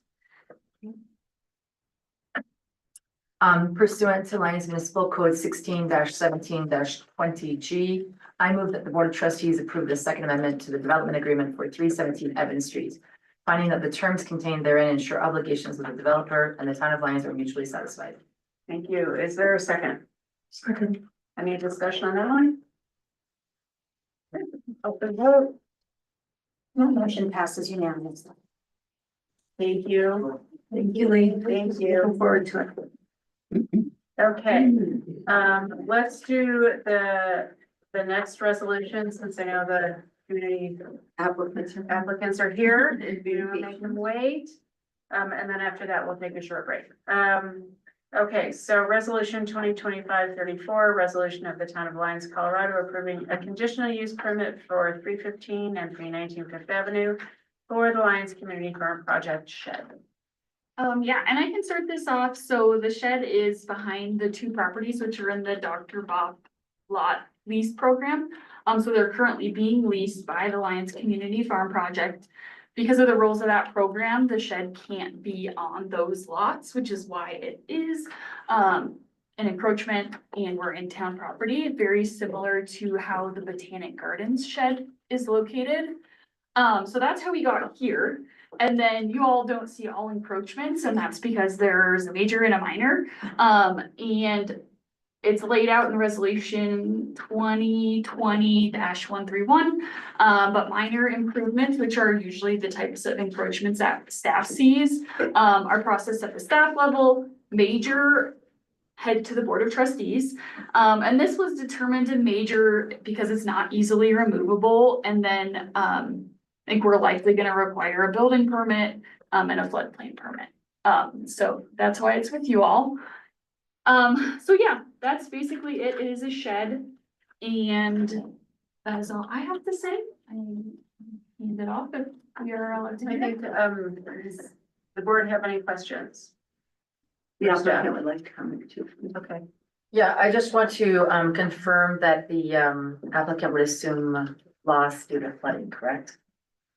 I saw there were some insurance documents in the packet there. I wasn't sure if that covered. I was looking for like the loss due to flooding. Yeah, and all encroachments, the applicant would also, if the town were to say, hey, we need this back, that would be on the applicant to remove and pay for all of it. Hey, good evening. Thanks for sticking with us. Would you Yeah, like to tell absolutely. us who you are and Yeah. what you'd like to say? My name is David Glover. I, at the time of making this project, was the Dean of Students at Lions, and Leo was one of my students. And this project and doing the community garden was born from an environmental class that I was teaching. I'm now the assistant principal at Long Peak Middle School, but I live right down here on 4244, still involved in the project and still supporting. I'm Leah Shelton. I'm a senior now at Lions. We started this project when I was a sophomore with 3 of my other friends. We joined with the food garden, and so now it's like the community garden and that. And we started the idea of a shed also 2 years ago. And we've been working with getting permits and all that, and so we'd really like to see it through. Great. Thank you so much for being here, both of you. Yeah, absolutely. Yeah. Do we have any questions? Sure. Can you explain what you're going to be using this shed for? Yeah, we're gonna be using it for tools and all that. In the first year or 2 that we've been using the garden, we've learned that all of our tools that we would leave would get weathered or even stolen, and it was just, it's costly. We'd have to buy new ones. And we want a shed so we can keep all of our tools in there, and so people that rent out garden beds can also use those and don't have to buy their own, and so it's better costs for them. And then just for safety, we can lock it up and. Other questions from the board? Yes, I walked around this property a weekend and this thing at the orchard. And there's a stack of old, there's a stack of dry limbs and stuff on there that are pretty high. There's a stack of wooden construction pallets. And this property is in the floodplain. I know because I worked to clean this property up after the flood. And I'm just wondering what steps are being considered to get rid of those stacks of dry piled up wood and construction pallets.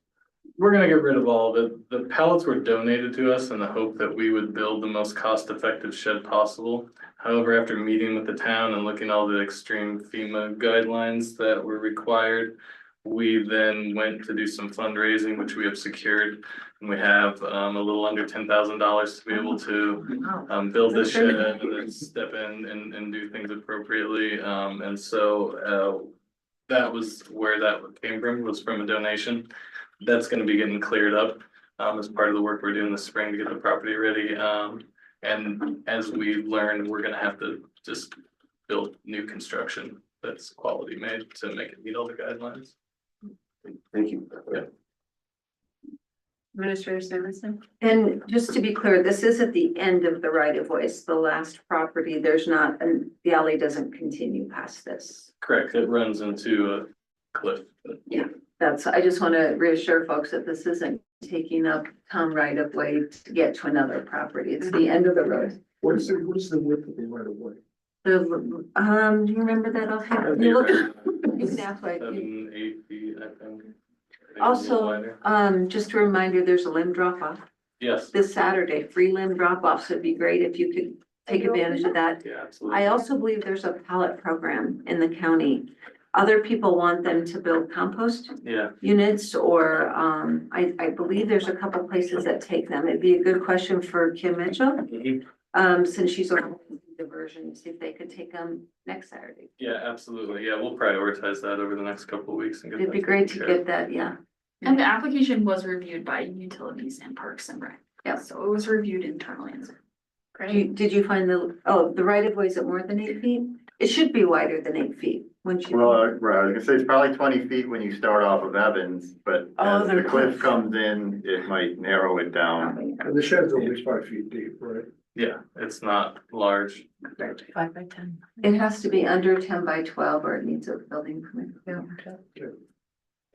All right, any other questions? And it will be elevated with the ramp. All right, I would entertain a motion. I move to approve resolution 2025-34, a resolution of the Board of Trustees of the Town of Lyons, Colorado, approving an agreement by and between the Town of Lyons and Lyons Community Farm Project for the construction of a shed on town-owned property. Prior to construction of the shed, the applicant shall receive a building permit and or floodplain development permit issued by the town of Lyons if determined necessary by the town staff.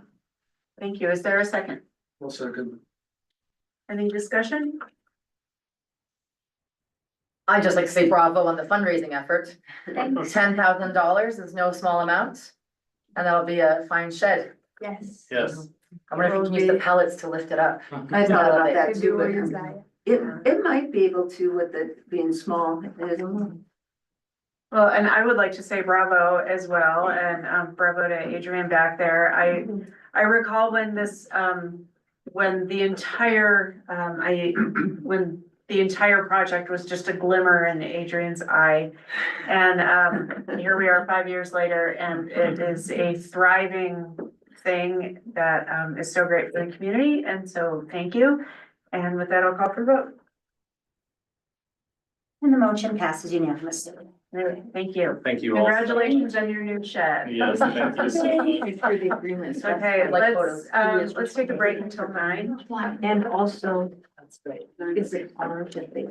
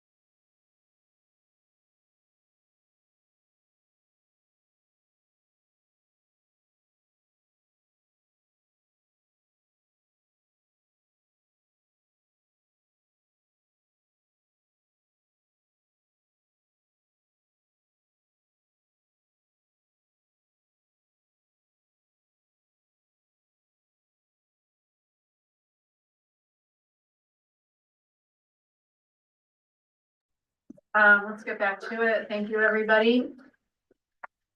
All right, discussion direction on Historic Preservation Commission from the April 21st meeting. I don't have a formal staff report. I resubmitted the information that was in the packet. As you know, there was a request if there was an interest in pursuing a local designation of the historic portion of town hall. This doesn't make that happen. It's just, is there an interest in pursuing it? I don't know if, did Sarah Lorraine ask to be a panelist tonight? And she's on. No, You know, not that I did not hear from Sarah. I'm on that commission. Oh, Okay, or maybe if Mayor Pro Tem remembers to, I don't know. But I did put the materials back in. I believe it was for that request. And then she brought you up to speed on the historic context report, which is getting distributed to the appropriate people. okay, well, I have a question. And I don't, Jill, maybe you can answer it, maybe not. If there comes a time when the historic portion of this building would potentially be moved elsewhere, how would the historic designation affect that? A local. I have asked that question of Sarah and I haven't gotten a response yet. Yeah, we don't have a clear response to that. That was my understanding is that there's nothing that gives us. I think there's some hesitancy about what we could end up running into later on. Yeah. With that. Not just things like changing the windows. This would be the biggest one. And we don't. Or is it, we don't have an answer to that, right? Not that I'm aware of. Who would provide that answer? We should have to go to the state historical Yeah. preservation folks. History Colorado. Pick it up beyond that, I'm not familiar enough to answer it. Okay. Well, I'd be interested in pursuing this, but I would want the answer to that question. I would be in agreement. Anyone else? I have some concerns about designating the older portion of town hall as a historic landmark. Background, we looked into this right after the flood and the volunteer. I did a lot of research on the historic use of town hall.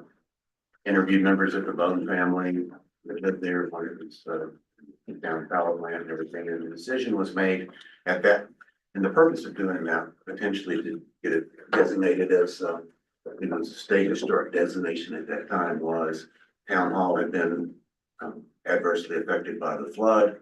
And there was some thought that if it was designated, we could possibly access grants from the historic commission to help with the refurbishing. It was the ultimate decision that was made, I believe, was not to pursue that.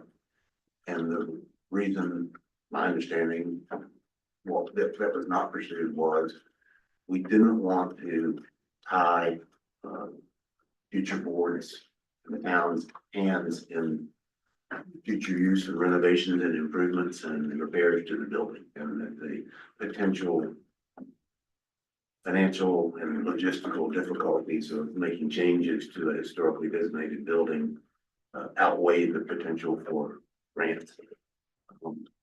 It had been designated as a historic landmark. I also, after reading through the presentation of the, and so those same types of issues exist, even locally designated. I also had some issues with how the implications of local designation in the presentation were stated. First, I want to say thank the HPC and Sarah Lorraine for raising these issues rather than glossing over. They basically said any designation like replacing historic windows to energy issue will require a formal HPC review and adherence to preservation standards, and the same thing about future improvements to town hall. So thank you for pointing out that issue. I went back and read the code provisions on what the Historic Preservation Commission can do. Because it would be unusual for any volunteer town board or commission to have any kind of decision-making authority or veto power or anything like that on decisions that could cost the town money or require additional expenditures from the town. With a couple of minor exceptions in the PCDC and the variance board, the board of adjustments, all town boards and commissions are advisory. And if you read the code provisions about the Historic Preservation Commission, it says that they can review these types of things, energy upgrades, future improvements, and then it falls, and to make recommendations to the Board of Trustees. So its review of things that might be done in the future to town hall repairs or improvements, is recommendation only. And I want to make sure that that's clear if we proceed with doing the local designation. So I'm not convinced that there's much to be gained by designating this town hall as a local historic landmark. I don't think it's going to attract any more tourists. The reasons for designation of private living properties, which is one of the reasons the HPC was formed, was once you're designated, that gives you access to a number of types of tax credits. But those have no, the town has no use of tax credits. We're tax exempt. So that benefit that would normally apply to historic designation of private property doesn't apply to town-owned buildings. I have some concerns about this. I don't really see what it adds. I think the historic uses of town hall are pretty well known around town, have been documented before. I'm not sure what official designation it has. So I'm not sold yet that we should pursue that. The commission is aware that a review is not binding. In that regard, they understand their role. Trustee Hammer? First, I'm very supportive of the HPC and they've been making great strides lately. However, in the context of this building here, I have some trouble, and I brought this up last meeting. Just the implications if, I mean, we all know the town has no land in development. But when I look at this particular block where this building sits on, and we have an industrial business down on this block, we have a semi-vacant old town building, and then we have this. So I could see, and this is 5, 10, 20 years out, that this could be a very desirable location for development, whatever housing, could be higher density, who knows? But that's where I could see this being designated, and that's why I asked Sarah the question last time, going, if we designated it, what's the impact long-term if some developer wants to come in and pay stupid money for this block, which at some point I think it'll be worth that. So that's my only concern, long-term, the impacts of the town on future development. And I think you were on the commission when we were talking about this. I believe the railroad, we want to get that one done. This one, right? It's available. It's a second chance. The initial group was not nearly as driven to the town hall, but I don't know that this group has. This time around, we have several new members. They haven't really talked about whether it was secondary in their thought processes or not. I don't think that's come up at all. That's what I'm aware of. Yeah, so I really couldn't, I could speak to the group in a previous 2 years, but I couldn't speak to how firmly committed they are to that right now. I have my hesitations about it. I could go either way on it. I'm because the holdup would only be a road-year holdup with the HPC if we did decide we wanted to sell it somewhere else. Well, and I recall Sarah wanting to do the depot, just cut the HPC's teeth on this. And then start working on residential properties. Yeah, and that was the primary concern when we first began with both properties. I think my concern, trustee Hamrick, I think you're right. I think eventually this is going to be a highly desirable location. My concern, and I think the community's concern too, would be a developer purchases the property and then just knocks down the historic town hall. And I don't think anybody wants to see that happen. So, you know, what are some ways, maybe apart from designating it, that we could keep that from happening? Yeah. So if we were to apply for the local historic designation, would it protect the building then from future demolition? No. No, it would not. It would allow us to make it a little bit more difficult for some future board to make that decision just arbitrarily. Okay. Because it would bring attention to the residents of the town, and the HPC, whoever that would happen to be at the time, would say, wait a minute. Right. Whereas, we can't make decisions, of course, based on sale of this 10 or 15 years down the line. We can make it a little bit more difficult for others who might, which could be a good thing or a bad thing. Right. No, I see, I totally see value in, moving forward with designating as a historic designation. Especially if it does help make it a little bit more difficult, for future development. It's really a pity, trustee Browning, if it's true that you can't apply for any tax credits to replace windows or historic windows or things like that. That is it's so unfortunate. That we wouldn't be able to benefit from some sort of program to replace the windows.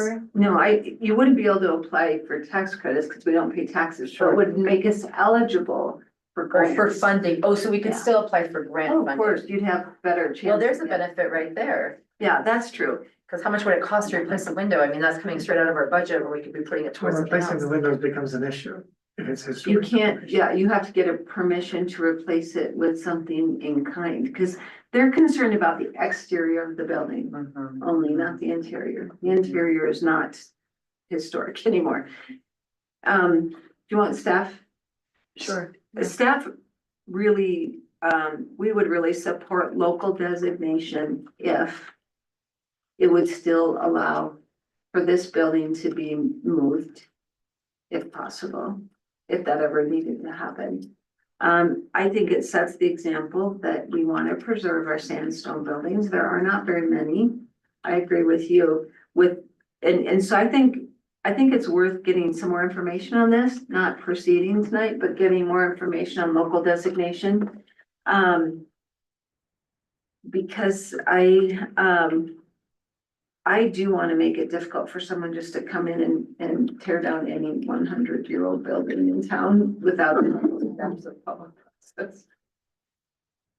It is a fascinating history. It's very important to our community. We were one of the first to have diesel transmission of electricity. I think it's pretty neat story. You can we have the pictures of it. It's inside and outside. It was neat. But it also, I agree with you, it sits in a very desirable place and can hinder future. And I should add one more thing. CDPHE was here on Friday last week, and they are doing those core sampling of the building and things. We know that the one office has contamination that's above limits they suggest people are in. The representative that was here on Friday did say, and I should have prefaced this, they have found that some of the diesel components that are in our building, they originally thought that it had gone straight through the concrete into the dirt, and they would remediate the dirt from the exterior. I told you that recently. They want to do a couple more core samples in the hallway and in the office the clerk and I use, because they said other diesel components will go into the concrete and spread this way or to the foundation. If that is the case, they would fully support potentially a concrete slab elsewhere. It'd be cheaper than trying to lift this building, replace the foundation and put it back down. They could support, like if we were willing to work with them on the depot lot, put it to the west of the depot, so that is the history area. And then you can take the inner walls out, they're not original, and we have a beautiful big space for another public meeting room. We could have an art gallery in there, we could have a railroad, history museum that people have always wanted, or a quarry railroad museum. We have some other uses, and it frees up the spot. But I think we need more information. But I wouldn't want to say absolutely not tonight without knowing that, especially until they get the sampling done. 'Cause When then is, if when this- will that be? They said they'll be here in late July, Okay, and if they find that it has gone horizontally through the slab, I think we're dealing with a different animal than we were if it just went straight down under one office. so maybe the thing to do then is to, Just postpone. yeah, to just table this until after we get that information, Mhm. and then in the meantime, you can Find out more. find out more. Yeah. Mayor Pro Tem? Yeah, that sounds good to me. Everybody okay with that? Yeah. Okay, great. All right. Discussion direction to staff regarding the Longmont Water IGA. So you may remember, we originally went to Longmont with a request to amend the IGA. See if they were willing to add attainable housing. And then we also had the added request of some type of mixed rate housing to allow the acceptance of Lake McIntosh shares for those types of projects. After that was presented to Longmont, I came back and presented, some of the discussion with them. And we talked about, I think the only real, change was the amount of attainable or affordable housing that would be in mixed rate. We had 20%. We went back and said it should probably be 12%, the same thing that Longmont had in theirs. So resubmitted back to Longmont to say, well, what about using these items to amend the agreement? After that, a couple weeks, however long it's been, Longmont came back and advised me that they had done an analysis of our water rights portfolio and that they were actually comfortable removing all of the clauses or acceptances of when Lake McIntosh would be required. They think we have a portfolio that is sufficient and that staff is monitoring the water rights, that they would be willing to accept Lake McIntosh or CBT for anything. It would be up to the town to decide, which is what they've really presented even in the last amendment. During the third amendment, they were a little bit concerned and wanted to emphasize they're not dictating what is affordable housing. They're not trying to put those restrictions on development. That falls to the municipality, but they would try to work with us. There were still some concerns about needing some CBT. So really what this agreement that they presented back, or this amendment to the agreement, is to just remove the requirements that something be affordable. That falls to the town of Lyons to make that decision.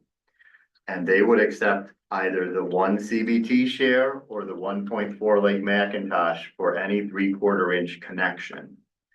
Now, I should point out, this doesn't change our code at all. Remember, this is just our agreement with Longmont. So this won't change any of our requirements as we go forward unless the board then decides to change its own municipal code and what it requires for development. So everything could remain the same. It allows then for flexibility of a choice in the future for the board to say, okay, we think we should be looking at this and we should make some adjustments. I don't think Longmont wants us going back and forth each time we want to make some adjustments to what we want for Lake McIntosh. So this frees it up to allow the town to make those decisions, which is what it should do for the development. One other slight, smaller note that's not necessarily as noticeable, when they came back, their number 3 was this no alienation of water rights, which talks about the fact when we discussed before that we couldn't sell water rights. They didn't really add it in here as this would need to be amended. You might notice in the number 2, it says paragraph 5.2C of the water service agreement is revised. Number 3 doesn't currently state that, and I pointed out to them, this paragraph similar to this is in the agreement, but we would need to modify number 3 to say paragraph 512 is amended to read as follows. Now, there's only a very small little difference, but I thought it was something I was talking about before, and that's that you'll notice in this one, it said the prohibition of alienation, which is you can't sell your water or do alienation of water rights, does not prohibit short-term, being 1 year or less, water supply agreements for rental or exchange of Lions water rights. In the old agreement, it has a clause after that saying, except the Button Rock Reservoir. The Button Rock Reservoir in the current agreement, we can't do anything with it. We can't lease it for a day. We can't do anything else with it other than what's in the agreement. If this clause is changed, that would potentially allow us to use Button Rock water for a short-term project. Now, I have to say, I don't know if Longmont was fully aware of this. I did point out that this agreement was in the original, and I would like this change, and so I would recommend we say paragraph 512 of the water service agreement shall be revised to read what's in this one and present that back to Longmont. Otherwise, the one above it, number 2, where they are allowing us to remove all of the restrictions on it and allowing Lions Code to dictate what's required for certain development. It's the other part of the agreement. Those would be the only 2 items that are mentioned in there to amend. Okay. All right, who has questions?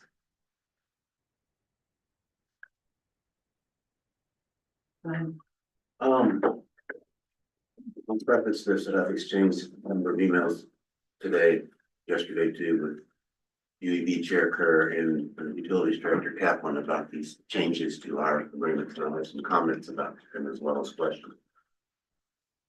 But I guess question number 1 is, do you think this changes the situation, this paragraph number 3, where no alienation of Lions water rights, situation that exists now with respect to the 8, I believe it's still 8 Lake McIntosh shares that the town owns? It's been my impression that the Lake McIntosh shares that we had bought in recent years, we've done 2 separate times, we bought Lake McIntosh shares. I had never envisioned those as being subject to the Longmont water agreement that prohibited the town from selling its CBT share inventory. We did the water agreement, counted the water agreement in 2003, I believe it was. The town basically turned over its CBT share inventory to Longmont. And they had a provision in the agreement, you can't sell it. You can't sell those water rights. And they've recently refused to revise that. But it had never occurred to me that the Lake McIntosh shares that we bought on 2 separate occasions, that we also had no right to sell them because of a pre-existing agreement with Longmont. Is that the situation? I would say yet that this is all water rights. This includes our Lions pipeline decree water, which we could potentially want to sell to somebody else. And it's saying, no, you can't use your Lions pipeline. Which You we can't own sell. You can't sell your Button Rock water. And you can't, right, to me, it says during the terms of this agreement, which is the full terms of this agreement, not to alienate any of its existing. I suppose I could go back. I don't know if the previous agreement, I didn't read it to see if it had that word future. Now that I'm reading it, if the previous agreement does state future, I don't know if you looked at it when I emailed it, then I would say it included all future water rights. If it didn't, then it may not have meant the future. I would agree that if we signed this amendment, and we own Lake McIntosh shares now, then clearly we're agreeing we're not gonna sell those Lake McIntosh shares. But if we can't sell, we agree that we can't sell them. Has it been discussed, was Longmont even aware that we bought those 8 Lake McIntosh shares? I mean, did that even register with them? Well, they know every year they see all the CBT and all the Lake McIntosh that we have. And they know, so in the annual letter, it specifically says how much we have and how much we dedicate to them. So they do see how much extra we have of CBT that's not dedicated and how much extra of Lake Mac that we have. They also sit on their board. And so when we buy the shares, I'm sure it's in their board report who bought shares this month. So yes, they're very much aware. A related question is, we discussed before that the Lake McIntosh shares that we own, and if we agree to start allowing Lake McIntosh shares for things they haven't been usable for in the past, like market rate housing, we may end up in the future with a lot more like Lake McIntosh shares. That there may be a need at some point to go to water court and basically get a declaration that those are not restricted to agricultural use, but can be used for other purposes, like municipal purposes. How is this gonna affect that? Are we gonna need to do that? The more like McIntosh shares we end up accepting and using to cover water rights with Longmont, does that increase the need for us to go to water court and get a declaration of those to change the status of those Lake McIntosh shares? So the last discussion I had with Longmont was they were looking at ways to determine with their large portfolio of Lake McIntosh, could they work so that they would accept our Lake McIntosh as irrigation water and use it for whatever they needed to as irrigation water, and exchange, have us use their Lake McIntosh water rights that are already decreed for potable water and avoid going to water court. That was the discussion I had with them at the Northern Water meeting when we were talking about, and I asked if there was any update on the Lake McIntosh. So at this point, we're waiting to see if there is an opportunity there or an option to not go to water court. That's still under discussion. Yes. Maybe this goes more to BBB than staff, but I'd be interested in your opinion too. If it's gonna be the case that any Lake McIntosh shares the town might want to buy for its own purpose, like we've done on 2 occasions in the past, that we know when we buy those that we can't ever sell them. Do you think that should give us some hesitancy in just buying Lake McIntosh shares that we don't have a designated purpose for at the time we buy them? But it seems to me, doesn't that, what kind of an investment is it when you invest money in something that you can't sell? Well, I don't look at a lot of the water rights as the asset or the finances, and I have to say, nobody that I work with in the water world does. Not Northern Water doesn't consider them financial type assets. I mean, they look at the operating cost, but they're all looking at it as a need for water for the community or for the agriculture or for what it needs the water for. But I don't hear it looked at as a financial asset, which may just be a different way of looking at it.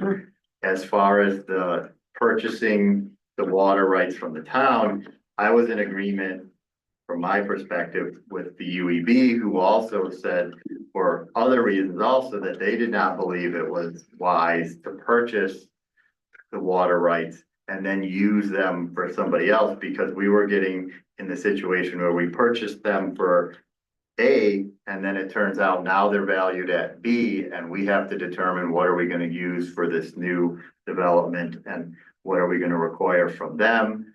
A lot of times we're looking at even waiving fees and other options for, say, the affordable housing, so that decision making should all come based out of the general fund or development and not really the water utility fund. So the aspect was not to purchase extra shares and have them sitting there for the town to make decisions with that came out of the water fund for development reason. I want to see if anybody else has questions. If that's okay, then we'll get back to you. Anyone else have questions?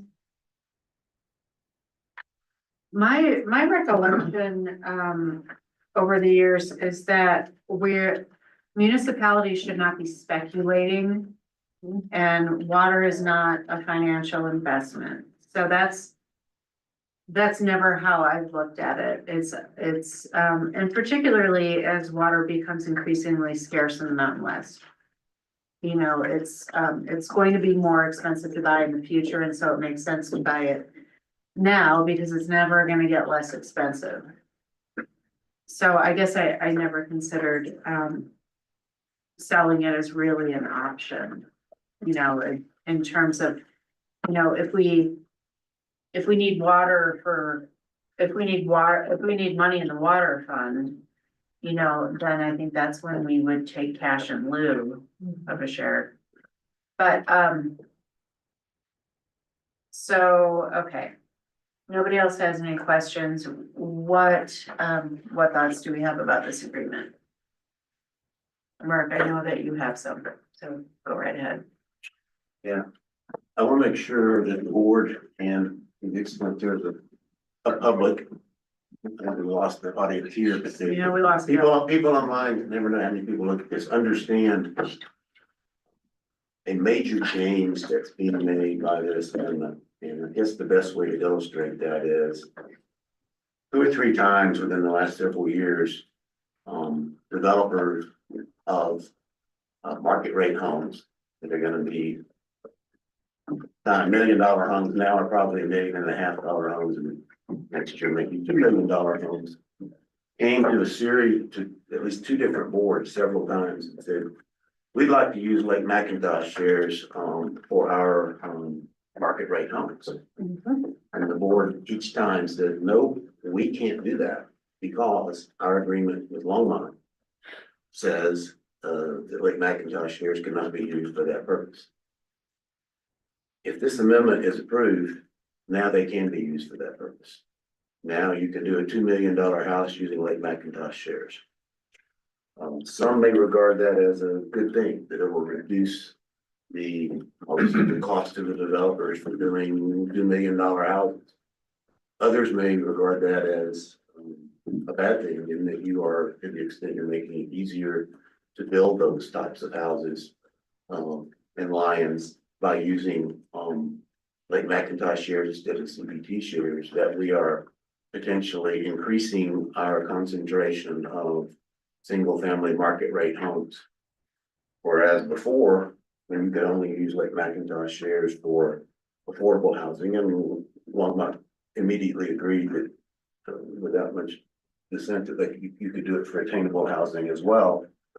That created an incentive, I think, to at least include some affordable or attainable housing and development if you were doing multiple units.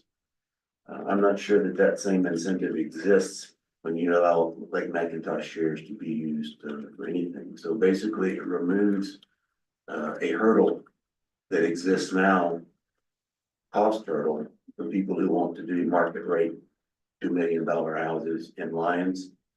And there's another aspect of that that I think is very important. Every residential lot in Lyons town limits now is covered by the town's existing CBT share inventory. We've got what were called pre-existing commitment lots. There's a few vacant lots still scattered around town. There's 2 of them down Overlook Drive. There's the one Stephen Payne's property is a pre-existing lot, even though it doesn't have utilities. A couple more scattered in town, maybe a couple of commitments out in Apple Valley. Those are covered by our existing share inventory, or CBT share inventory. And also because of the agreement that we made with the two developers who wanted to do the last 8 blocks on McConnell Drive, they paid cash in lieu that we ultimately got the price up from what they first offered. We wouldn't let them use Lake McIntosh shares. And so now some of the town shares need to be saved to cover those 8 blocks, but we've got enough to cover that. So if some developer wants to do market rate housing and use Lake McIntosh shares, which basically saves them 75% of water rights cost, where are they going to use those? There's no place in town limits that you need to build a house unless you do some subdividing, which is possible, I suppose. But there's a process to that. So the most likely place that you would see developers interested in using Lake McIntosh shares for market rate $2 million houses is in newly annexed subdivisions that would come into one. So what are we incentivizing? Letting Lake McIntosh shares be used for market rate, full market rate houses. I'm concerned about that incentive. Can I interrupt you to Yeah. ask the attorney a question? Yeah. Is that okay? Yeah. Attorney Dittman, is it possible for us to consider an ordinance that memorializes that Lake McIntosh shares is only used for affordable or attainable housing? We already have. 17.4. So if we already have an ordinance that states that Lake McIntosh can only be used for affordable and attainable housing, then I'm having trouble squaring this. I I guess don't I'm know that confused. I don't believe that there's an ordinance. There's Yeah, it's in the, Brandon, can you look it up quick or? Yeah, I can look it up. 17, 14, 10. But despite what our agreement is with Longmont, our code Right. still, you can still say no. Yes, we could. We do not want market rate, you have to bring CPT. Yeah. Why, so I don't understand this So the either. reason, so we can't say no for the reason that we told Mr. Woodward. No, but you still can say no. Right. That's right. We've always, the town has the ability in the code to say no to anything it wants to, Yeah. because there's a provision in the code that says the town board can waive or modify the water rights for anything. Sure, It's you a have always had general that blanket ability. authority. I'm just saying that I believe you're creating incentives here for developers at market rate homes. They can.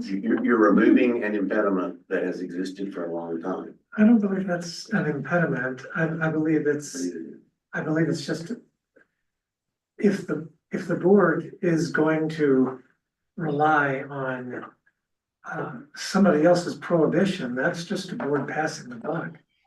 I mean, to me, the board clearly state and has that we're not going to use Lake McIntosh shares for that purpose.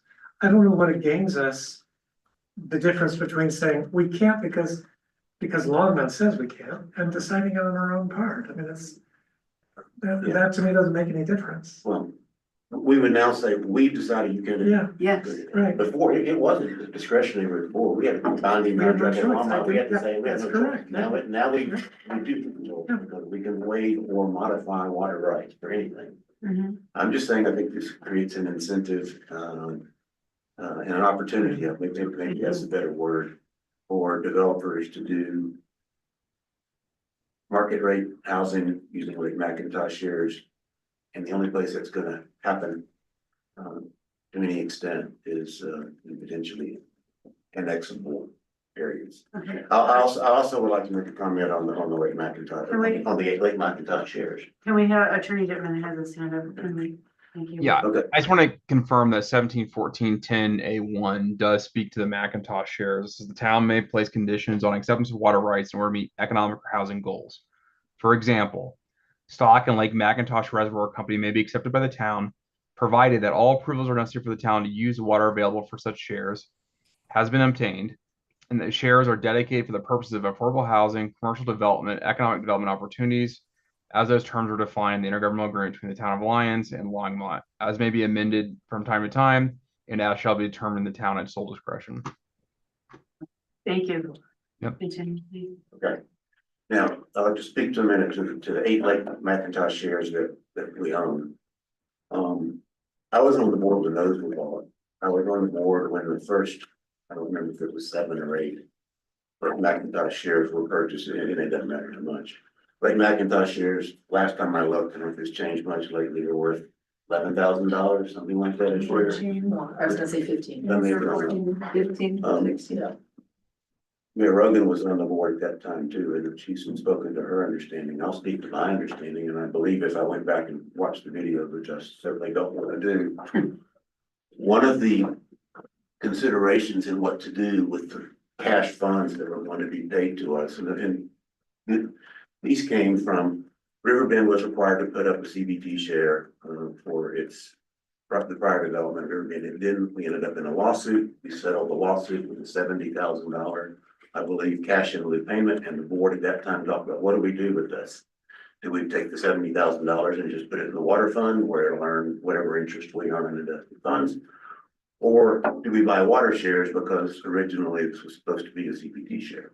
We've all ended up deciding to buy water shares without a specific purpose at that time, and so stated for them. And my recollection is that the discussion was buying water shares is a good thing because they're not going to depreciate in value. They're going to keep going up. It's a good investment for the town. If we just hold these water shares and eventually we find that they're not needed for anything, it's not a bad thing to put our money in because look at what the value of our CBT shares has done from when they were bought for $500 each decades ago, and they're now worth $50,000 or $60,000. So I disagree that purchase of those shares, at least those prior ones, was not made with a view toward investment. It was never discussed, and I had no idea that those would be captured by the existing agreement with Longmont. 8 Lake McIntosh shares, the water volume associated with 8 Lake McIntosh shares in such a minuscule and low priority set of water rights for Longmont.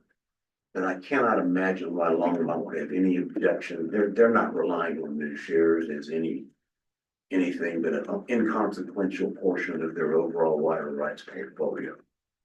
And I was very disappointed when Longmont would refuse to release the 6 to 8 additional surplus shares that CBT shares that we have that are worth somewhere $400,000 to $500,000. Those are assets of our water fund. It's been discussed many times. Those assets have a value. But what is an asset of a water fund worth if you can't sell it? It's worth whatever somebody might do as a cash in lieu payment for some deal that hasn't even come along yet. So I would, before approving this amendment, I think that we should at a minimum approach Longmont and say, would you agree to accept these 8 Lake McIntosh shares from this provision that says we can't sell our shares, basically retain that value for the Lions Water Fund, which is really owned by the ratepayers. If they say no, then I think not only will they have captured somewhere between $400,000 to $500,000 in CBT share value, which I admit legally they had the right to do. That's what it said in the 2003 agreement. I'm disappointed that they wouldn't free those surplus shares from that agreement. Because those shares were not going to be used for anything that would affect Longmont's water right. They probably would have been sold to some other community on the front range that wouldn't have affected Longmont's water.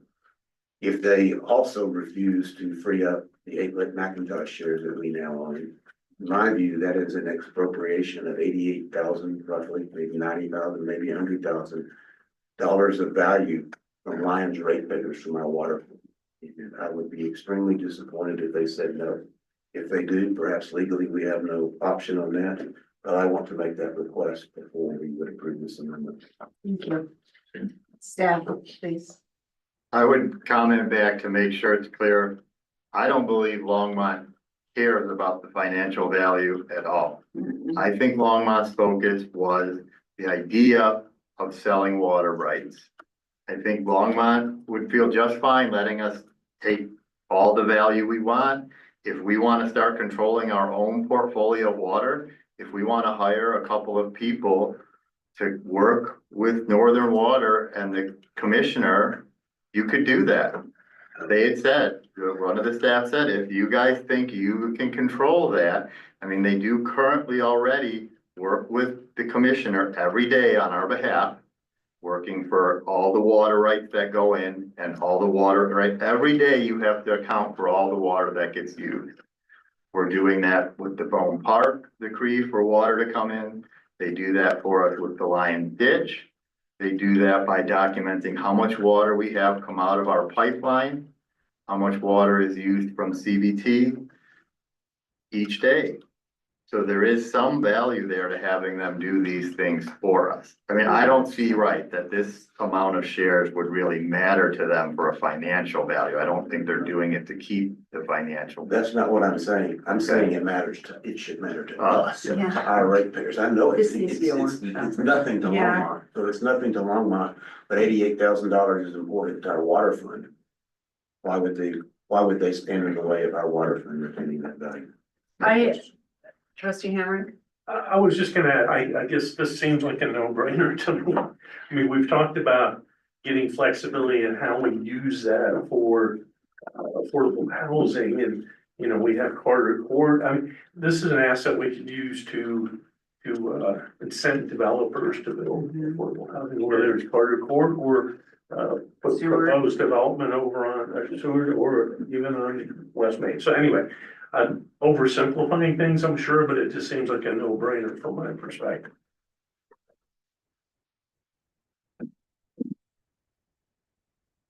Other thoughts? My only concern about the amendment, the ability to use the Lake Macintosh shares for, let's say, market rate homes. It creates for the future boards the ability for them to sort of pick winners and losers. And it also creates the ability to, I hate to use a word, but to collude as well. I would hope that they would respect 17-14-10, but this tells me that there could be the opportunity for developers to take the Lake Macintosh shares. So that's the only thing that bothers me, otherwise I'm fine. So are we, Okay with you? are you suggesting that it would be better if Longmont were the bad guy, so to speak? When it comes to what? No. What you use like that for? When I read this at the 10,000 foot level, and it said you can use LM shares for any type of housing. The first thing that occurred to me was some board in the future might be able to dedicate LM shares to a market rate developer. Well, and you're right, and we can't tie the hands of the future board. That's right. So. That's the only thing that concerns me about it. Mayor Pro Tem, what are your thoughts? I'm with Trustee Hammer. Well, I'd like to think that the board of trustees would follow its own code. I don't think that we need to, I don't think we need to defer to another authority. We are the authority. So I stand behind 17-14-10 and I like having the flexibility too. I think let me ask you what you think first, just gentlemen, then I have another thought. I'm good with Trustee Hamrick as well. I think the question, and so am I, but I think the question of us not being able to sell shares, I think that's the question that's a little controversial, right? You know, if the water shares belong to the town of Lyons, and they're telling us pretty much, if I understand this correctly, and I may not, they're telling us that in exchange for us managing this for you, you are not allowed to sell your shares. Do I have that accurate? Is that right? It sounds pretty close. I would say they may want to come and explain in more detail what they feel. I think that that's a good idea. I mean, there's no urgency to making a decision about whether or not to sign this. Maybe we invite them to a workshop and we can hash it out. I don't see, like you said, you don't think anybody else looks at it as an asset. Is there a law saying that we can't look at it as an asset? Or is it just that nobody else wants to look at it as an asset? I would like to know the answer to that. Attorney Denman?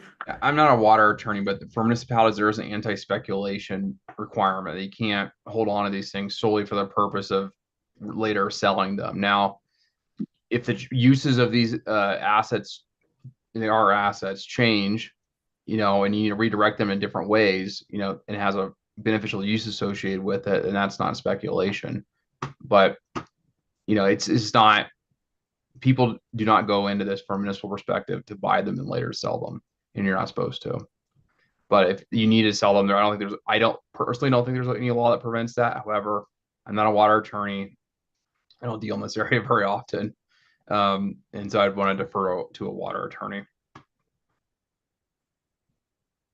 Just, I think the suggestion that Lions was engaging in speculation on buying either its CBT shares or, its Lake McIntosh shares is just fiction.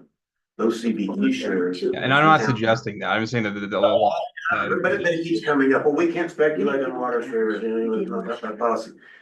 The town bought the CBT shares back in the 1940s to have enough water rights to grow it, to grow the town through build out. That wasn't speculation. They had a designated use for those. Absolutely. It turned out though, that when we hit build out, we have 6 to 8 extra shares. We didn't buy those in 1940s to say, oh, maybe we can sell them for $60,000 a share in 2025. We bought them for a legitimate purpose. When we bought the first Lake McIntosh shares, we didn't restrict ourselves to using them for affordable housing, but we were in the middle of trying to do affordable housing. And that was the first purpose we thought of. These may be useful for affordable housing someday, and that's what Trustee Hamlet just said. But if it turns out to be the case that the CBT shares that you bought back in the 1940s are no longer needed to cover any more lots in town, and if it turns out to be the case that the eight Lake McIntosh shares that we own now aren't needed for affordable housing, and we've held them for 15 years and have found no purpose for them, that's not speculation, but they are an asset of the waterfront, and it is legal to sell them. And that suggestion that you really shouldn't do that because of speculation, that doesn't hold water to me. There is one other place you might then get, as you said, for full build out, the water agreement's full build out is 1,250 service connection. That's what Longmont's looking at. So maybe if you amended, I wouldn't recommend doing that, but if you amended the agreement to say we will do no more than 1,000 service connections, we currently have 990 or something like that, and you picked a number that was lower, they would feel more comfortable because they would say, okay, if you are not going to allow any more than 20 more service connections for the life of this agreement, or 50 or whatever you want, right now, we're at about 250 service connections and we're maxed out on this agreement. And that's why Longmont feels comfortable going one way or the other. That's the maximum amount of water they will ever need to supply. So that's full build out for them. Okay, well, let's, this has been a good discussion, so let's work on a workshop with Longmont and hashing this out further. And thank you for your work on this. I know this has been ongoing for quite a while now. This is one I like. You like it? I'm glad you like it.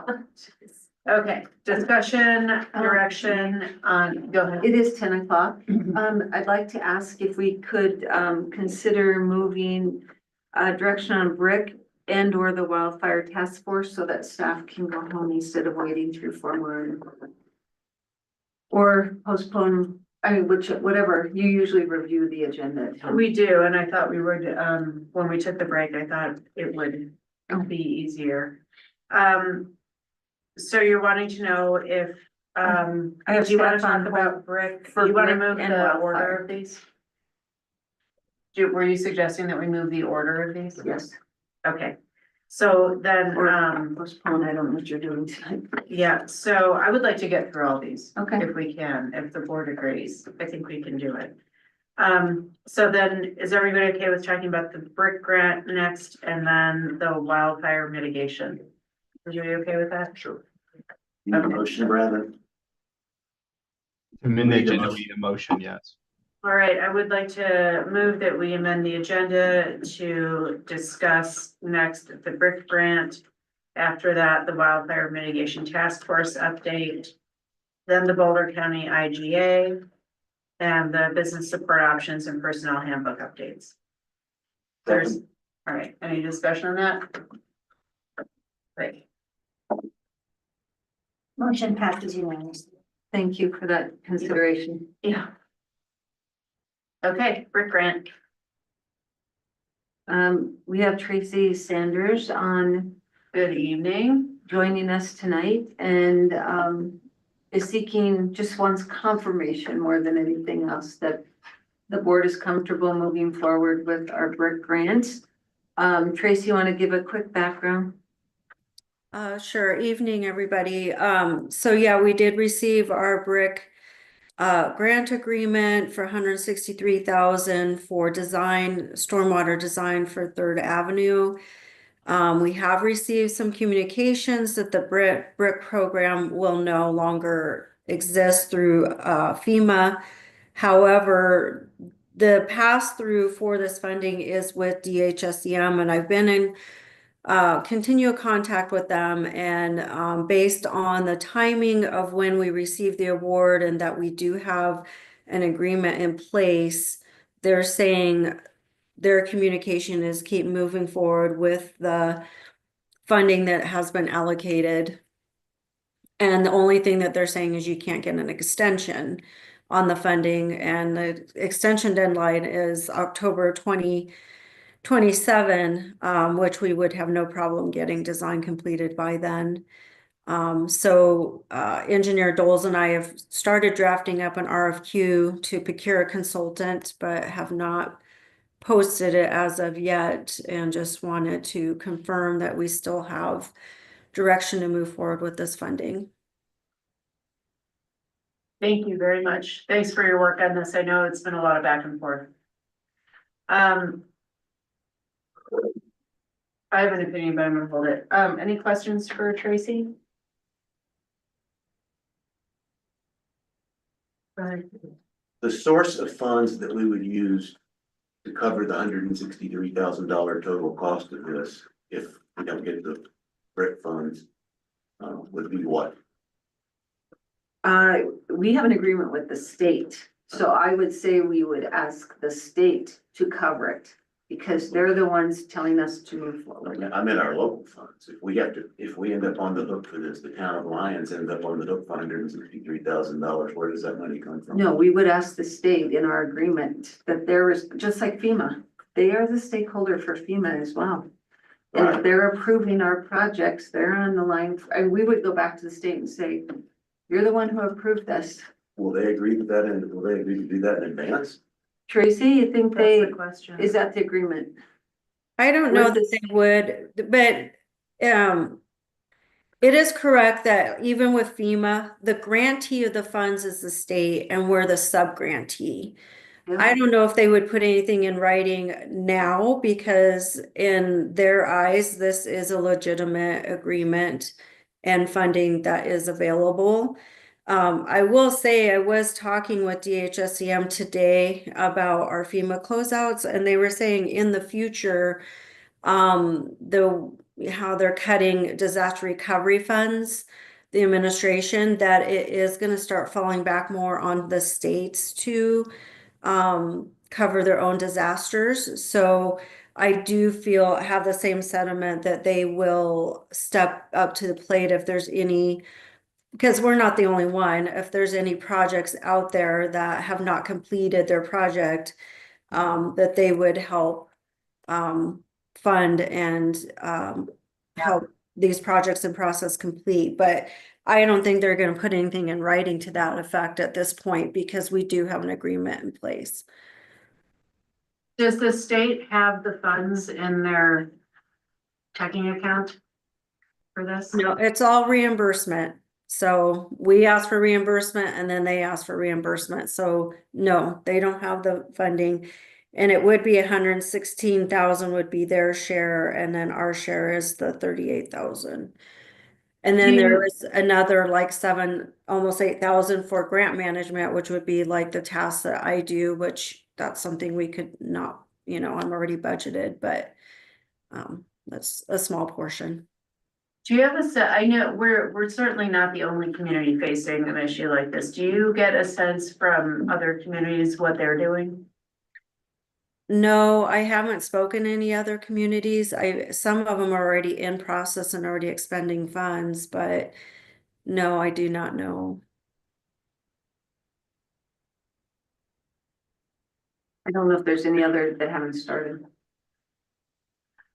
We can certainly send an email to the contacts we have at DHSEM asking these things, and maybe that staff's willing to say, yeah, we're on the hook for our portion. Other questions were about some of the FEMA releases that are included in the packet. Yes. One of the FEMA releases says, if grant funds have not been distributed to states and local communities, funds will be returned. Mhm. And if I understood the answer just now, these funds have not been distributed to the state or the local community. Those two documents came from a third-party vendor. Tracy, you attended they had a session. If you look at it, go ahead, Tracy, you were at the meeting, not me. No, there wasn't a meeting. That was just a third-party random email that came in with these documents. I don't know this third party. I haven't ever dealt with them. And that's another thing. I was talking to a different department of DHSCM today than the one that's managing this, but the one I talked to today said, yeah, that there's a lot of different memos being leaked, but they're not getting any direction. So they're continuing to move forward. So I don't know how legitimate some of those documents are. It came from some third party through an email. I did send them over to DHSCM and they just, they said to continue to move forward. But they're leaked is what they're saying. So Here's our question is, can we go out for RFP? We're not committing to anything. That's gonna be 3 weeks. To see if bids even come in and the amount we're granted. I have We haven't I have a accepted. question before we can answer that. Okay, Is it, Brandon, is this, do you know, one of the current court cases? Because these funds were appropriated by Congress, right? Yeah, I mean, I don't know if the BRIC funds are part of that lawsuit, but I mean, the general lawsuit is state attorney general saying, once you've given us the money, you can't take it back. And so far, or at least in the district court in Maryland, I believe, you know, they have won that argument, but it's going to be a while for it's fully resolved. Okay, so Tracy, what is the, what's the time, if we issue an RFP and we find somebody, what's the expected timeline for the work to be completed? So the RFQ process will take 6 to 8 weeks once it's posted. I don't have it ready to go yet. But no, the actual work. Yes. Yeah, so that's gonna take, so I think that's 3 to 4 months down the road, but to do the design, it's probably gonna take probably 7 months, 9 months at the most for design. So we could probably get it done within this year or very early next year. We could also wait to see what happens, what plays out in court. oh, yeah, what we're saying is we at least have 8 weeks to get more direction. But our contract's with the state and the state is saying, move forward. Don't lose it. But the question is whether the state, I know. it's the state's money or our money. It's easy, it would be easy for the state if they weren't, and the state's facing budget problems. If the state was not on the hook here to say, yeah, go forward. If we're at risk, if their money, they don't have any skin in the game, sure, they can say, yeah, go forward, why not? What about, well, I guess, do we want Tracy and Justin go to the work with the RFP? I mean, this is the whole. Yeah, Staff are I not get it. We're comfortable just making doing this an RFP. decision. Yeah. But let me ask kind of another question. We talked about this in some detail before and how originally Second Avenue was gonna be given priority and we decided to ultimately go forward with a Third Avenue request. And what we were told when we discussed that was that this was basically one component. It was basically stormwater design on Third Avenue. Yes. That would accompany, that would be part of an overall improvements plan for that area, including a key part of that was gonna be the safe routes to school. If this, we could use this grant for maybe the stormwater design on Third Avenue and not have to use some of the safe routes to school grant for that. We would have the presumably larger safe route to school grant to do other aspects here. Where does that stand? We don't know the amount they are awarding us for, they said you've been granted a safe routes to school. We don't know for what amount yet. I thought we were gonna know that by the end of March. No, would they tell us most recently, Trish? I don't know, Kim is the one that is how, I'm trying to remember that memo. Just I can look that it they up. said that it was awarded and that they were not awarding all the funds to all of the projects. So 80% some of or them something. were not acceptable, whatever the term is, if they can't accept some of them, but they didn't tell anyone the specifics of who got what. Not yet, but I think it's coming up. I think it's end of May or something, but they basically, if we get the full Safe Routes to School, we could do all of this area. If we don't, then we were hoping this could pick up the stormwater section of that. Worst case scenario is we go for a state revolving loan fund for the entire amount. They are I slightly have another different. question, another logistical question. When we put out an RFQ and people respond, how long are their bids good for? Are they good for a month, 2 months, 90 days? So for an RFQ, it's qualifications based and then you negotiate your fee. And then once you put it under contract, that's your fee for that scope of work. It's different than an invitation for bid for construction.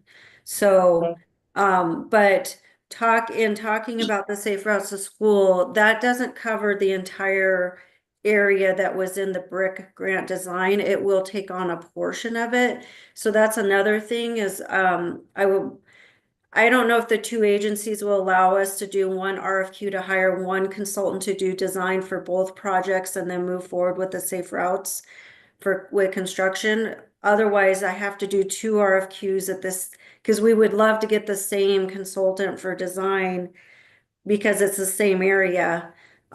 We might have to do two RFQs parallel to each other, with the intentions that hopefully that we, could select the same designer for the brick stormwater as for the Safe Routes to School sidewalk. They go hand in hand, but they are different programs and they may not allow us to put it into one request for qualification. Okay. So there's a lot of timing and moving parts to this too that I'm trying to sort out, but yeah, and correct me if I'm wrong, Attorney Dittman, but once we have a consultant selected and we have a contract, that's the fee that we have agreed to for the work. Correct, yeah. I would say go ahead and put out the RFQ. That's my thought.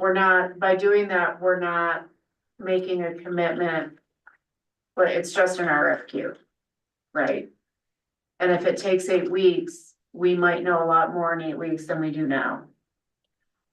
Yeah, it's just this, it does have a lot of, it takes staff time and It things. takes but staff time, but the state is telling us to move forward. They are telling us to move forward. My colleagues at Dr. Cog are moving forward with their brick grants.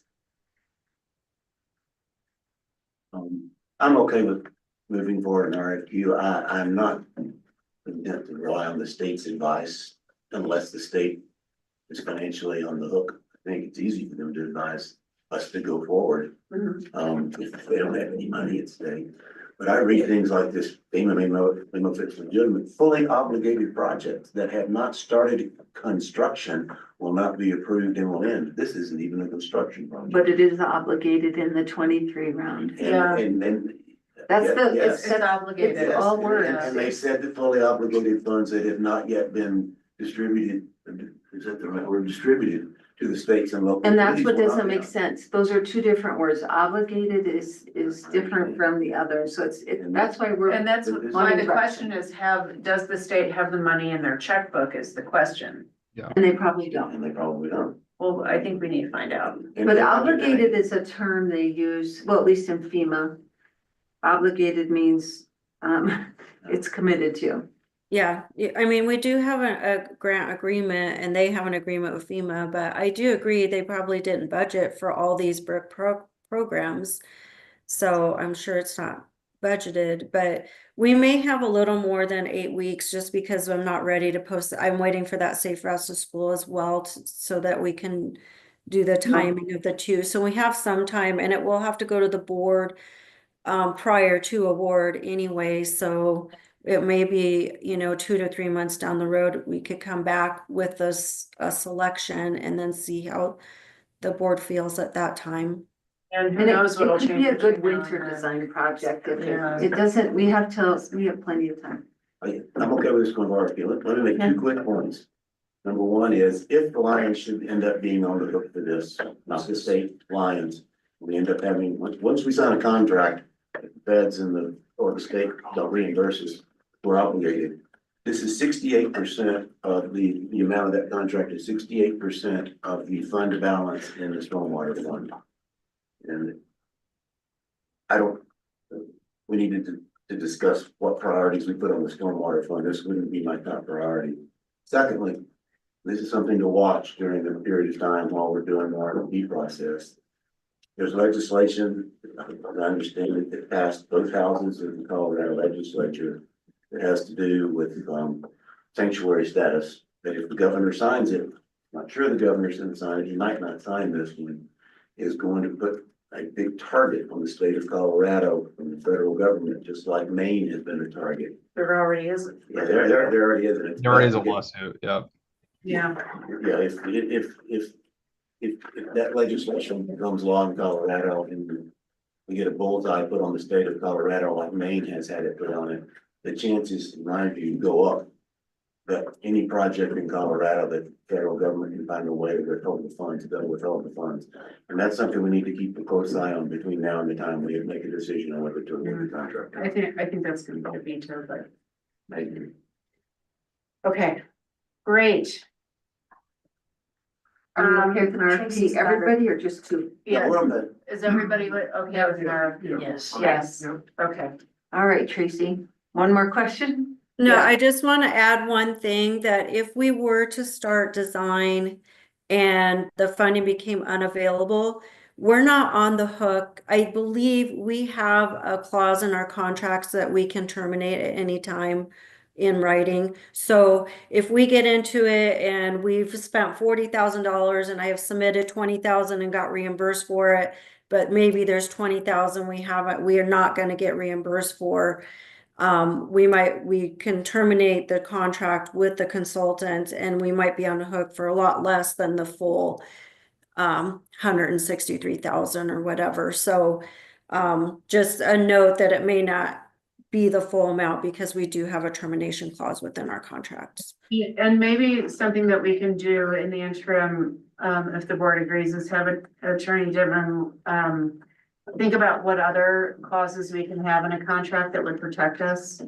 Yeah, I think we'd have to go good look at the I'm blanking on the name, the acts of God provision, the force majeure provisions, and make sure that, you know, government lack of funding or something of that nature, you know, is one of the conditions which would activate a force majeure. Okay. Great, all right, thank you, okay. Wildfire mitigation task force update, and if you all want to move this to a future agenda, we can do that too. I'll leave it up to the wildfire mitigation task force. Well, the issue is that the state movie, which we are somewhat dependent on, is going to be finished up, we hope, June 1st. So until then, we're sort of in limbo with what we can do, because we're queuing off that. So you want to move it to, I don't know. Go ahead. Just one, if it's slightly on the mitigation, but Boulder County is launching their refund program potentially on the 13th of May. Okay. So for that, we'd had discussions kind of in the task force, but also as staff, that if the board could discuss whether or not you want to require a home assessment for your local rebate, that would be important for us to get the messaging out to residents. Okay, Talk about that. yeah, let's talk about that so that we don't want to be a bottleneck for your work, for sure. And for getting this program out. Okay, do you want to just give us the brief on what we need to talk about?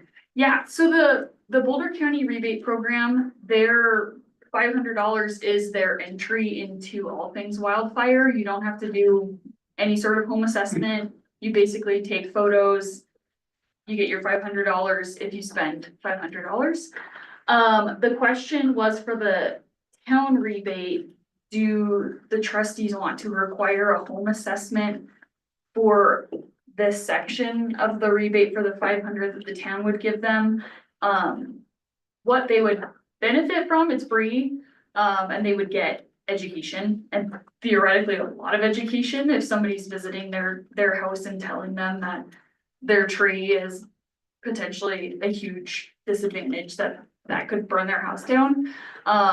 So that the pro would be education for the homeowner, education for the neighbors. We know that sometimes your neighbor's property is actually hindering your property. Talking with Boulder County, they had mentioned that at the time I talked to them, which was beginning of April, home assessments were about 2 weeks out for a wait. They said high season typically starting in June, that could go up to 3 to 4 weeks, so could be a little bit more of a wait on the town rebate. They could still be processing everything else.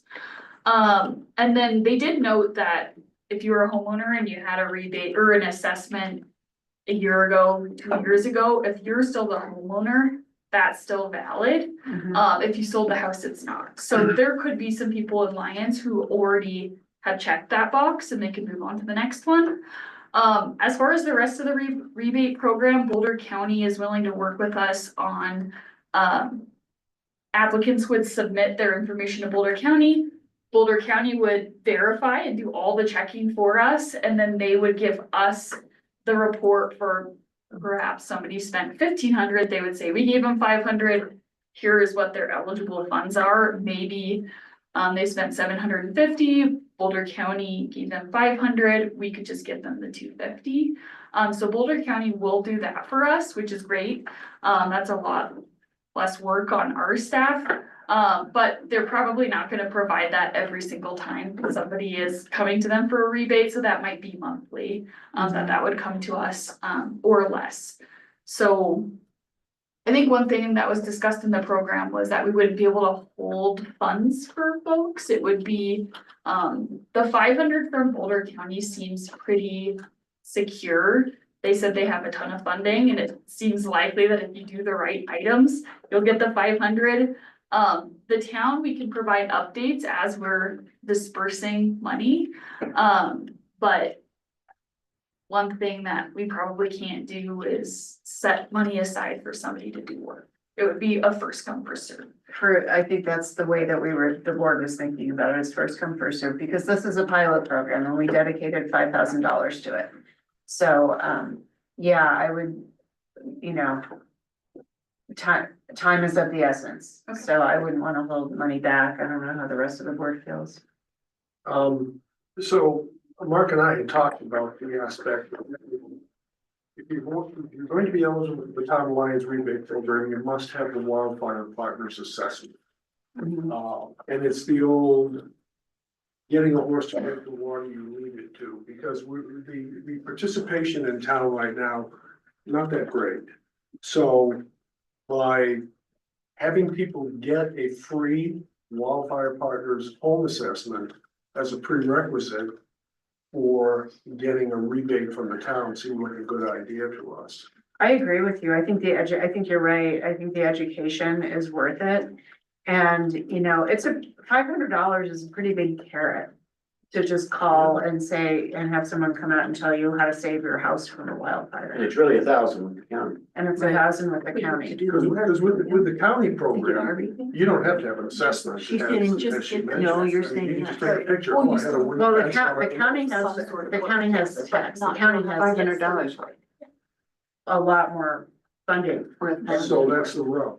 Which one? We need to decide how much money we're going to devote to this. We did, we decided $5,000. We have made that decision. It's not in the budget that way.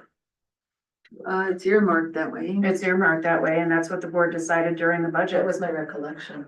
In fact, I wanted to bring up, when it says first come, first served basis, I was actually gonna ask if we could add to a maximum of 10 applicants the first year, because that was my recollection from the budget. Yeah, but sometimes, like, as I pointed out in the example here, sometimes they're not gonna take the full 500, but maybe a little bit more. Right, and I think the point was to see whether the program would be successful by dedicating a small amount to it this year that we can reconsider when we do next year's budget. I thought our budget was 20,000 from the general fund and 20,000 from the parks fund, each for fire mitigation, not Yes. mitigation. It is, And then and we earmarked $5,000 for this For this. program. How did we do? that? Director Eyestone is still on. Can you just, at least, even if not video, can you clarify? Oh, you're still there. I'm still here.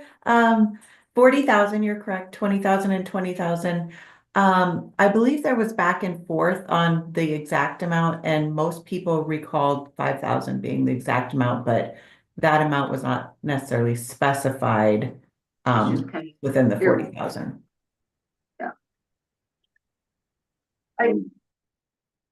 Don't wanna do it tonight, it wasn't noticed tonight, but I'll be submitting an agenda request to up that $5,000. Okay. To specify it first, because I don't think it is specified in the budget, but I'll be submitting an agenda request to up that because we have Okay. excess funds left over from last year. Victoria, how much of the, I know Dave has contracted for the goats.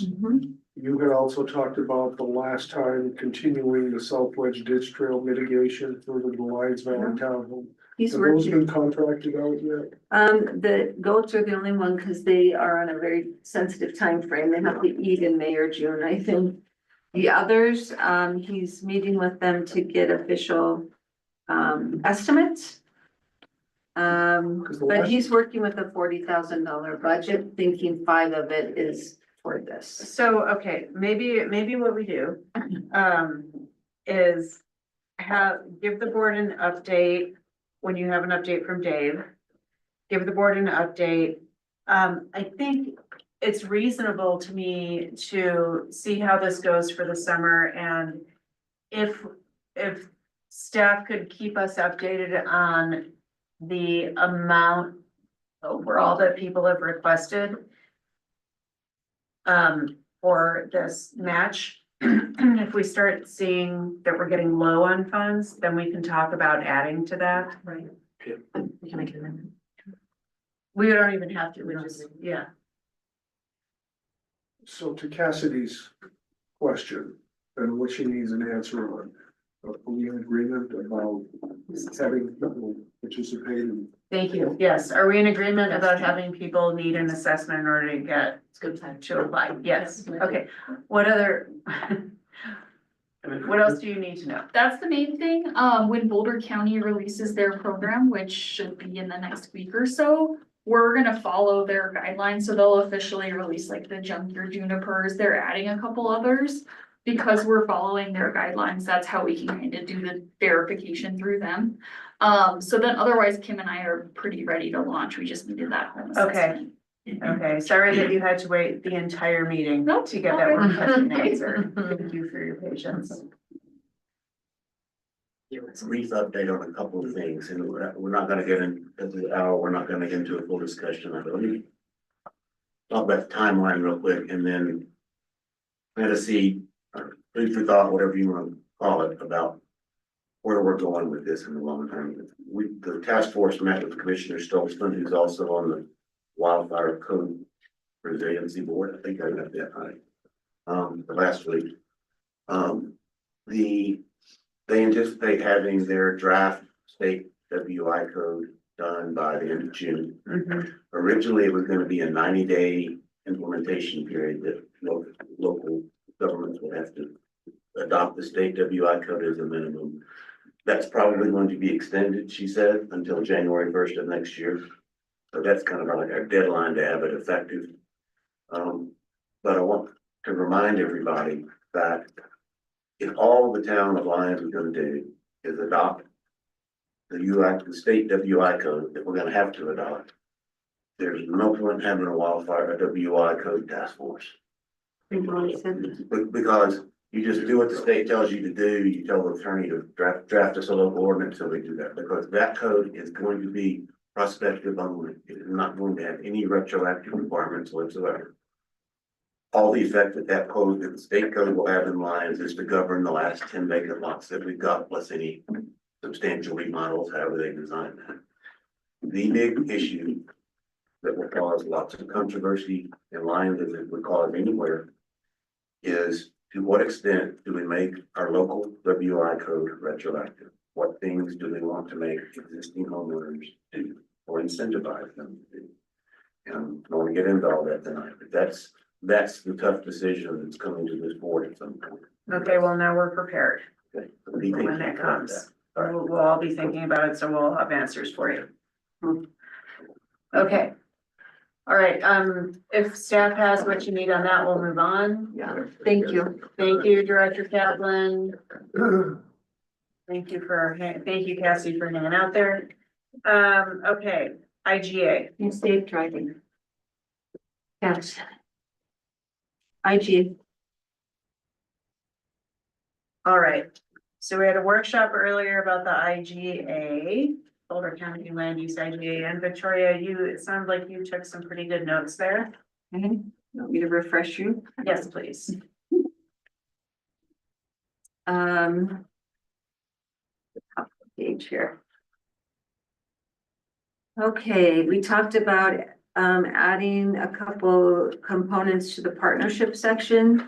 One in regard to broad economic development assistance, wildfire mitigation, and potential herbicide applications. Yep, notification before Yep, spraying, yep, I have all and those. notification if they're going to change their weed management plan. Yes, I got both of those. Okay. And then, a statement regarding conservation easements and, referrals, you know, being again broader than just the formal referral process, similar to what they did with this last one. Yeah. And then, contact Boulder County Parks and, this is different. Add Boulder County to the Regional Housing Partnership, that they also agree. Yeah. To be a part of this. And then also, like offering technical assistance in regard to, economic development. Yeah. That's really all I had. I think that's pretty much it. Okay. Passive recreation. We do need to talk about that, thank you. Yeah. So the passive recreation, being allowed on the Boone parcel, Well, it wouldn't be that, it'd be any no development. any no development area, thank you. Right, so my suggestion had been to keep it as it was in the 2012, Reopen that. which is paragraph 2.2.2. Can you read that to us? One. It just says areas designated, quote, no development area, close quote, on exhibit A have been determined to be inappropriate for development, period. So what was added in this one is that last sentence, speaking to structures, utility facilities, emergency access, passive recreation structures associated with those uses. And I was saying, that I would be okay with taking out passive recreation, but I do think that utility facilities, emergency access and structures associated with those uses are appropriate. So I'd be okay with taking out passive recreation on that, on no development areas, but not the others. I'm good. Then that would preclude the definition too, that would have to be taken out up above it on the definitions. Oh, the passive recreation, yeah, if we're not using it. What does the rest of the board think? Well, I think there's another option, where you could have, the no development area on exhibit A have been determined to be inappropriate for commercial or retail or residential development. So you could define what kind of development. This is another way of thinking about it.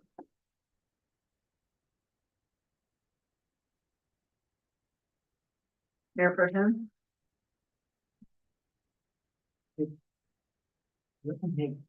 I mean, I believe, you know, just pull that one out. Passive recreation.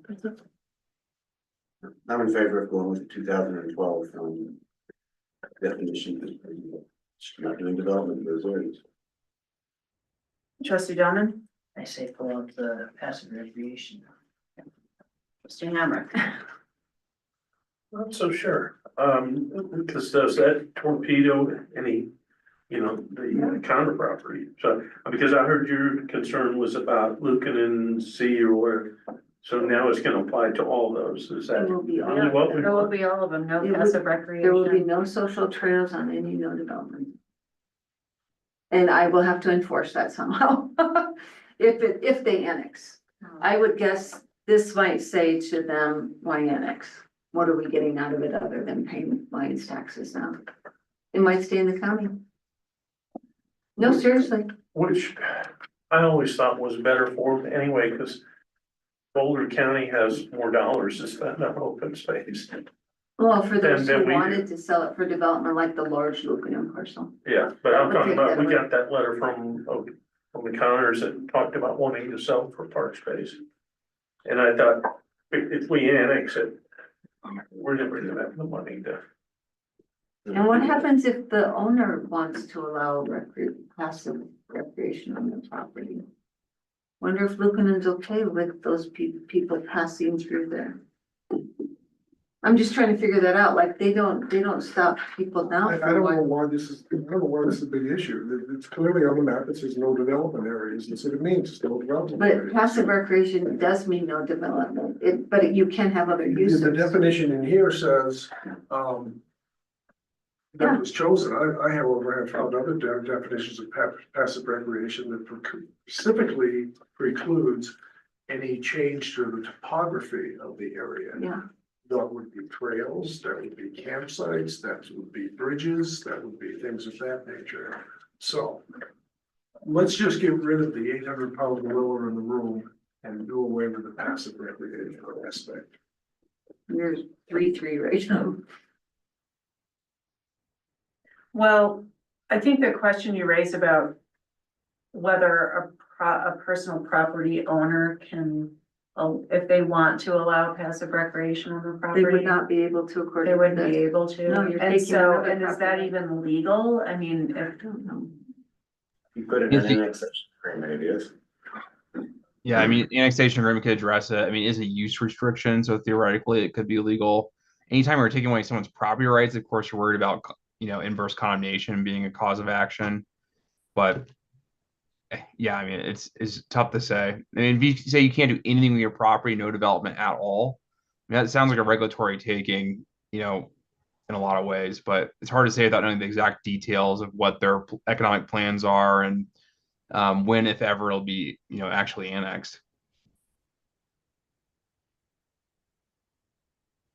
The reason these areas were chosen as no development areas was because of their ecological significance, their value as habitat, their value as open space.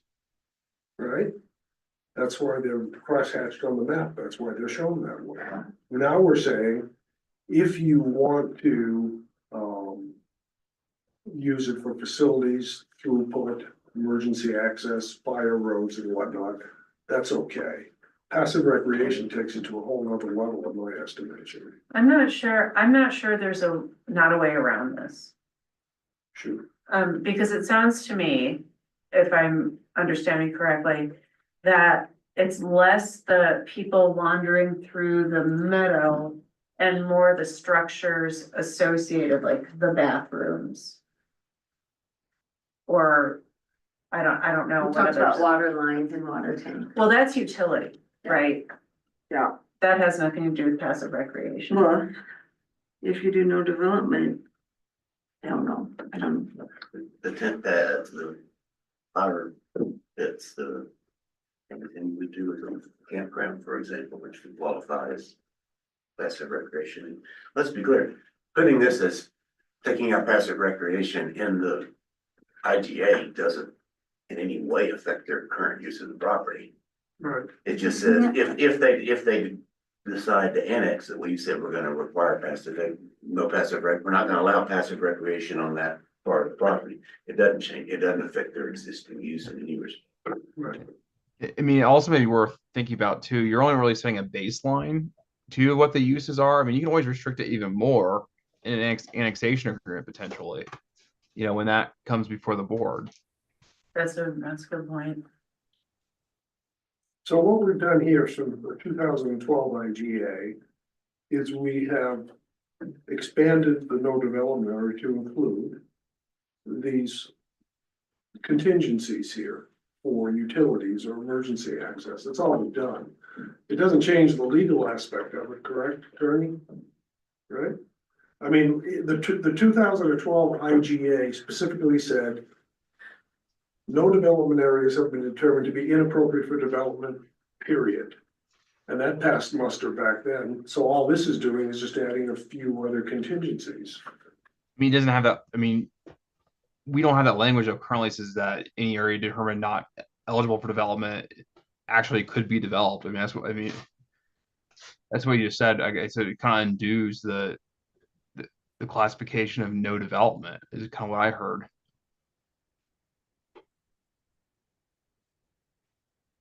I'm a little confused because like Lucanen is using their property right now as a stone yard. Yep. Okay, the main portion of their property is a stone yard, right? It's industrial. And they want to use the other for camping, which would not be allowed if you go to no passive And our recreation. comprehensive plan, by the way, doesn't allow it anyways in that area. It's not, they're not in our plan, they're not in town, Well, when it's annexed. but they will not annex. You're gonna lose the opportunity for that housing. Maybe. So the area They that want we camping on toured, which I is, know they want camping on it. Yeah, And they, but the conclusion that they wouldn't seek annex if they can't have camping, I'm not buying that. okay. Call that bluff. Well, and I don't think having camping is a bad thing. I mean, it would be nice to have another campground in read the town. comprehensive plan. Look what it says for that area. It's off limits. I thought the comprehensive plan was something we could or couldn't, Follow when we want to. yeah, that's the whole So we could- criticism of the comprehensive plan that We we've use it been for other hearing. things. When would we use it for that? When the time came for the annexation.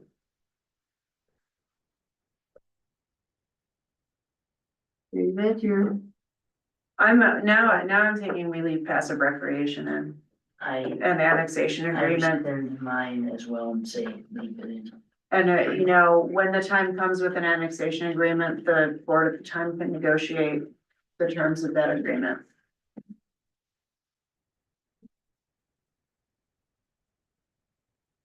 I agree.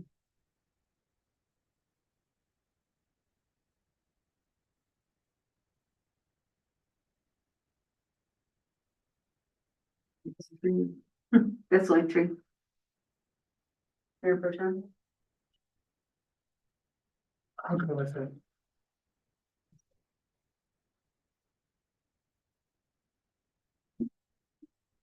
There's another issue from workshop too.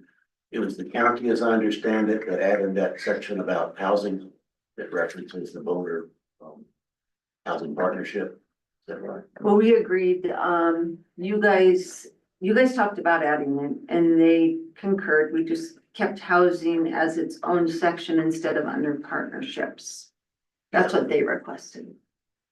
That instead of it being, we had partnerships and how they wanted housing to be a section. That is their most important goal with this IGA.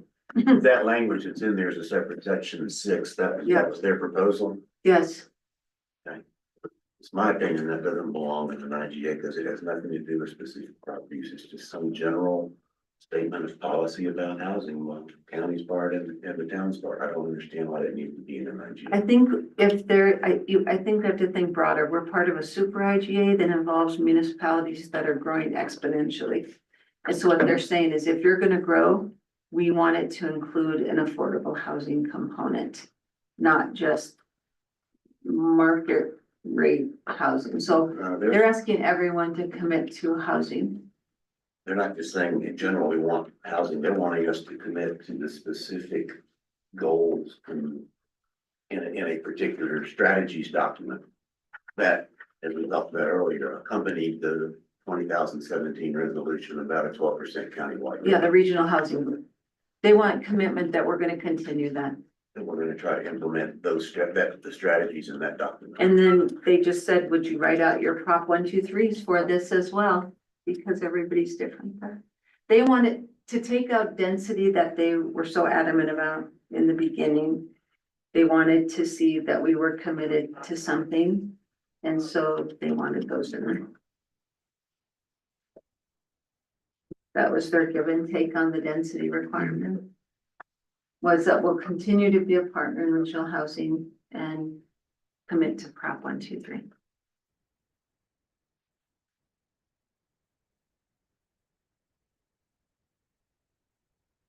you like me to take something different, Beth? I wouldn't.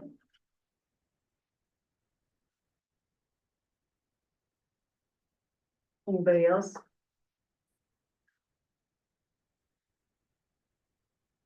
I don't believe it belongs in there. All right.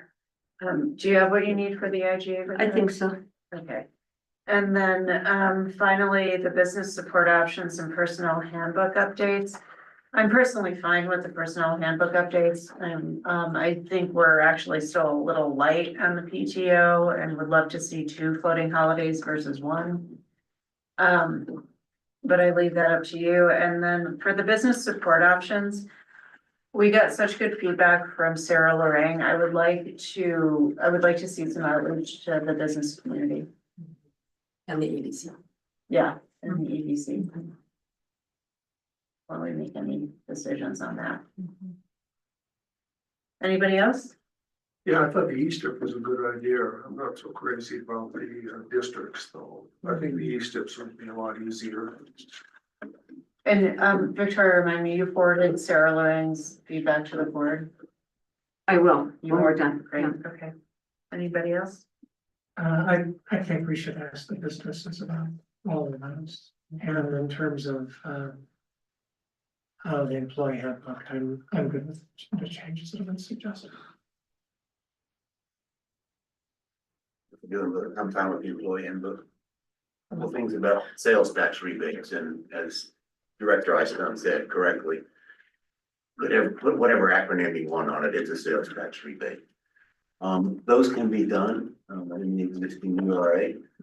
They're a component of a number of URA agreements. You can, besides doing TIF financing with property tax, you can also do sales tax sharing between applicants for URA support.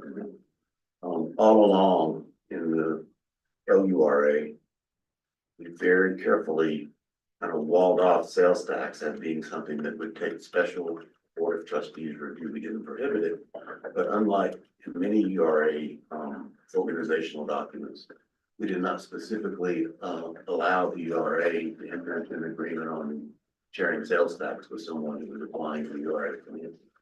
That was because the sharing of sales tax with a specific business can be considered controversial. You can very quickly get into issues of favoritism if you have one restaurant that's rebated half of its local sales tax and other competing against other restaurants that are not rebated half of their sales tax. So there's potential fairness issues there. Some places have done sales tax rebates successfully for a very good reason, and it's to prevent sales tax leakage elsewhere. Longmont on the Costco that I shopped at this afternoon, and Firestone with its super target that's going to be built there. Negotiated sales tax sharing and rebate agreements with Costco and Target respectively, because those major national retailers were going to locate outside town limits, and they were going to lose millions of dollars of sales tax over a period of years unless they gave them some incentive to share local sales tax. So they did. I think Longmont's limit was like 2 years, something like that. I'm not sure in terms of Firestone's with Target. But there are circumstances where it makes sense to get into sales tax rebate agreements with retailers. But you gotta be careful about fairness with similarly situated retailers. It's difficult to give one retailer a competitive advantage over another retailer. And if you're not doing it for purposes of preventing sales tax leakage, then you gotta worry about the precedent. I think. So anyway, Bring it in for a I won't be long. You've already been long on this. Your point's been made. We all get your point. We're gonna have more discussions about this in the future. We're Yes, asking yes, for we will. input. So I just want to note that sales tax rebates and sales tax sharing can be controversial. And I think it's something that it's worth studying on a case by case basis. But it's kind of been set aside as a special issue for many years and something we should get feedback. Which has now been repeated for the Thank third you. time. Okay, we're moving on. Second interruption, and I don't appreciate We it. are moving on. Trustee Hamrick, trustee reports, please. Nothing to report, 30th meeting this week, this Thursday with the FSC. Trustee Dati. The Housing and Human Services Commission will meet on Monday, May 12th at 4:30, and I want to thank Ian Conley for stepping up, and we still have one vacancy.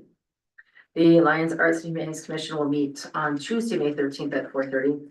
And I just want to make the public aware of 2 open houses that are happening in Boulder County for affordable housing. This is 50 to 60% AMI. So there's one in Longmont, the Spoke on Kaufman, and that will be on May 31st from 4 to 6 p.m. There'll be a free crepe or coffee for the first 200 people. The other one is coming up this week. It's May 8th from 2 to 6 at Willoughby Corner in Lafayette. Thank you. You're welcome. Trustee Browning? Nothing. Nothing. All right, I have a thing, and I'm not pleased at all to have to bring this up. Trustee Browning and I spoke about this last week. We were provided information via confidential memo from the attorney at an executive session regarding a business who is delinquent on their sales tax. That information was made public by trustee Browning at an ABC meeting. And we went back and forth a little bit because the town, at the board's direction, sent a letter to the business. Trustee Browning's contention is that the letter is discoverable via Quora. And so executive privilege no longer exists. Attorney Dittman advised that that letter, were it to be Quora'd, would be redacted.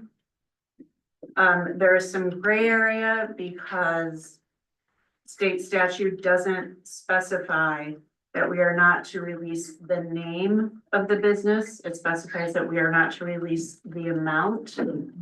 However, this information was provided to the board via confidential attorney-client privileged memo.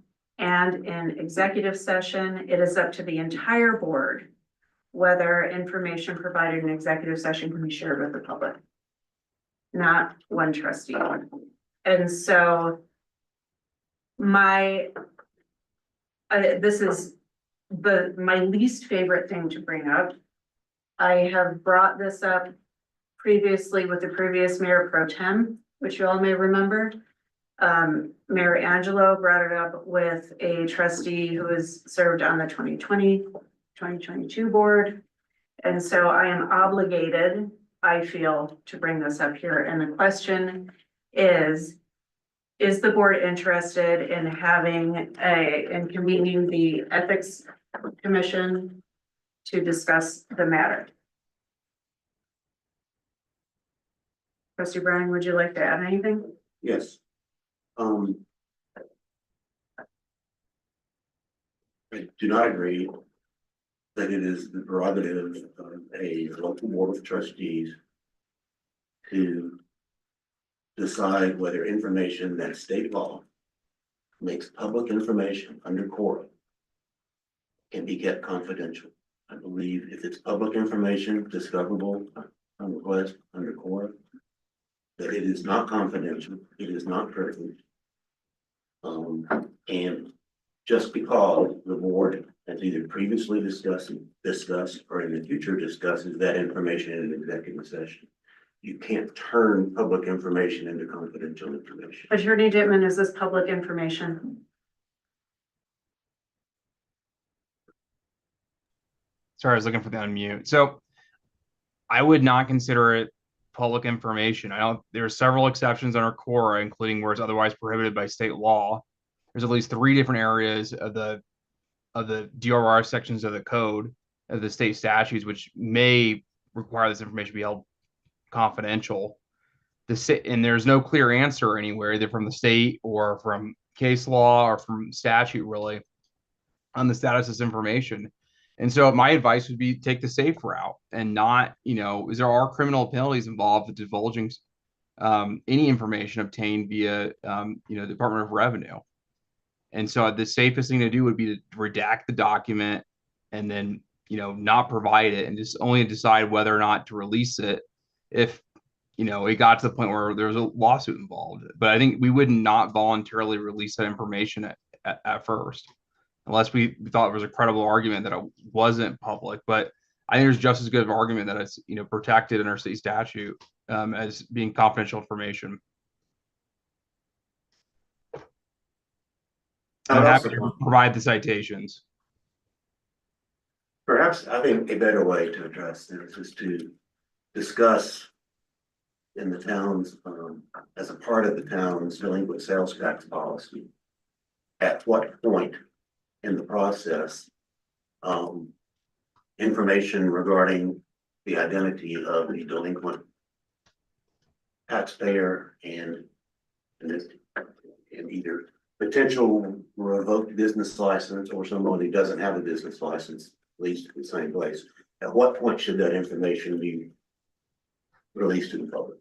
And having that on an agenda is something the board can take up. I believe that we passed this policy, approved this policy, we should, equip staff to do the work we ask them to do with this policy and then take a look at how it is or is not working. The question, and I want to be clear, I am not impugning Trustee Browning's integrity. I want to be very clear about that, which is why he and I sat down and discussed this earlier. I take the confidentiality of executive session material very, very seriously. There's a reason it's an executive session. There's a reason the law allows it to be an executive session. And so the question that I'm bringing to the board that I feel I am obligated to bring to the board is, do we want to have an ethics hearing about this incident? No, I don't think we need an ethics investigation, but I do really appreciate the clarification between what is public knowledge through a FOIA request and what is confidential through an executive session. I think that's really important for us to know that difference. And I think that any one of us could have slipped up, especially if we weren't clear on that difference. So I appreciate the opportunity to revisit that, because I could very well see myself making that same mistake. I believe it is information from an executive session, and that is definitely inappropriate. I also agree that we need to talk about at what point that will become public information. My own perspective is I would rather never know. And that's something I think we need to take up at a later time. For me, the fact that that happened, I could easily see myself doing the same thing. I do not believe it is worthy of an ethics investigation. I think it's unfortunate that that happened. I think it's a good reminder for all of us. If it came up in an executive session, regardless, we need to be doubly careful about that. I'm sorry it happened, with Trustee Brown, because I do know how much integrity means to him. It's been very obvious in the time that it's. Ditto what the mayor pro tem just said. No, we went through 3 or 4 months, I believe, in our last term, and without much issue. So. Okay. And I agree. I don't think it's worthy of an investigation. I think it's a great reminder that, number one, we all make mistakes. We're all human, and that's okay. We learn from them. And number two, executive session, content in executive session should always be treated as confidential unless there is a board discussion about it. Had there been a board discussion about this, the board may have very well decided, okay, let's release the name of this business, but that never occurred. I do think we should clarify the policy on delinquent sales tax collection, which morphs into a revoked business license. Because at some point, that information becomes public, because the end result of that process is the filing of a complaint in municipal court now to basically get a judgment against the delinquent or not unlicensed taxpayer. And clearly, when you get to the point of Town of Lyons versus Business A, and it's in a court document, it's all public. Yes. And so at that point, it's released. Should we release it earlier or not? I think we should have that discussion as part of the process. I think what's important to remember though is that prosecution is for not having a business license. It's not for not having, not paying sales tax. And so, I mean, the information concerning sales tax could easily be submitted in camera, which means only the judge gets to look at it. And still be able to prosecute that, that violation, because the violation is not sales tax, it's having a business license. Exactly. And I would just say for the board's information, I was extremely careful in talking about this with the EDC to point out that the process that was going on was for lack of a business license, and that if it ended up in court or in a judgment, it would be for loss of the business license. In fact, I was specifically asked, how much are they delinquent in sales tax and for how long? And I said, number one, I don't know that information other than I can tell you what's in the town's policy, 90 days, 5,000. It's policy. I'm not saying where this business is. And even if I knew it somehow, I wouldn't tell you. And so You did offer up their name. I do, because my opinion, public information at this point, that's my opinion. And we can talk about that as part of the process. Well.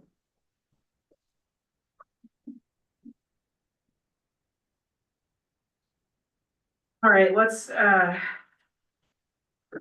finish this up and have summary of action items. Could I make one other just quick comment that is good news I forgot to mention in my report? Yes, I'm so sorry. No, you're fine.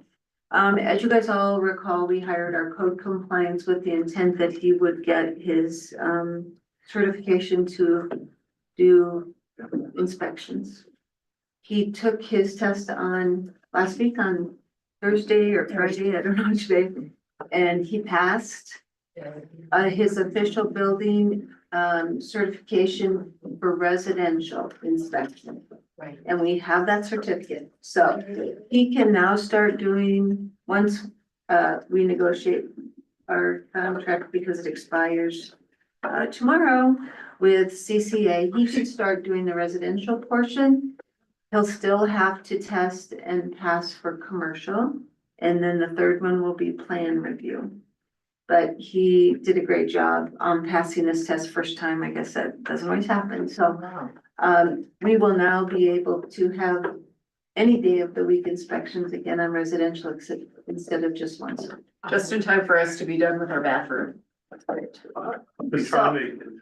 If we, Oh, that's great. we will, we want to celebrate that. It's a good accomplishment. Yeah, can we invite him to the next meeting and just say congrats? You would like If to, he's around, we can invite. he would like to come. Well, I have met him. Yeah, We'll do it in the beginning. Before I and say he's that. going to, sounds like he's gonna be, he's doing a great job on code compliance, and he'll be the lead with this new situation. So we're gonna get the report every other meeting? He'll do it, yeah, every once a month. Okay. All right, let's do summary of action items if you don't mind. Nope, number one, I have staff is to check with other communities to see who is reviewing their BOCO IDAs. Number two, try to schedule BOCO Parks and Open Space to attend town hall on 5/14 regarding spraying options and weed management. Item three, I have the revolving loan fund. Staff is to contact donors and search for documents establishing fund, see if EDC has ideas. Item four, Administrator Simonson is to share Sarah Lorang's E-STIP letter with the Board of Trustees. Number five, refer the South St. Frame BOCO referral to the Parks and Rec Commission and PCDC, EBC if possible. Victoria's to let Boulder County know we will be in contact on May 20th. Item six is we're to submit the letter of interest with Dr. Cog on the Safe Streets for All grant. Item seven, we're to send out the Diversion Day handout to the Board of Trustees. Item eight, draft resolution with amendment to add and allow LCF access to Boulder Community Foundation reports. Number 9, regarding B City, move forward. The board requested a sample integrated pest management plan for town review for the same town, same size as Lyons. Item 10, ordinances 1189, 1190, and 1191 passed 2nd reading. Item 11, table the HPC local designation until mitigation report comes back and get more information on local designation restrictions. Item 12, a potential workshop with the city of Longmont on our water rights portfolio. Item 13 is move forward with the RFQ for the brick project. Item 14 is require an assessment for wildfire mitigation match with the county. And item 15, Victoria, is to take the Volco IGA amendments back to the county that the board listed, and there were several listed there. Thank you very much. And did you have personal handbook move forward? And then at one point, there was a consideration of whether or not the administrator should have the ability to modify, but that didn't really get discussed. Ability to modify. PTO. To negotiate. If somebody had 10 years' experience, bring them in at the Yeah, Or that didn't, that did not come up, but we would like to put this on your next consent if possible. yeah, And I only heard from a couple that they have an interest to add that clause. This is the same thing. It can open the door for someone to abuse that or not. as administrator, I would look to you actually. If you would like to include that, do, if you would rather not, then don't. Okay, well, if any of you have individual comments, please send them. If you have experience with this or, let me know. Okay, thank you. That was the only one. Brandon? Workshop on sales tax policy. And, I don't know if it needs to be a workshop. You could put it in a Discussion, general business item. Future agenda item. okay, future agenda item request noted. And then did we get the workshop with Longmont Water? Yeah, it was noted. Okay, great. All right, motion to adjourn. Second, okay, Motion passes unanimously. trustee Lowell won $3 this evening. I thought nobody. Good night, everyone. Good night. He was Brandon. close. He was close. Good night,